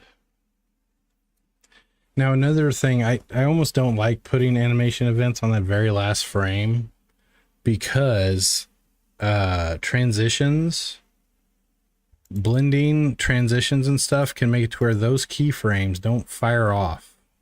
Actually, you know, that should be my rule of thumb for this is don't put it on the very last frame because that event will not fire off if the transition from it to the next one causes it to ease out too quick. So right now it's not ending. And if I edit this animation, I bet you it's going to fire. Because my debugger's attached. Yep, I'm attached. So 6 is 2. So let's go to 2. I'm going to drag the animation event back a couple frames, like right there. I'm going to hit apply. And of course, the fog of war is going to break.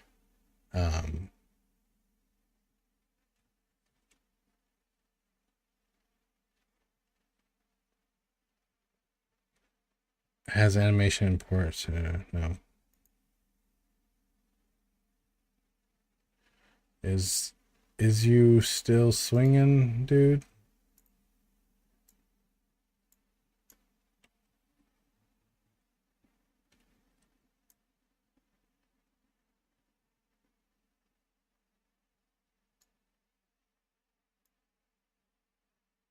All right, let me turn off Fog of War. I love it. It looks cool, but it has issues if stuff like what you just saw. It's annoying. If it shits the bed for whatever reason. So let's test that. Let's do that again.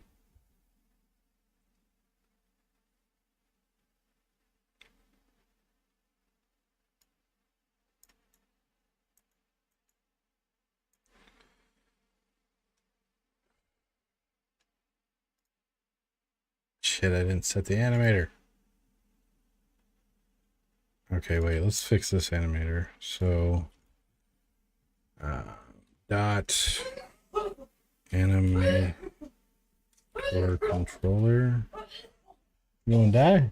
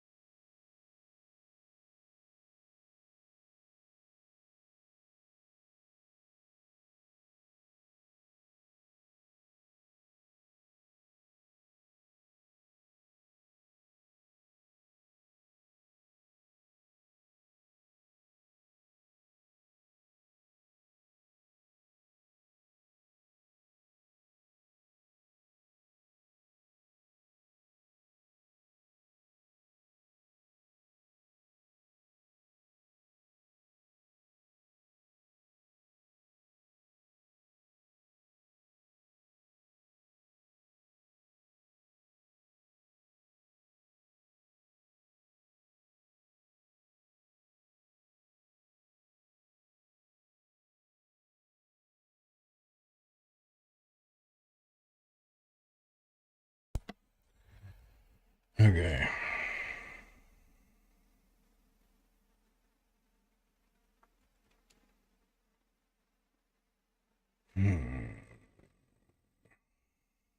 The weapon switcher script.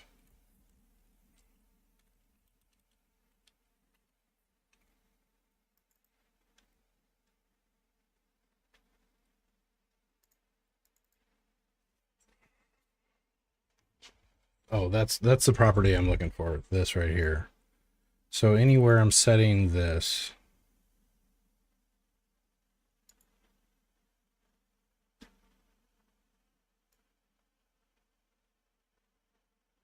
what is that? That is UI. I don't care.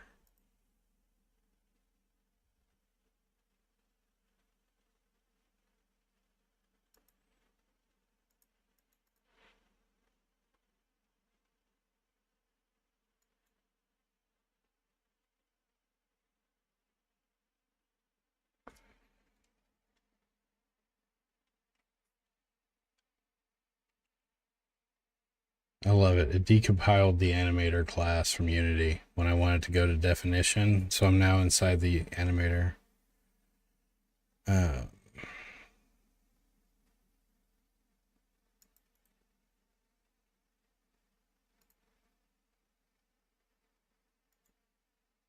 Here be dragons indeed.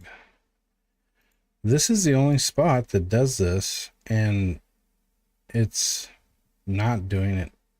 Oh, wait, hold on. Hold on. It may be its configuration on him.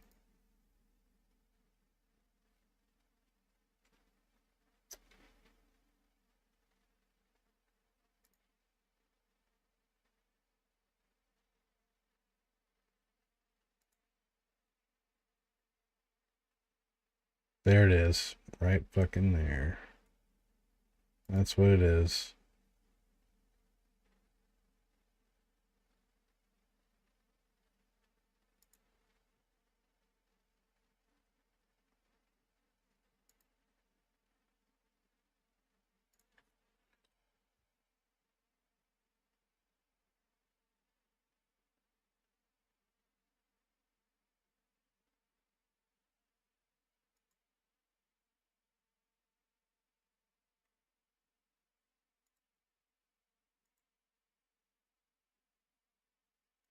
Yep, right there. So he had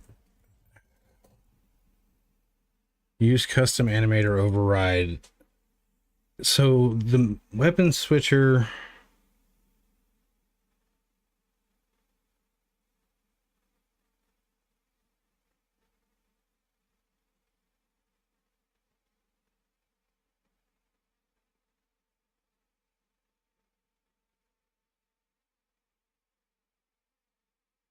Okay, I think I'm good now. If I take that off.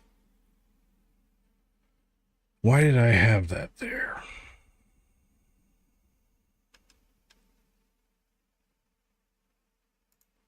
Okay, the zombie has his animator.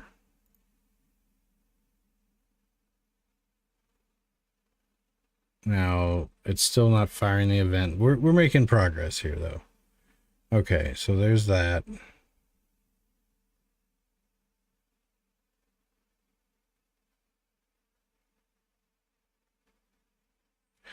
This script will probably get obsoleted.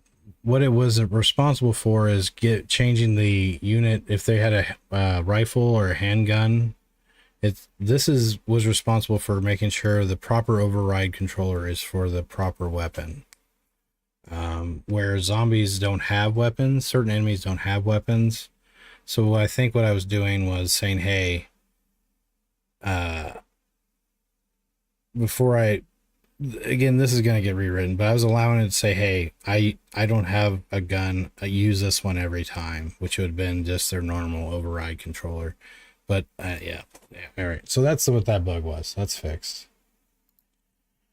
All right. So now if I go, we're not getting the animation event. So let's see if this works, or the debugger's even working right now. Start. Put breakpoint there. Let's end and start. I don't know. It's just so weird. Like the editor is throwing me off. My eyes are relearning what to like tack or like pin or Okay, shit. Okay, it works. There we go. So that's on play sound. I want this one. Oh shit. Okay, that's what's wrong. All right, so let's go and stop. So I changed this up. It's no longer this guy. It is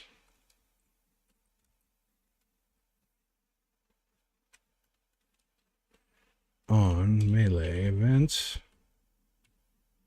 No, no.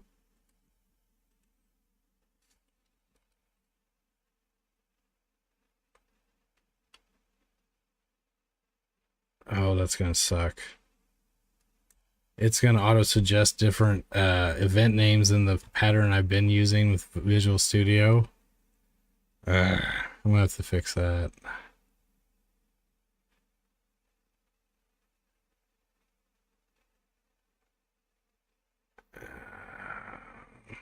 I'm okay. It's okay. I'm okay.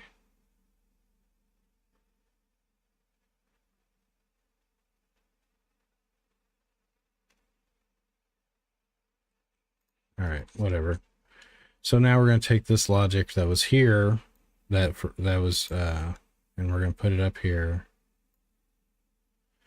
So the animation events raised, the sender confirms that it was them that sent it. So only react if I'm the sender, and then complete my melee action if the melee action is active.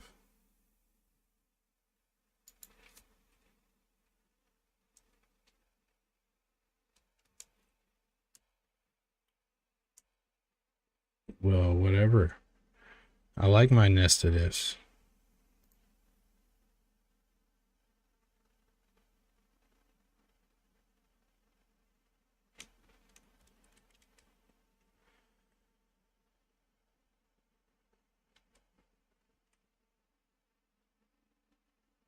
Another thing I like about when I had Reach Sharper is all the kind of, I don't know, it gives you some insight to a lot of things as it's suggesting stuff a little more than normal. One sec, be right back. Gotta grab my chili burrito thing.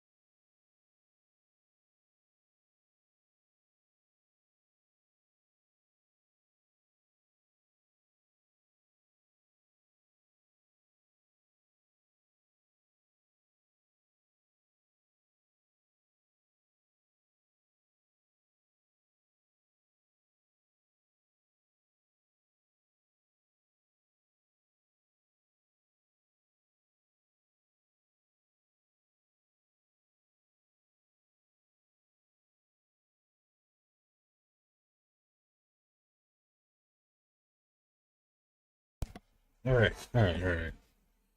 Frito Lay burrito, whatever, Frito pie, whatever it is. All right, so we fixed that. The animation, and these are all clean. They got good clean names on the base animation controller. Now the event should fire.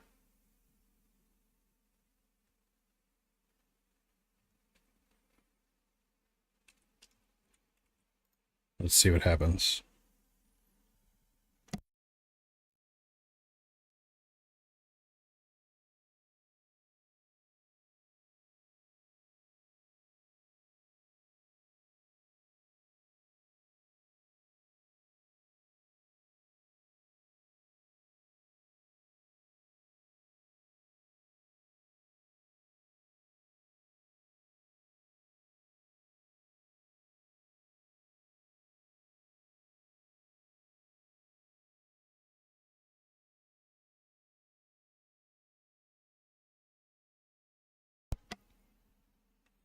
You got to get them impulses.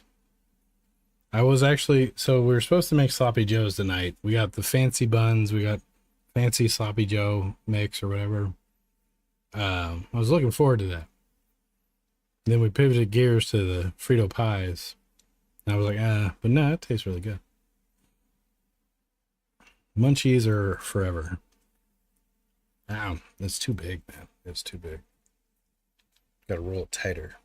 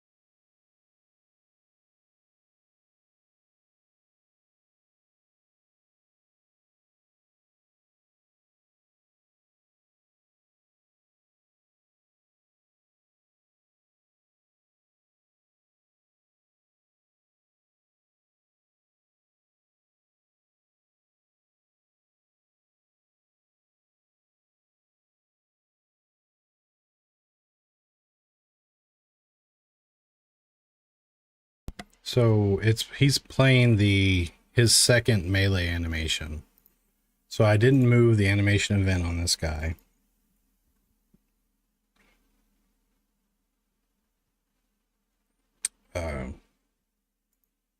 This guy.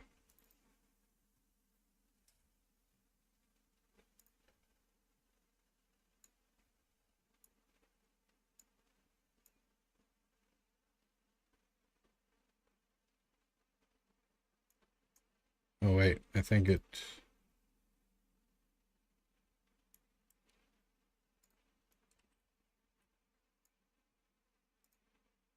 He went back to idling.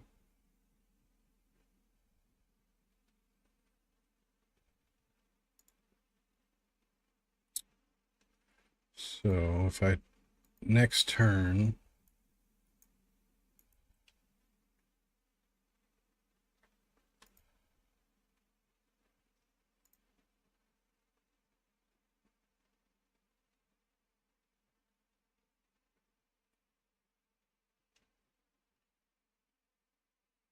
Oh wait, it wasn't fucking attached.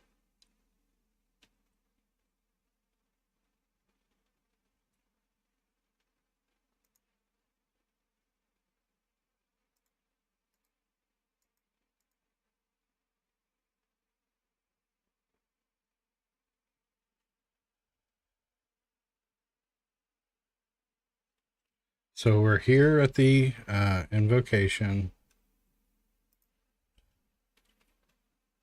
We're here. Ah, shit. I forgot I got rid of this parameter. That's why it was stopping it. Shit. I got rid of this. So we no longer care. We just know if this event fires, we're going to be advancing the melee action. We don't care about the string parameter. This should do it. This should fix it right here.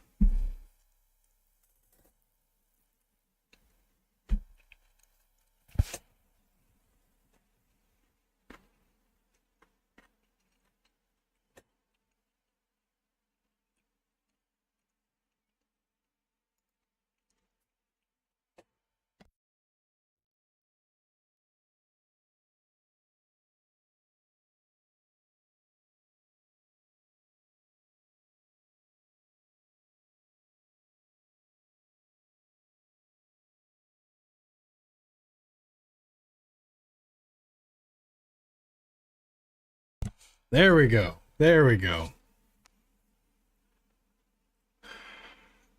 Awesome. Awesome to the max.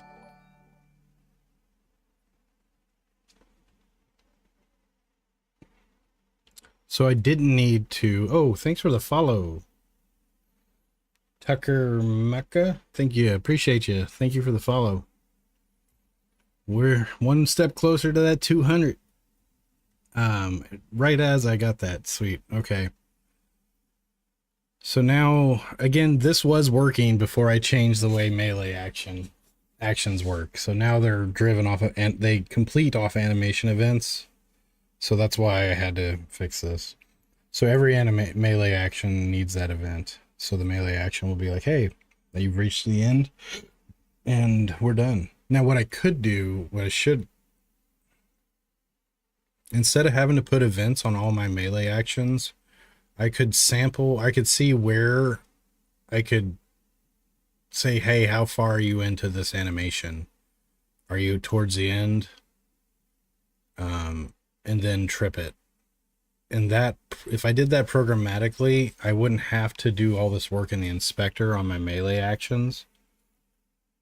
I'm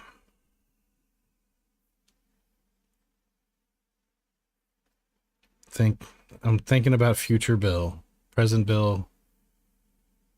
Do you care in the future? It's not like I put a new unit in. I got to set up their 10 melee animations. So I got to set 10 animation events at most per unit added.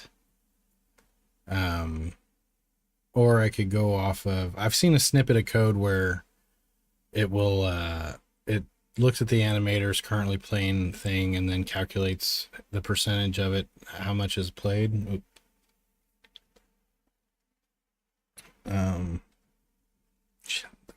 The code's the right way. Because then new melee, there's less setup. There's not another step. Hold on, let me look this up. Let's see if the AI can tell me. Um,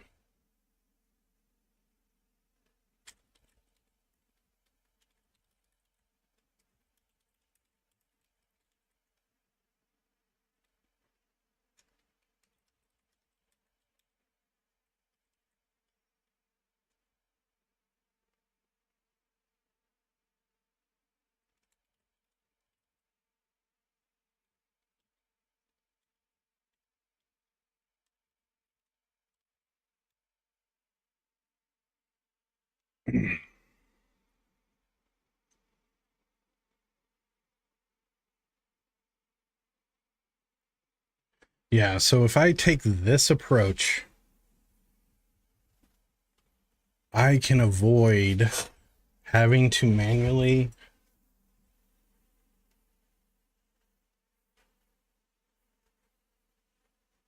this is the right answer right here. Yeah. Can't convince me otherwise.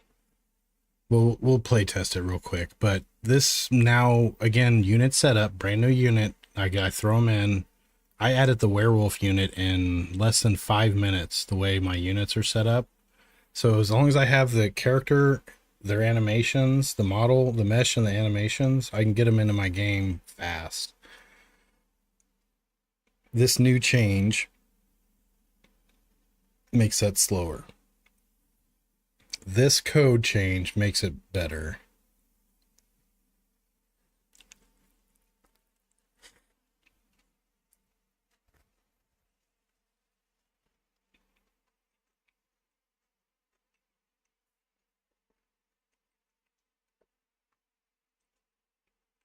Hmm.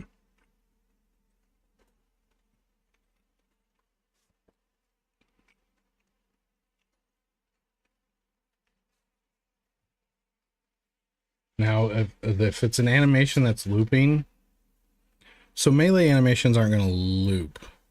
Yeah, they're non-looping animations of mine. So I don't care about this, but this is good to know. If you want to get the current length or how far you are in the current looped animation, you would use modulus or modulo, whatever you want to fucking call it. I'm not a words smith. Okay, so let's convert. We're going to convert from animation event to... So this is the first time I've kept the animator isolated away from everybody. It's been in the animator. The unit animators owned everything when it comes to the animator. This is the first time I've actually put like animator kind of stuff in an action class. This is the melee action class. So where I would want this to live, I initiate the melee action. So I hit take action. The unit animator starts the melee.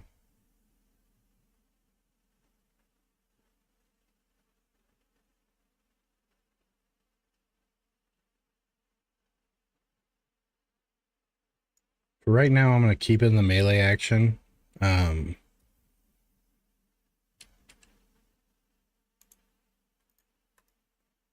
So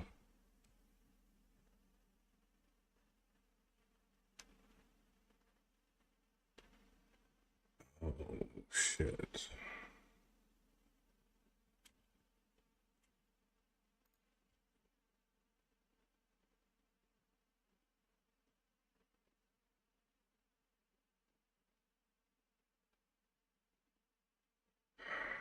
What was I just thinking? So in Visual Studio, I can get to the methods through a drop down really quickly. I'm used to doing that. There's a drop down like right here.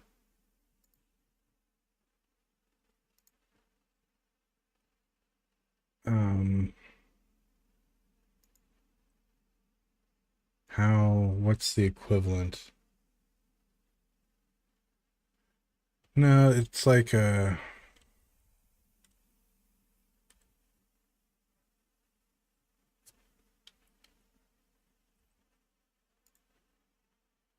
there's two drop downs on top of every code file. And I use this one is a lot. This guy right here.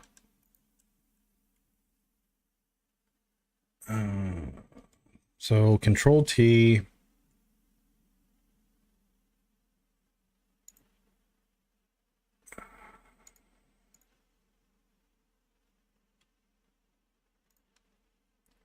I want to get to the update method quickly.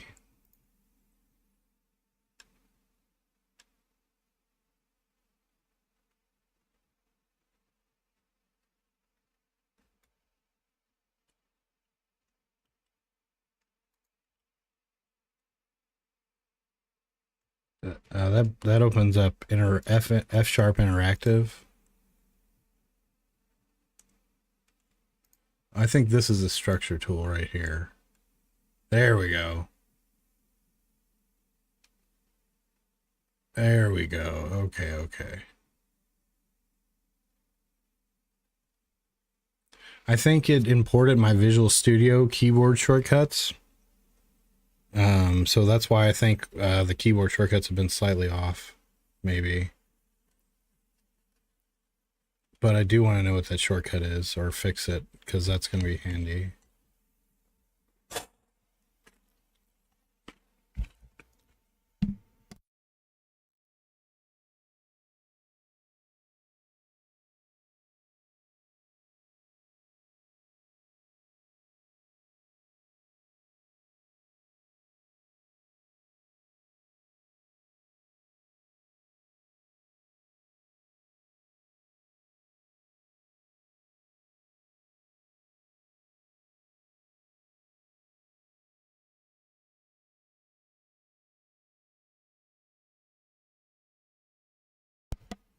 No, I appreciate it. It's been helpful several times.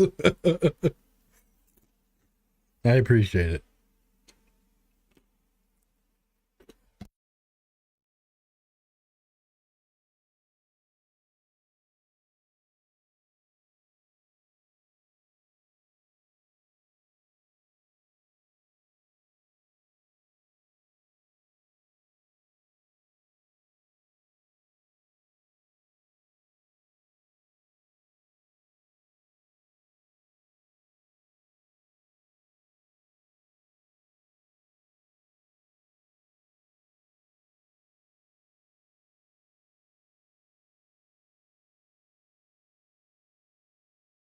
Holy crap, that took forever to get to the update method.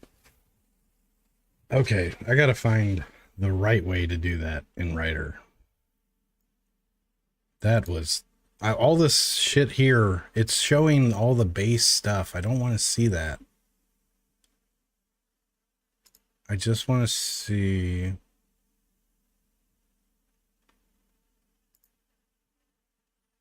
Vince Fields non-public.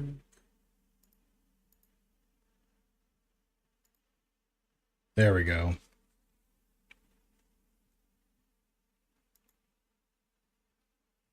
That's much better. There we go. Okay.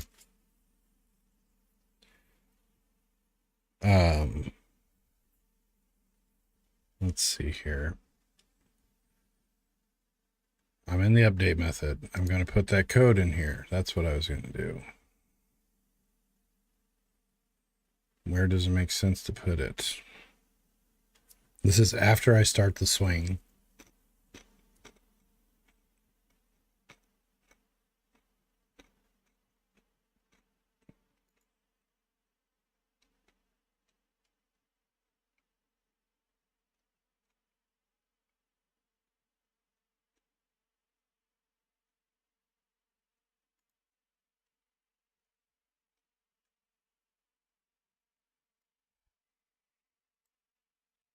I don't want it. I really don't want it.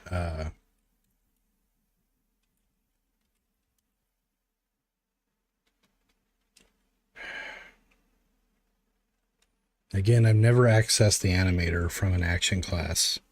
The action classes just are very basic. They don't know shit about shit except their thing. I don't want them to have animator logic in them. But to get this working, I'm going to put this here. And I'm going to create a method that I don't want to create.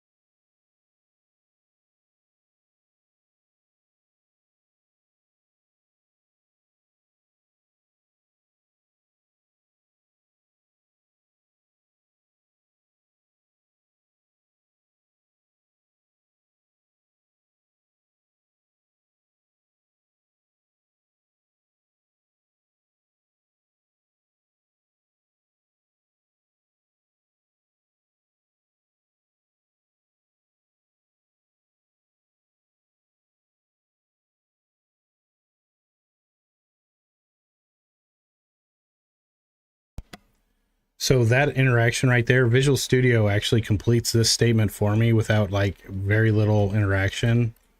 So it knows about the get component and like immediately goes that route. Whereas here I gotta guide it along more. The IntelliSense that's 1W for Visual Studios 2022. Yeah, I know, right? All right, so again, I'm gonna change this. I don't want the unit the unit doesn't know about its animator. The animator is only ever interacts with everything. It responds to events from things. So the actions, the unit, whatever, fires off events, and the animator picks those up and does the needful. They don't know about each other, and at this point, I just to get this working. So this is quick and dirty.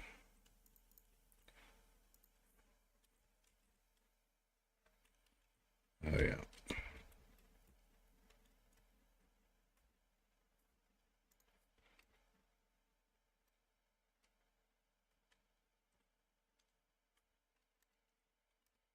There we go.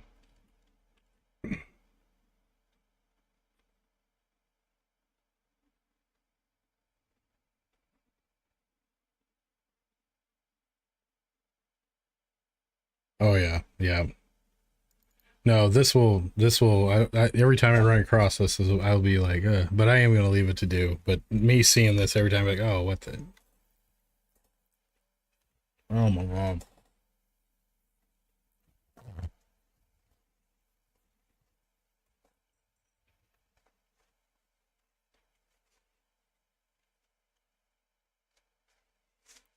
I just got shit on by the Frito wrap or whatever the fuck it is. Hold on. God damn it. Give me just a moment.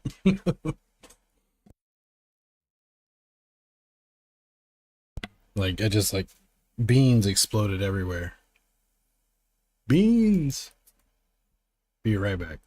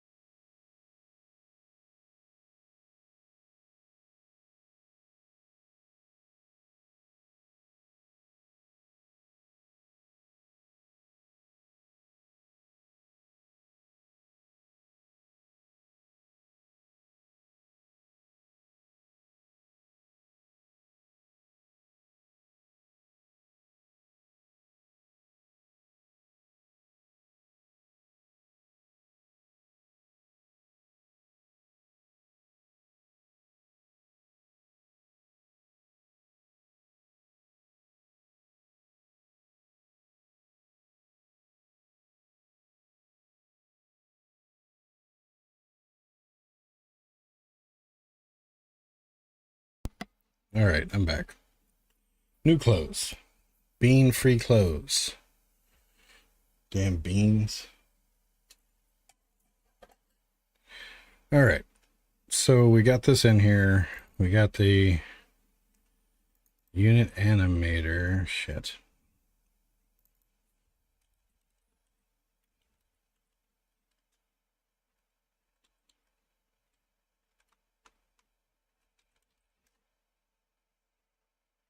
Asset index is not ready.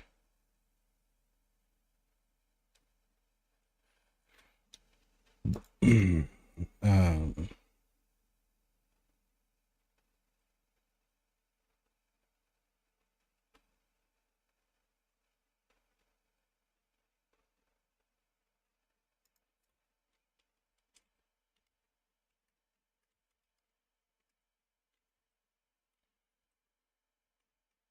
shit.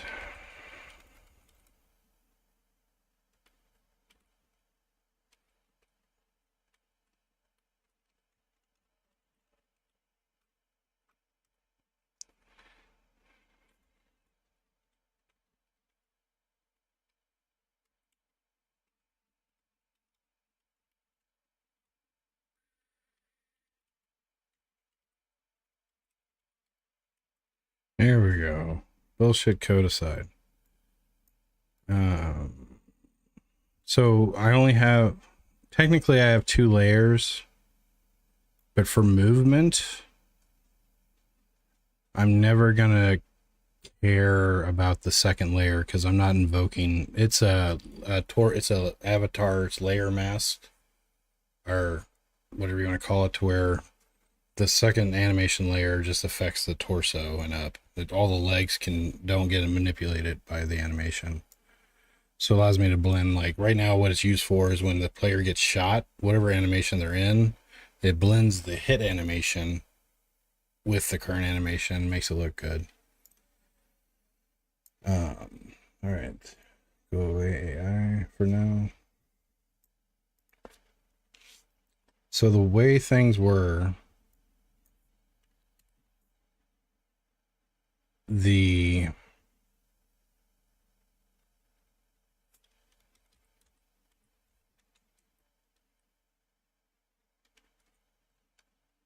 come down here. Shit, where are we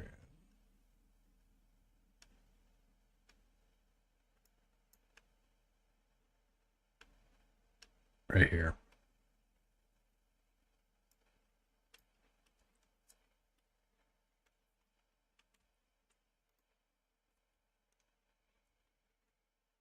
So the update statement now should, we'll only check the animation if this melee action is active.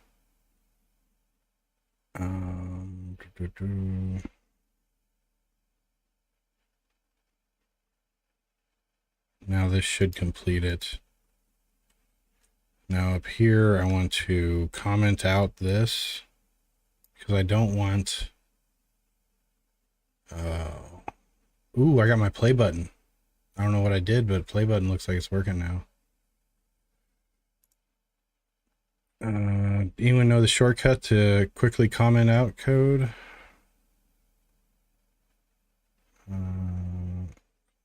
Toggle folding.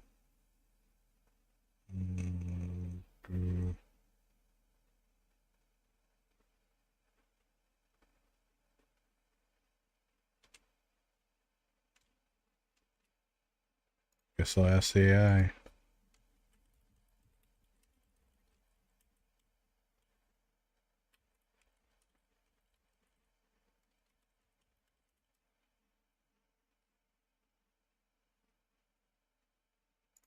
Oh yeah, wait, this is resharper. I knew what this is. Or no? Okay, see. Okay. Yeah. I do think it's mapped my Visual Studio shortcuts.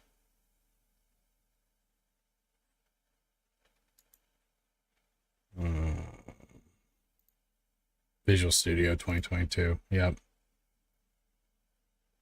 I'll keep it that way for now. So whenever I'm thinking about shortcuts, it's gonna be as close to VS as it can be. Okay. All right. That's one that I always mouse up and hit the button like in Visual Studio. I know, I think I remember that keyboard shortcut, but it's one I don't know why I've just always used the button. Okay, close you before we get mixed and matched. All right, so now if I test, the animation event can fire off, it doesn't matter. This should be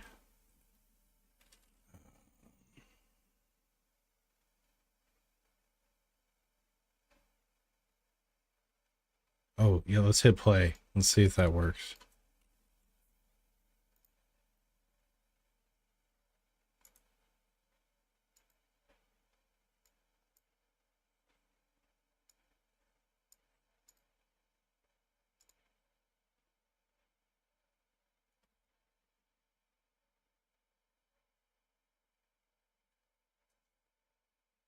Oh, that's so fucking cool.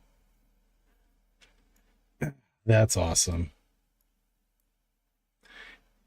Just better iterations, you know what I mean? Like it just things just kind of work better. I'm glad I'm kind of went down this road. So that worked.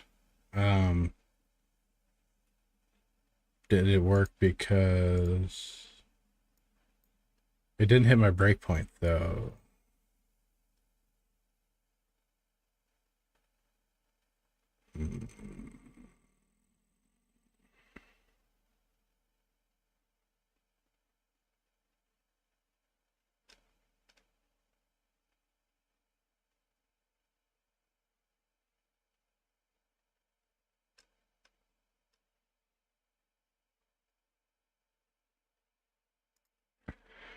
Let's see here.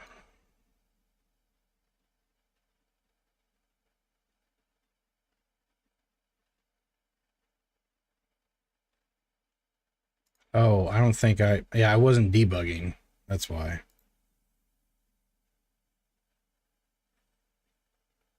There it is. Sweet. Worked. Thank you, Writer AI. Thank you, little buddy. So that code works. And the reason I want to, again, it's okay to move on to the next state before the animation ends. Wait, this is melee. I can control the world here. I don't want it clipping off at 90% of the animation. So here's what we're going to do.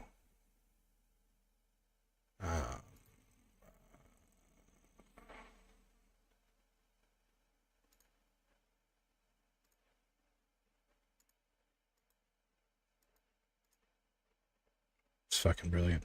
All right. What was I thinking? What was I thinking? What did I just say?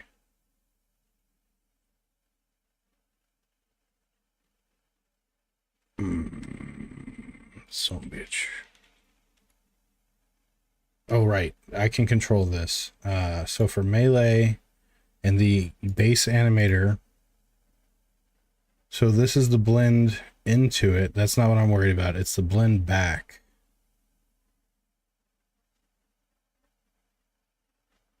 So for melee to idle. Okay, we took the exit time off. That's right. So the animation's always going to get to that last frame. So let's just test it out.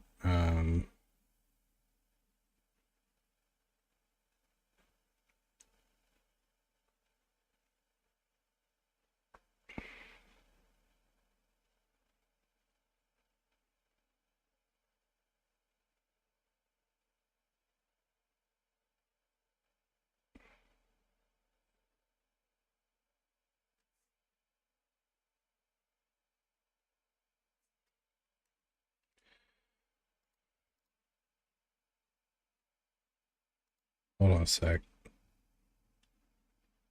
If it reloads domain without throwing a bunch of errors, I will cry. I will literally fucking cry.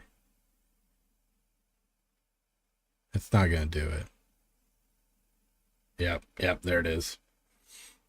This is something I wish I could change the code and it just pick it up and then go, but my pathfinding, there's just a lot going on, and the domain reload always blows up stuff like that. Is yeah. All right, so let's stop. Let's just stop it.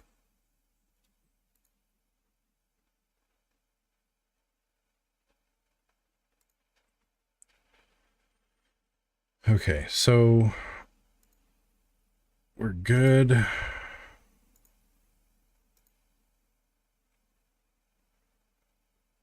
We're going to test the 100%. So the melee action should still complete at 100%. I can delete all the animation events.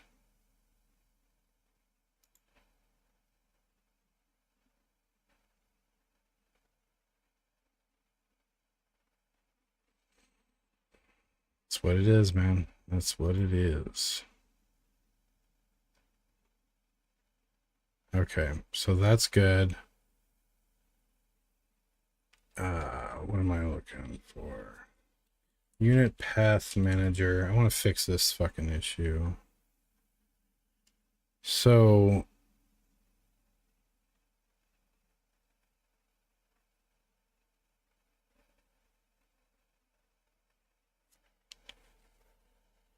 I think I've used something similar to it. I think.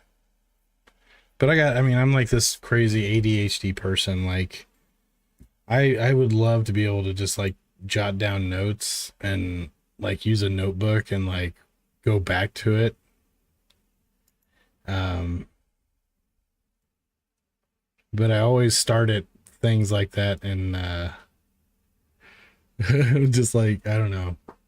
Because like I want to use Codec too to list all the stuff I need to do. But then I go to do it and I'm like, oh, this feels like Jira. This feels like work. No, I don't want that. But again, I should just put it up on my screen or a sticky note on the front of my screen here. You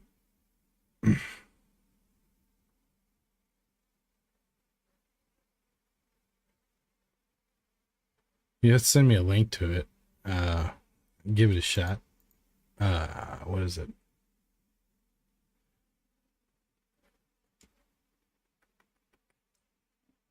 I saw something. Okay, so there's a couple ways you can interrupt movement when you're pathing and you have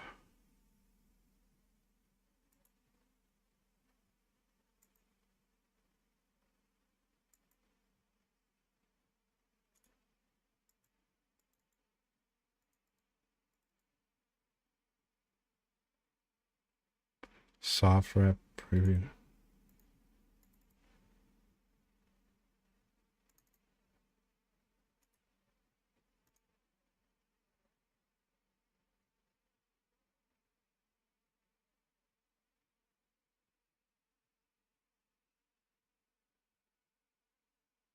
Cancel auto walk.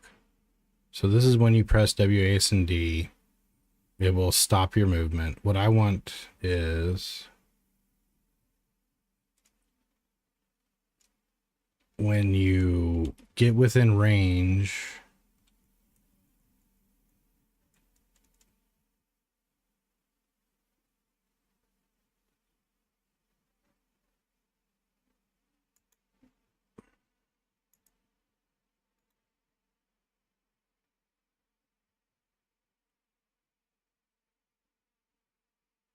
this isn't it. Like,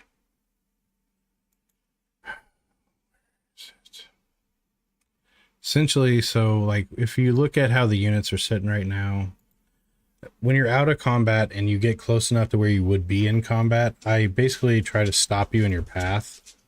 But then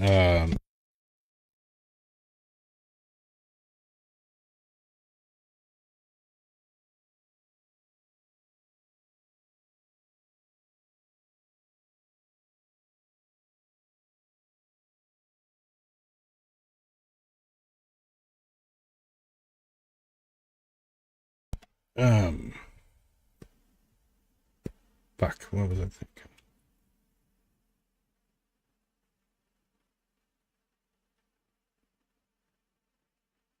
If you get close enough to an enemy, it will basically stop you in your tracks and enter combat. So,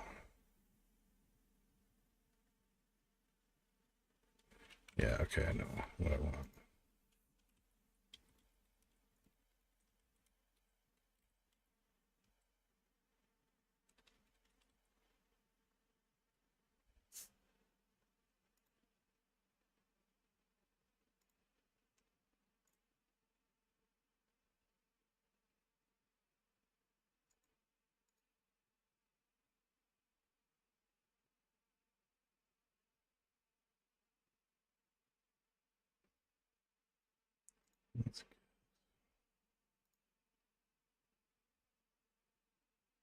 Enemy AI update.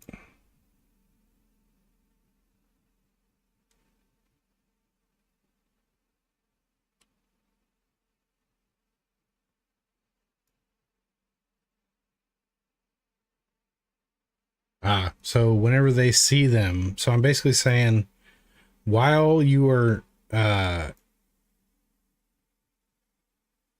no, fuck, this ain't the thing I'm looking for.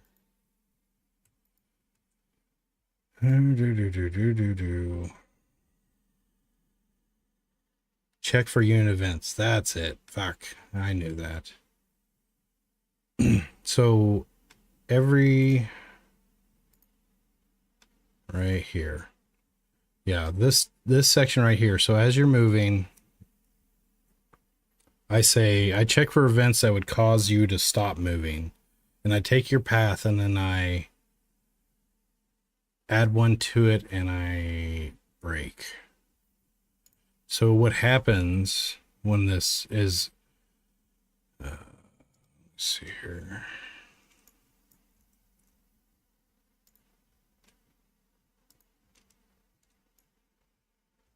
So this unit is, we're one tile apart from each other, right? So if I hit play,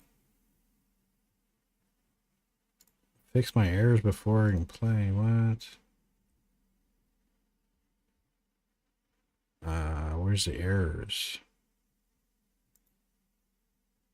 Problems? No.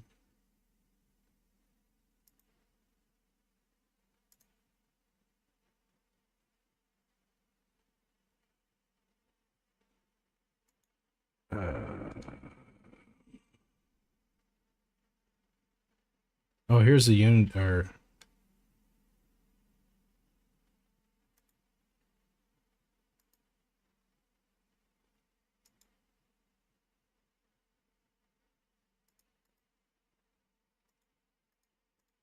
the Unity log right here, which is cool. But I'm looking for, in Visual Studio, there's like an error window.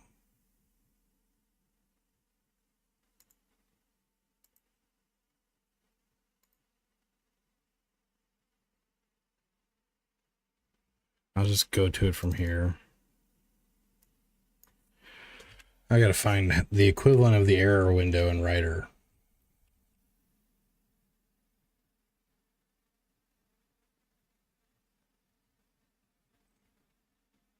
Pimp name Slick back.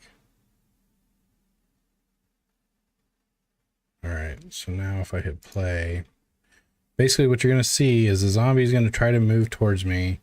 You'll see him rubber band back, like he'll move to the spot, then jump back, and then he thinks he's there. Or no, you see me? I moved and I jumped back to the spot I was at. So I moved to here, and then it rubber banded me back because it put me in is in combat true.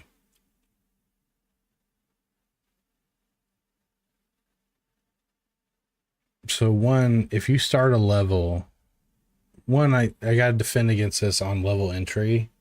So you should never jump into a level and be in combat instantly.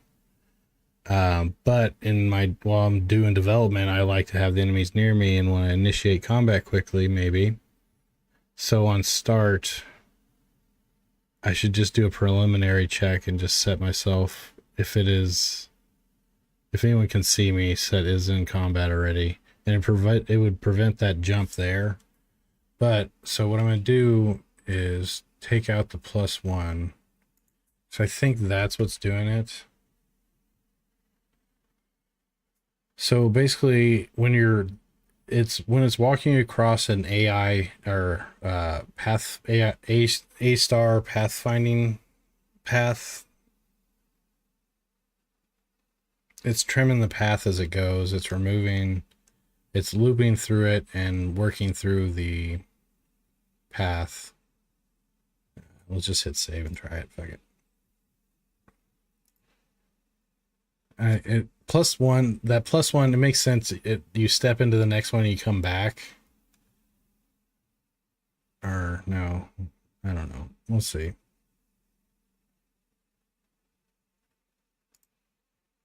I want it to stop you outside of danger.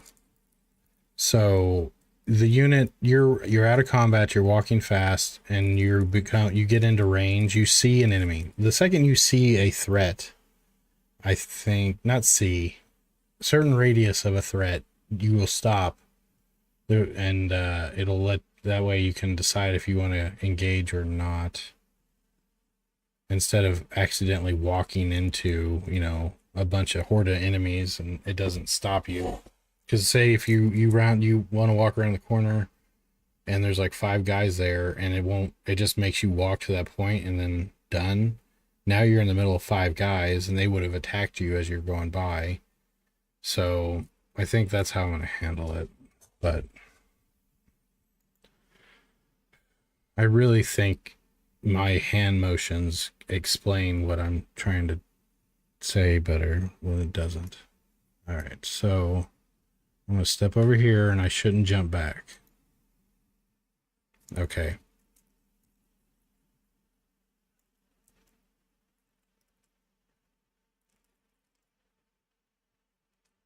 So to me, it looks like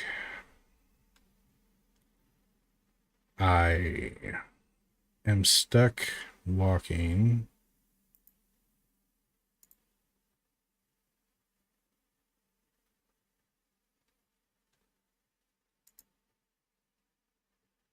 No, I'm stuck running. So the fact that I didn't have the +1, I never end up setting is walking to false.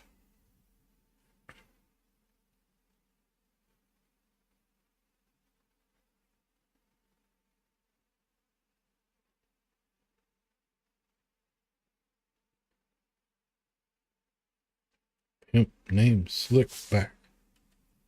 I don't know why that's in my head.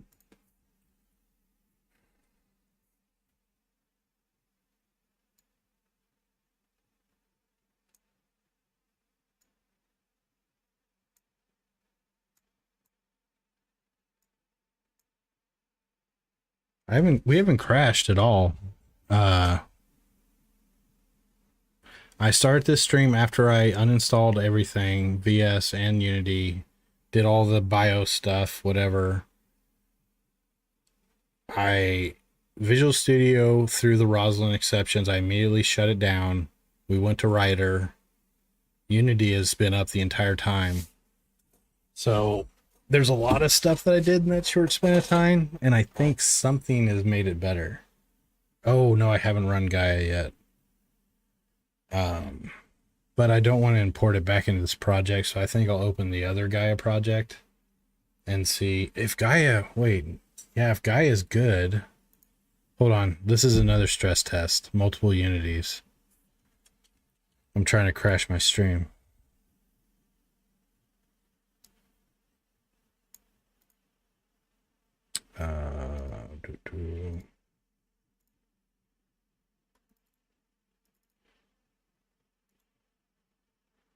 You are missing the version. Go with that one.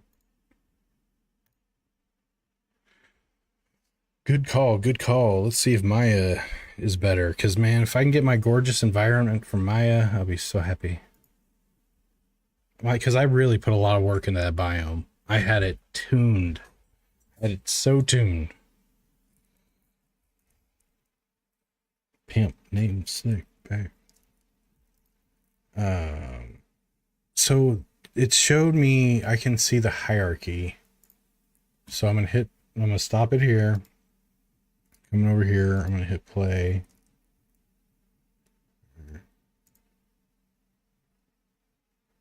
I love that I can actually start the Unity editor from over here. But what I want to see is that the hierarchy. I was able,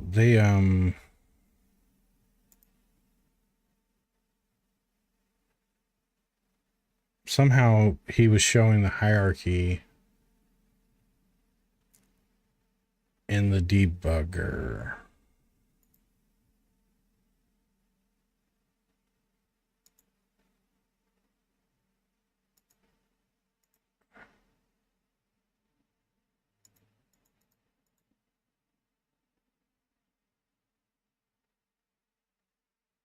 Yeah. What is this?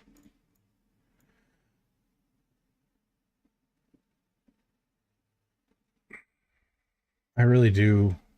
I am going to convert the bunker, so I think tomorrow's endeavor will be to get the bunker converted to top down.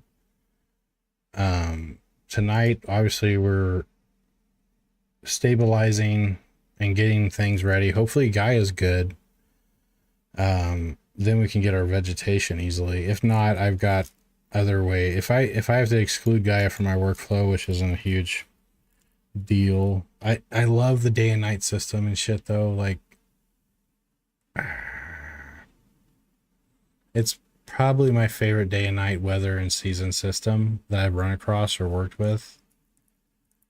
So maybe I'll see if I can just extract that bare minimum and then hand do the terrains, because the terrains are flat. I don't need Gaia's crazy in-depth. I could paint these terrains, I think. Well, I don't know. There's other tools to do that too. But anyways, here it comes. She's as beautiful as the day I left her.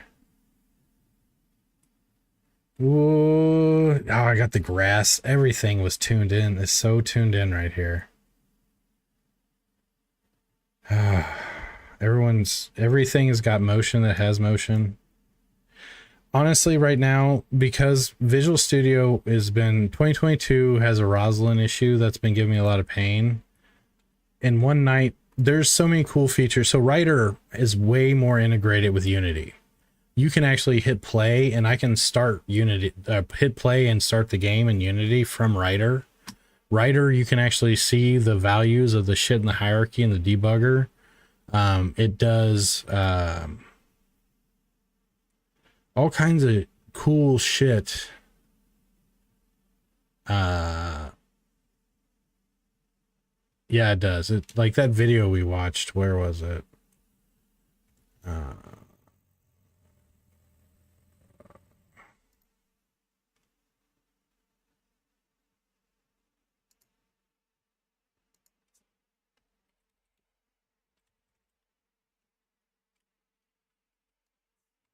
Yeah, actually, I want to watch this so I can find that one part. Hello there, this is Matt from JetBrains, and I'm going to show you why JetBrains Rider is a great external Yeah, script and actually, editor for I Unity. paid for the AI, so I'm Rider actually is a playing with cross-platform Rider's C# AI tonight. development environment that has It's helped me. specific support for Unity. So I had it As you write can me a see when you open a script Unity to see how project in Rider, far you'll get along a an familiar view animation of your was project, and tell just me, like you're let me used to in complete Unity, looking at or run assets some and logic. packages, rather So than a I'm more actually got the traditional view of AI C# for Rider projects and right here. solutions. I've been using it. From here, you can browse the assets in your project as well as view the contents of the packages folder. You can also see the read-only reference packages and browse any source code they contain. Oh, But Rider has a much better and faster way. actually, let's. Oh, so here's a cool feature about Rider. So if we go to the commit section, delete this. So I've got some changes here, right? I've I've edited the animation receiver script. I've edited the melee script, the unit action system, unit animator, unit path manager, prefab edits, and all this. Writer's AI can generate commit messages based off of the changes. So the AI will look at your changes and write your change log, essentially, or your commit notes.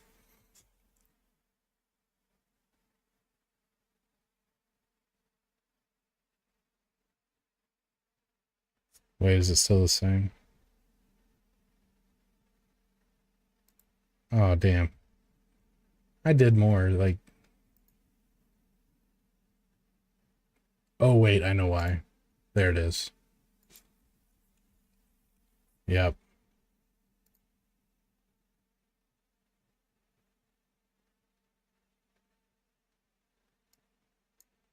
Updated animations, unit scenes, and scripts. Refactored the animation event receiver script for various animation end events and reconfigured values adjusted in the bunker base scene. Updated path manager and unit action system and added new functionality in unit animator script. Numerous changes to the zombie prefab and animation updates and SK mannequin. The code has been carefully revised for better performance and maintainability. Wow. Thank you, writer. Oh my gosh. That is so nice of it.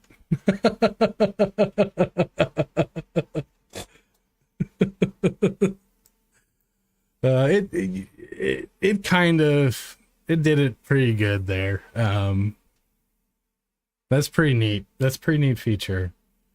Uh the code has been, man, I feel I'm blushing. I am seriously blushing. Wow. I've got to clip this. Hold on. That's good.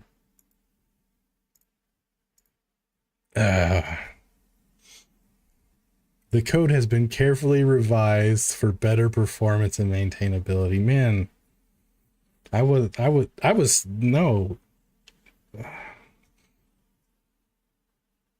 What if we kiss next to the AI? All right. Enough flattery.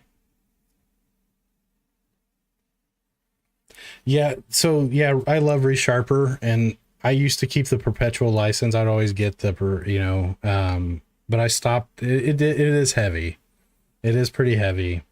And the reason I'm even in Writer tonight is because Visual Studio is giving me a lot of pain. I've been having crashes, and I can back that up with a reliability monitor report.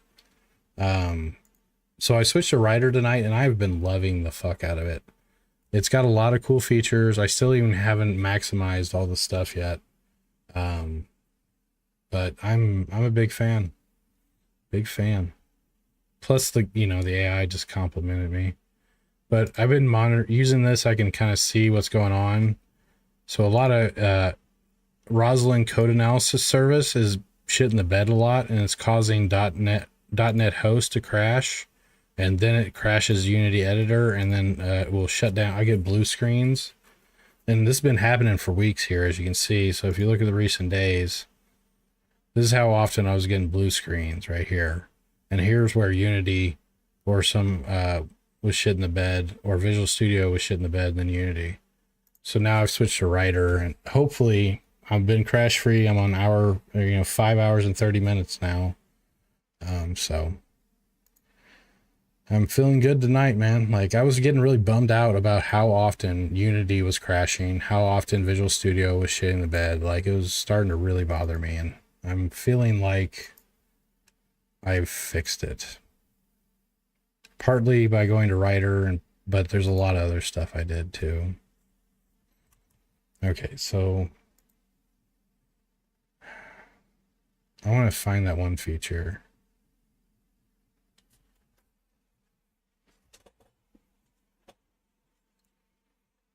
Of navigating around your code. The Shift keyboard shortcut brings up the Search Everywhere dialog. Shift. Hold on, let me try that. Oh, that's dope. Yeah.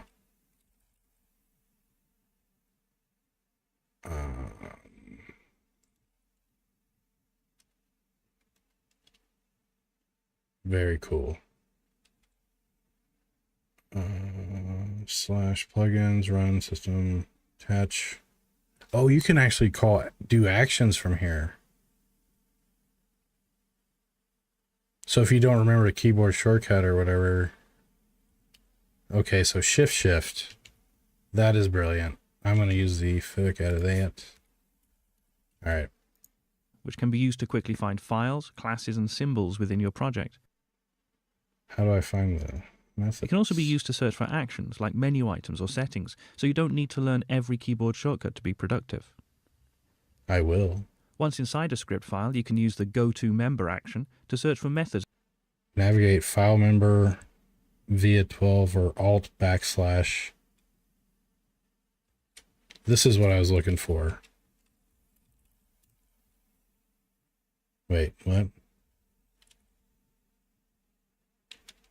Ask AI to generate code. No.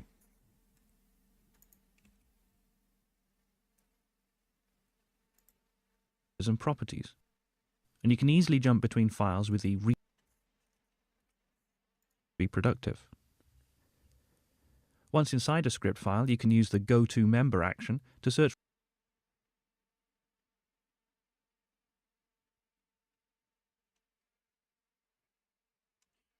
So go to member.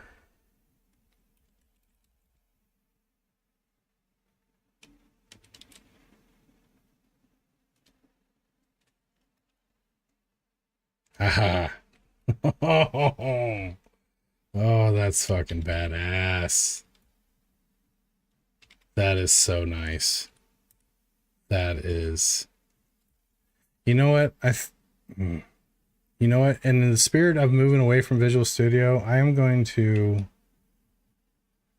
Should I use the J Sharper shortcuts or should I stick with this Visual Studio?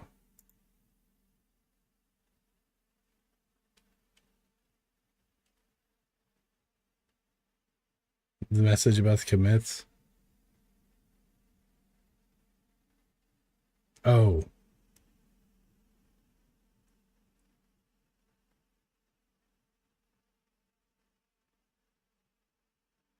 GitHub Copilot. You know, and they've got the codes to train that boy.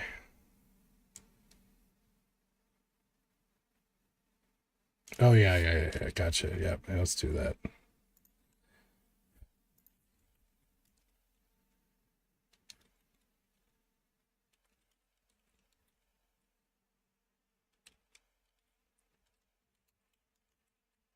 All right, let's go.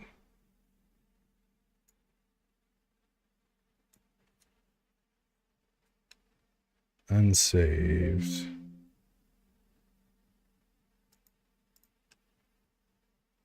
Oh, that's cool. Look at that.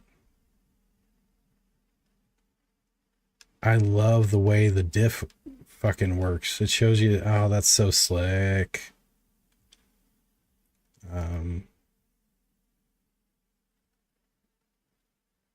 What do I care?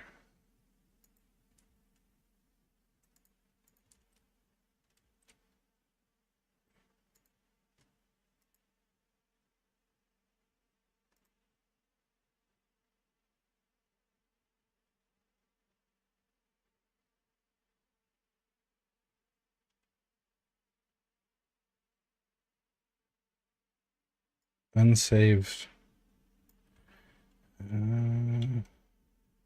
Oh, I'm in play mode. That might be why. So I'm gonna hit save.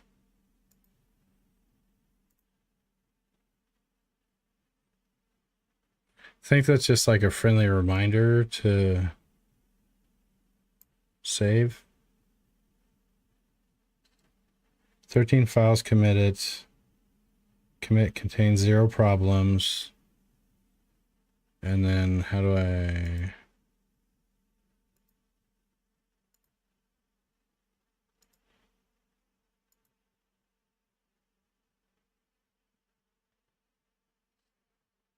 Zero to do.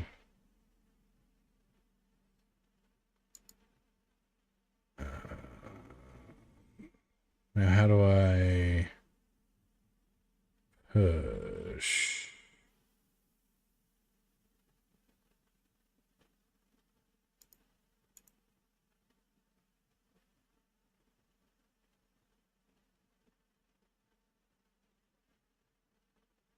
No, I hit cancel, then I just hit commit. So,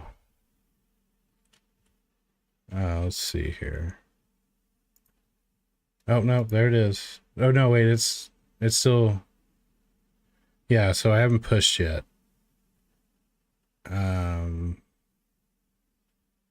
Where would I do that? I want to 100% be able to work through here.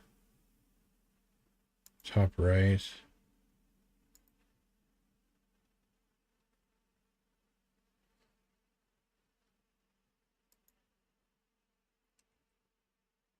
Oh yeah, I can do it here. This is GitHub. This is Git Desktop. I was wanting to know how I did it from here, but we'll just go ahead and do that. Because then I won't even need this interface. If I can, everything would be here, you know, like, oh, you know what? Let's go ahead and just kick up the old game from my IDE. I love that. I fucking love that. Bottom left icon. Oh yeah, it does. It do. We're learning through the power of observations. Yep, right there.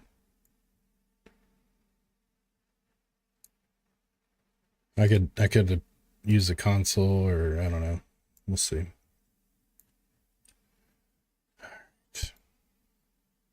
I'm still stoked. So I'm just gonna make a space, hit save, come back to Visual Studio. I should have waited for the editor to stop. Oh, right. Yes. Thank you. Very. I was sitting there like, what am I doing? Now I was getting ready to test more bullshit. There we go. So, Gaia. Let's push this to the, let's really push this up. So this is a small terrain. Let's check what our memory usage is at right now. So we're, holy shit, 98%. That's the problem. I guarantee you, well, yeah. Let me, close some things down. I want to keep you.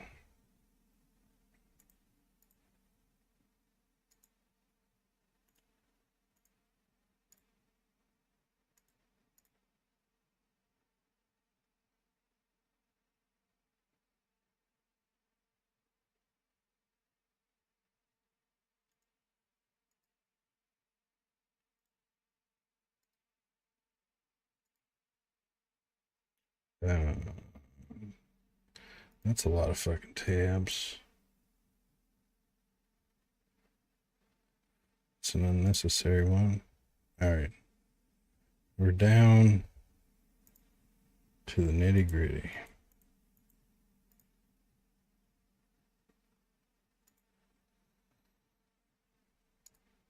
$92%. All right.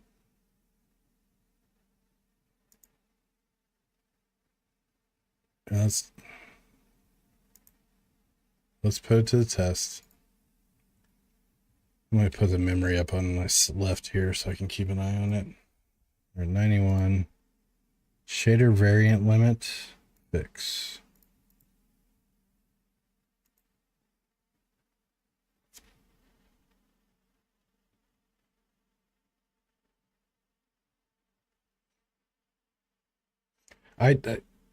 I'm gonna actually, instead of buying assets, you know what I'm gonna do? Well, no, I'm gonna get the blood. I'm gonna get 64 gigs of RAM or more. I'm gonna order that soon because I think it's a.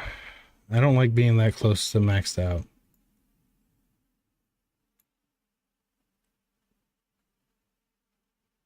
Writer is taking up 25. Writer's using a good chunk too. All right, so we're up again. We're at 77. We're gonna open up the manager on Gaia. We're gonna come to this guy. We're gonna do a large world. So a large world is 2048 meters squared.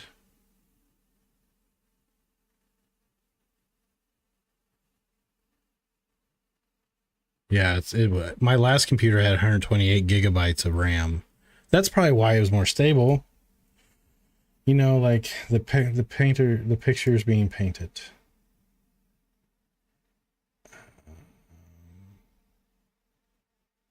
Continue, that's fine.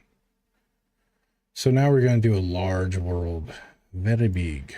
Very big. This is actually a little smaller than Fortnite's map right here. I think Fortnite is 3,000 meters squared. I don't know.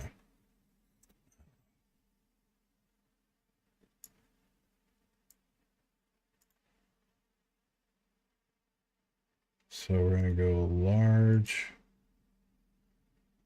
Randomize all. We're going to go with the fancy terrain.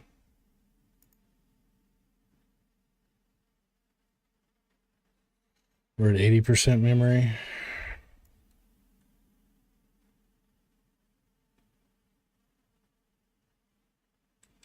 Oh yeah, we're going to create our runtime if we haven't already. Gaia water, lighting presets, procedural sky, moderate. Yeah, it looks like we already got it. Yeah, okay. So we don't have, the biome has not been ran, so the terrain's just a blank, empty thing. So let's go to the biome.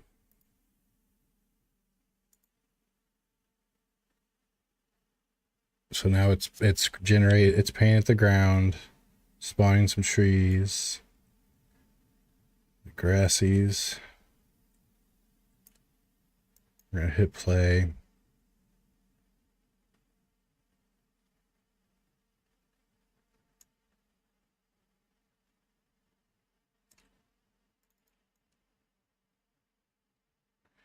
My controller is way below the ground.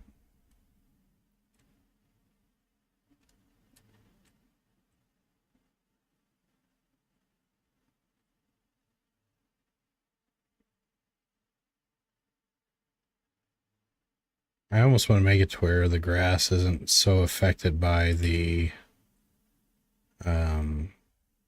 night.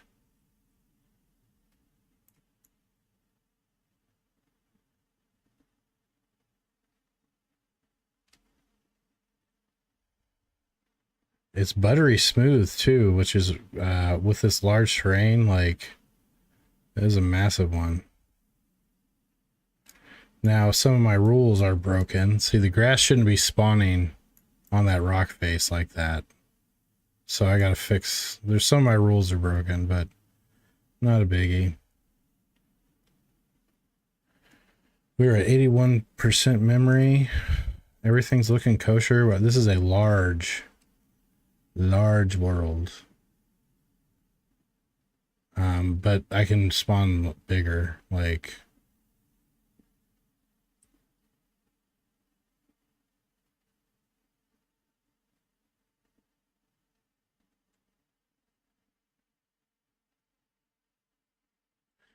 so this gives me hope. We've ran around. I guess I'll start hitting some more menus and stuff. So let's go to the grass spawner. Well, I really don't want to fuck with my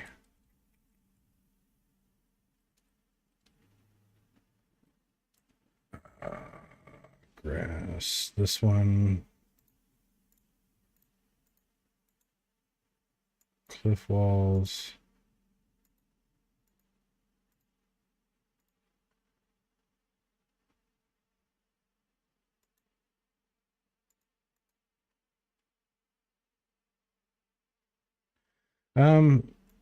Just flying around, messing with the editor. So like right now I'm fixing the biome. The layer mask or the mask for the terrain textures for the grass is broken. That's why you see grass on this rocky side. And I bet you there's grass under the water. Very well. Well, the height mask. The height mask is stopping the grass. So now if I respawn my grass, you're going to see that it'll vanish from the side of the mountain like it is here.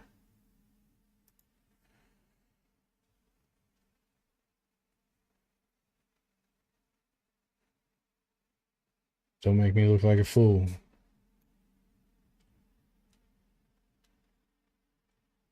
Yeah, so now the grass is only spawning on top of the grass terrain texture within a certain height range and other rules. But yeah, now the grass looks much better. Oh, no, I thought it was about to crash. Yeah, that looks a lot better.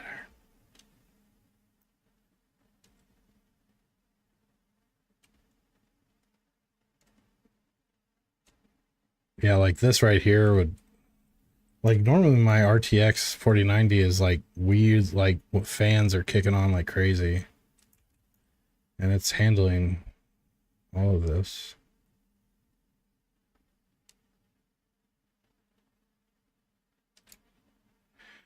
You know, I don't want to be too too eager to say I've improved my situation, but I feel like I have. Now the Gaia in the isolated project, obviously I think was running better, but it still crashed. I'm almost 100% sure I was still getting crashes while working with Gaia, which honestly, Gaia is a pretty big, complicated program. A few crashes here or there, whatever. But the frequency that I was experiencing things was not acceptable. All right, so that's there. What other rules are broken? Anything? Everything's spawning pretty good. Let's kick up the density. So if I do the global density, let's do a 1 instead of 0.5. Let's just keep kind of taxing it and see if it can take it. So now the trees, everything's denser. So we got, what's that? 17 million instances of grass 01. 3.8 million instances of grass 2, 3.8 of 3, 95,000 of reeds.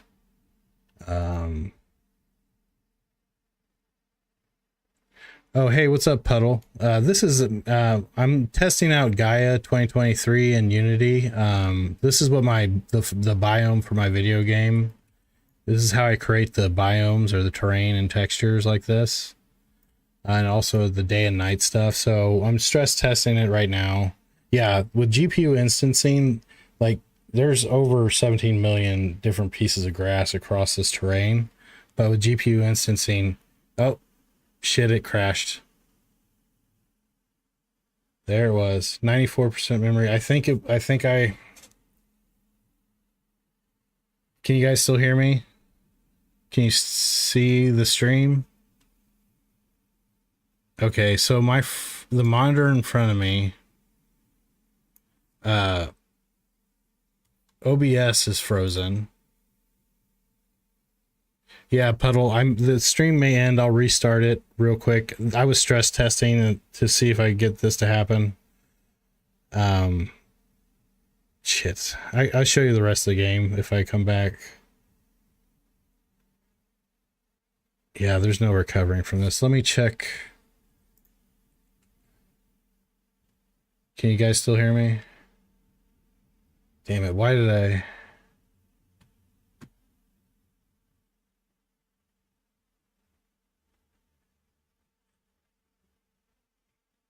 Now, with the scene that intense, still, I shouldn't... I think it's memory. Let me check my event viewer. Hold on. Yeah. I was, so, you know.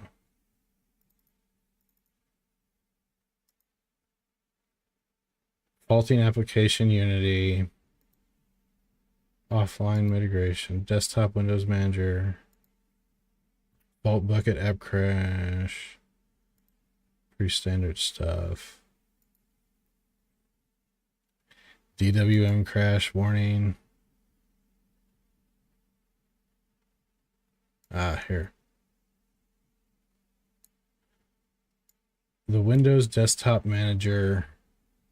So this message, I don't know if you guys can hear me still, but this message right there, the dwm.exe, and then it's talking about the 4090.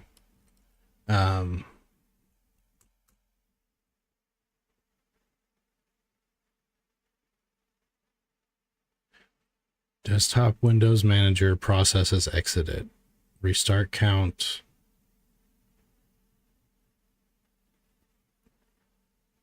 Desktop window. So if I run out of memory, Window Manager could shit the bed. There's no way for me to fix this. I'm gonna have to restart my PC and I'll start the stream up again. Right afterwards.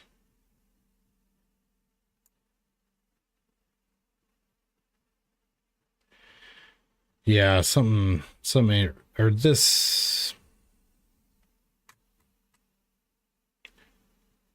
you know what?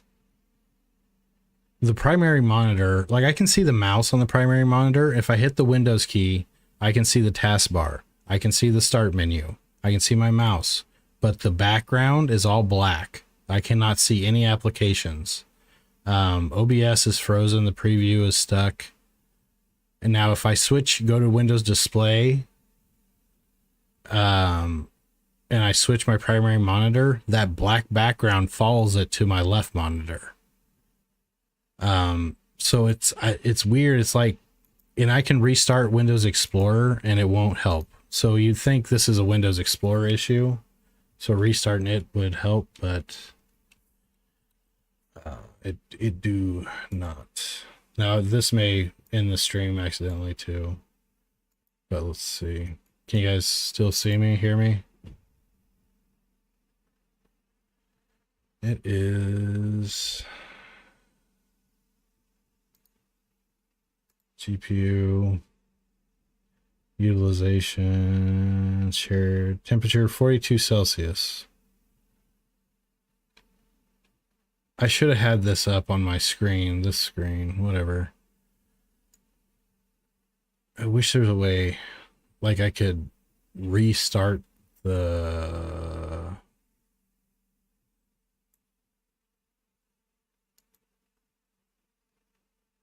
Yeah, thanks, Puddle. Sorry you came in right as I was testing this issue.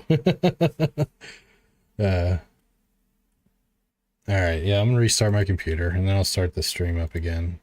I do think we're still in a better state. No, not really. Like, it was normal. See, I need to do several days of stuff that isn't Unity related, like gaming or intense gaming or whatnot, and see if this happens. But yeah, so let me restart. Oh, I can't even see the shit. I killed the taskbar. I can't see that now, so I can't restart that way. Control Alt Delete. All right, see you guys in a second.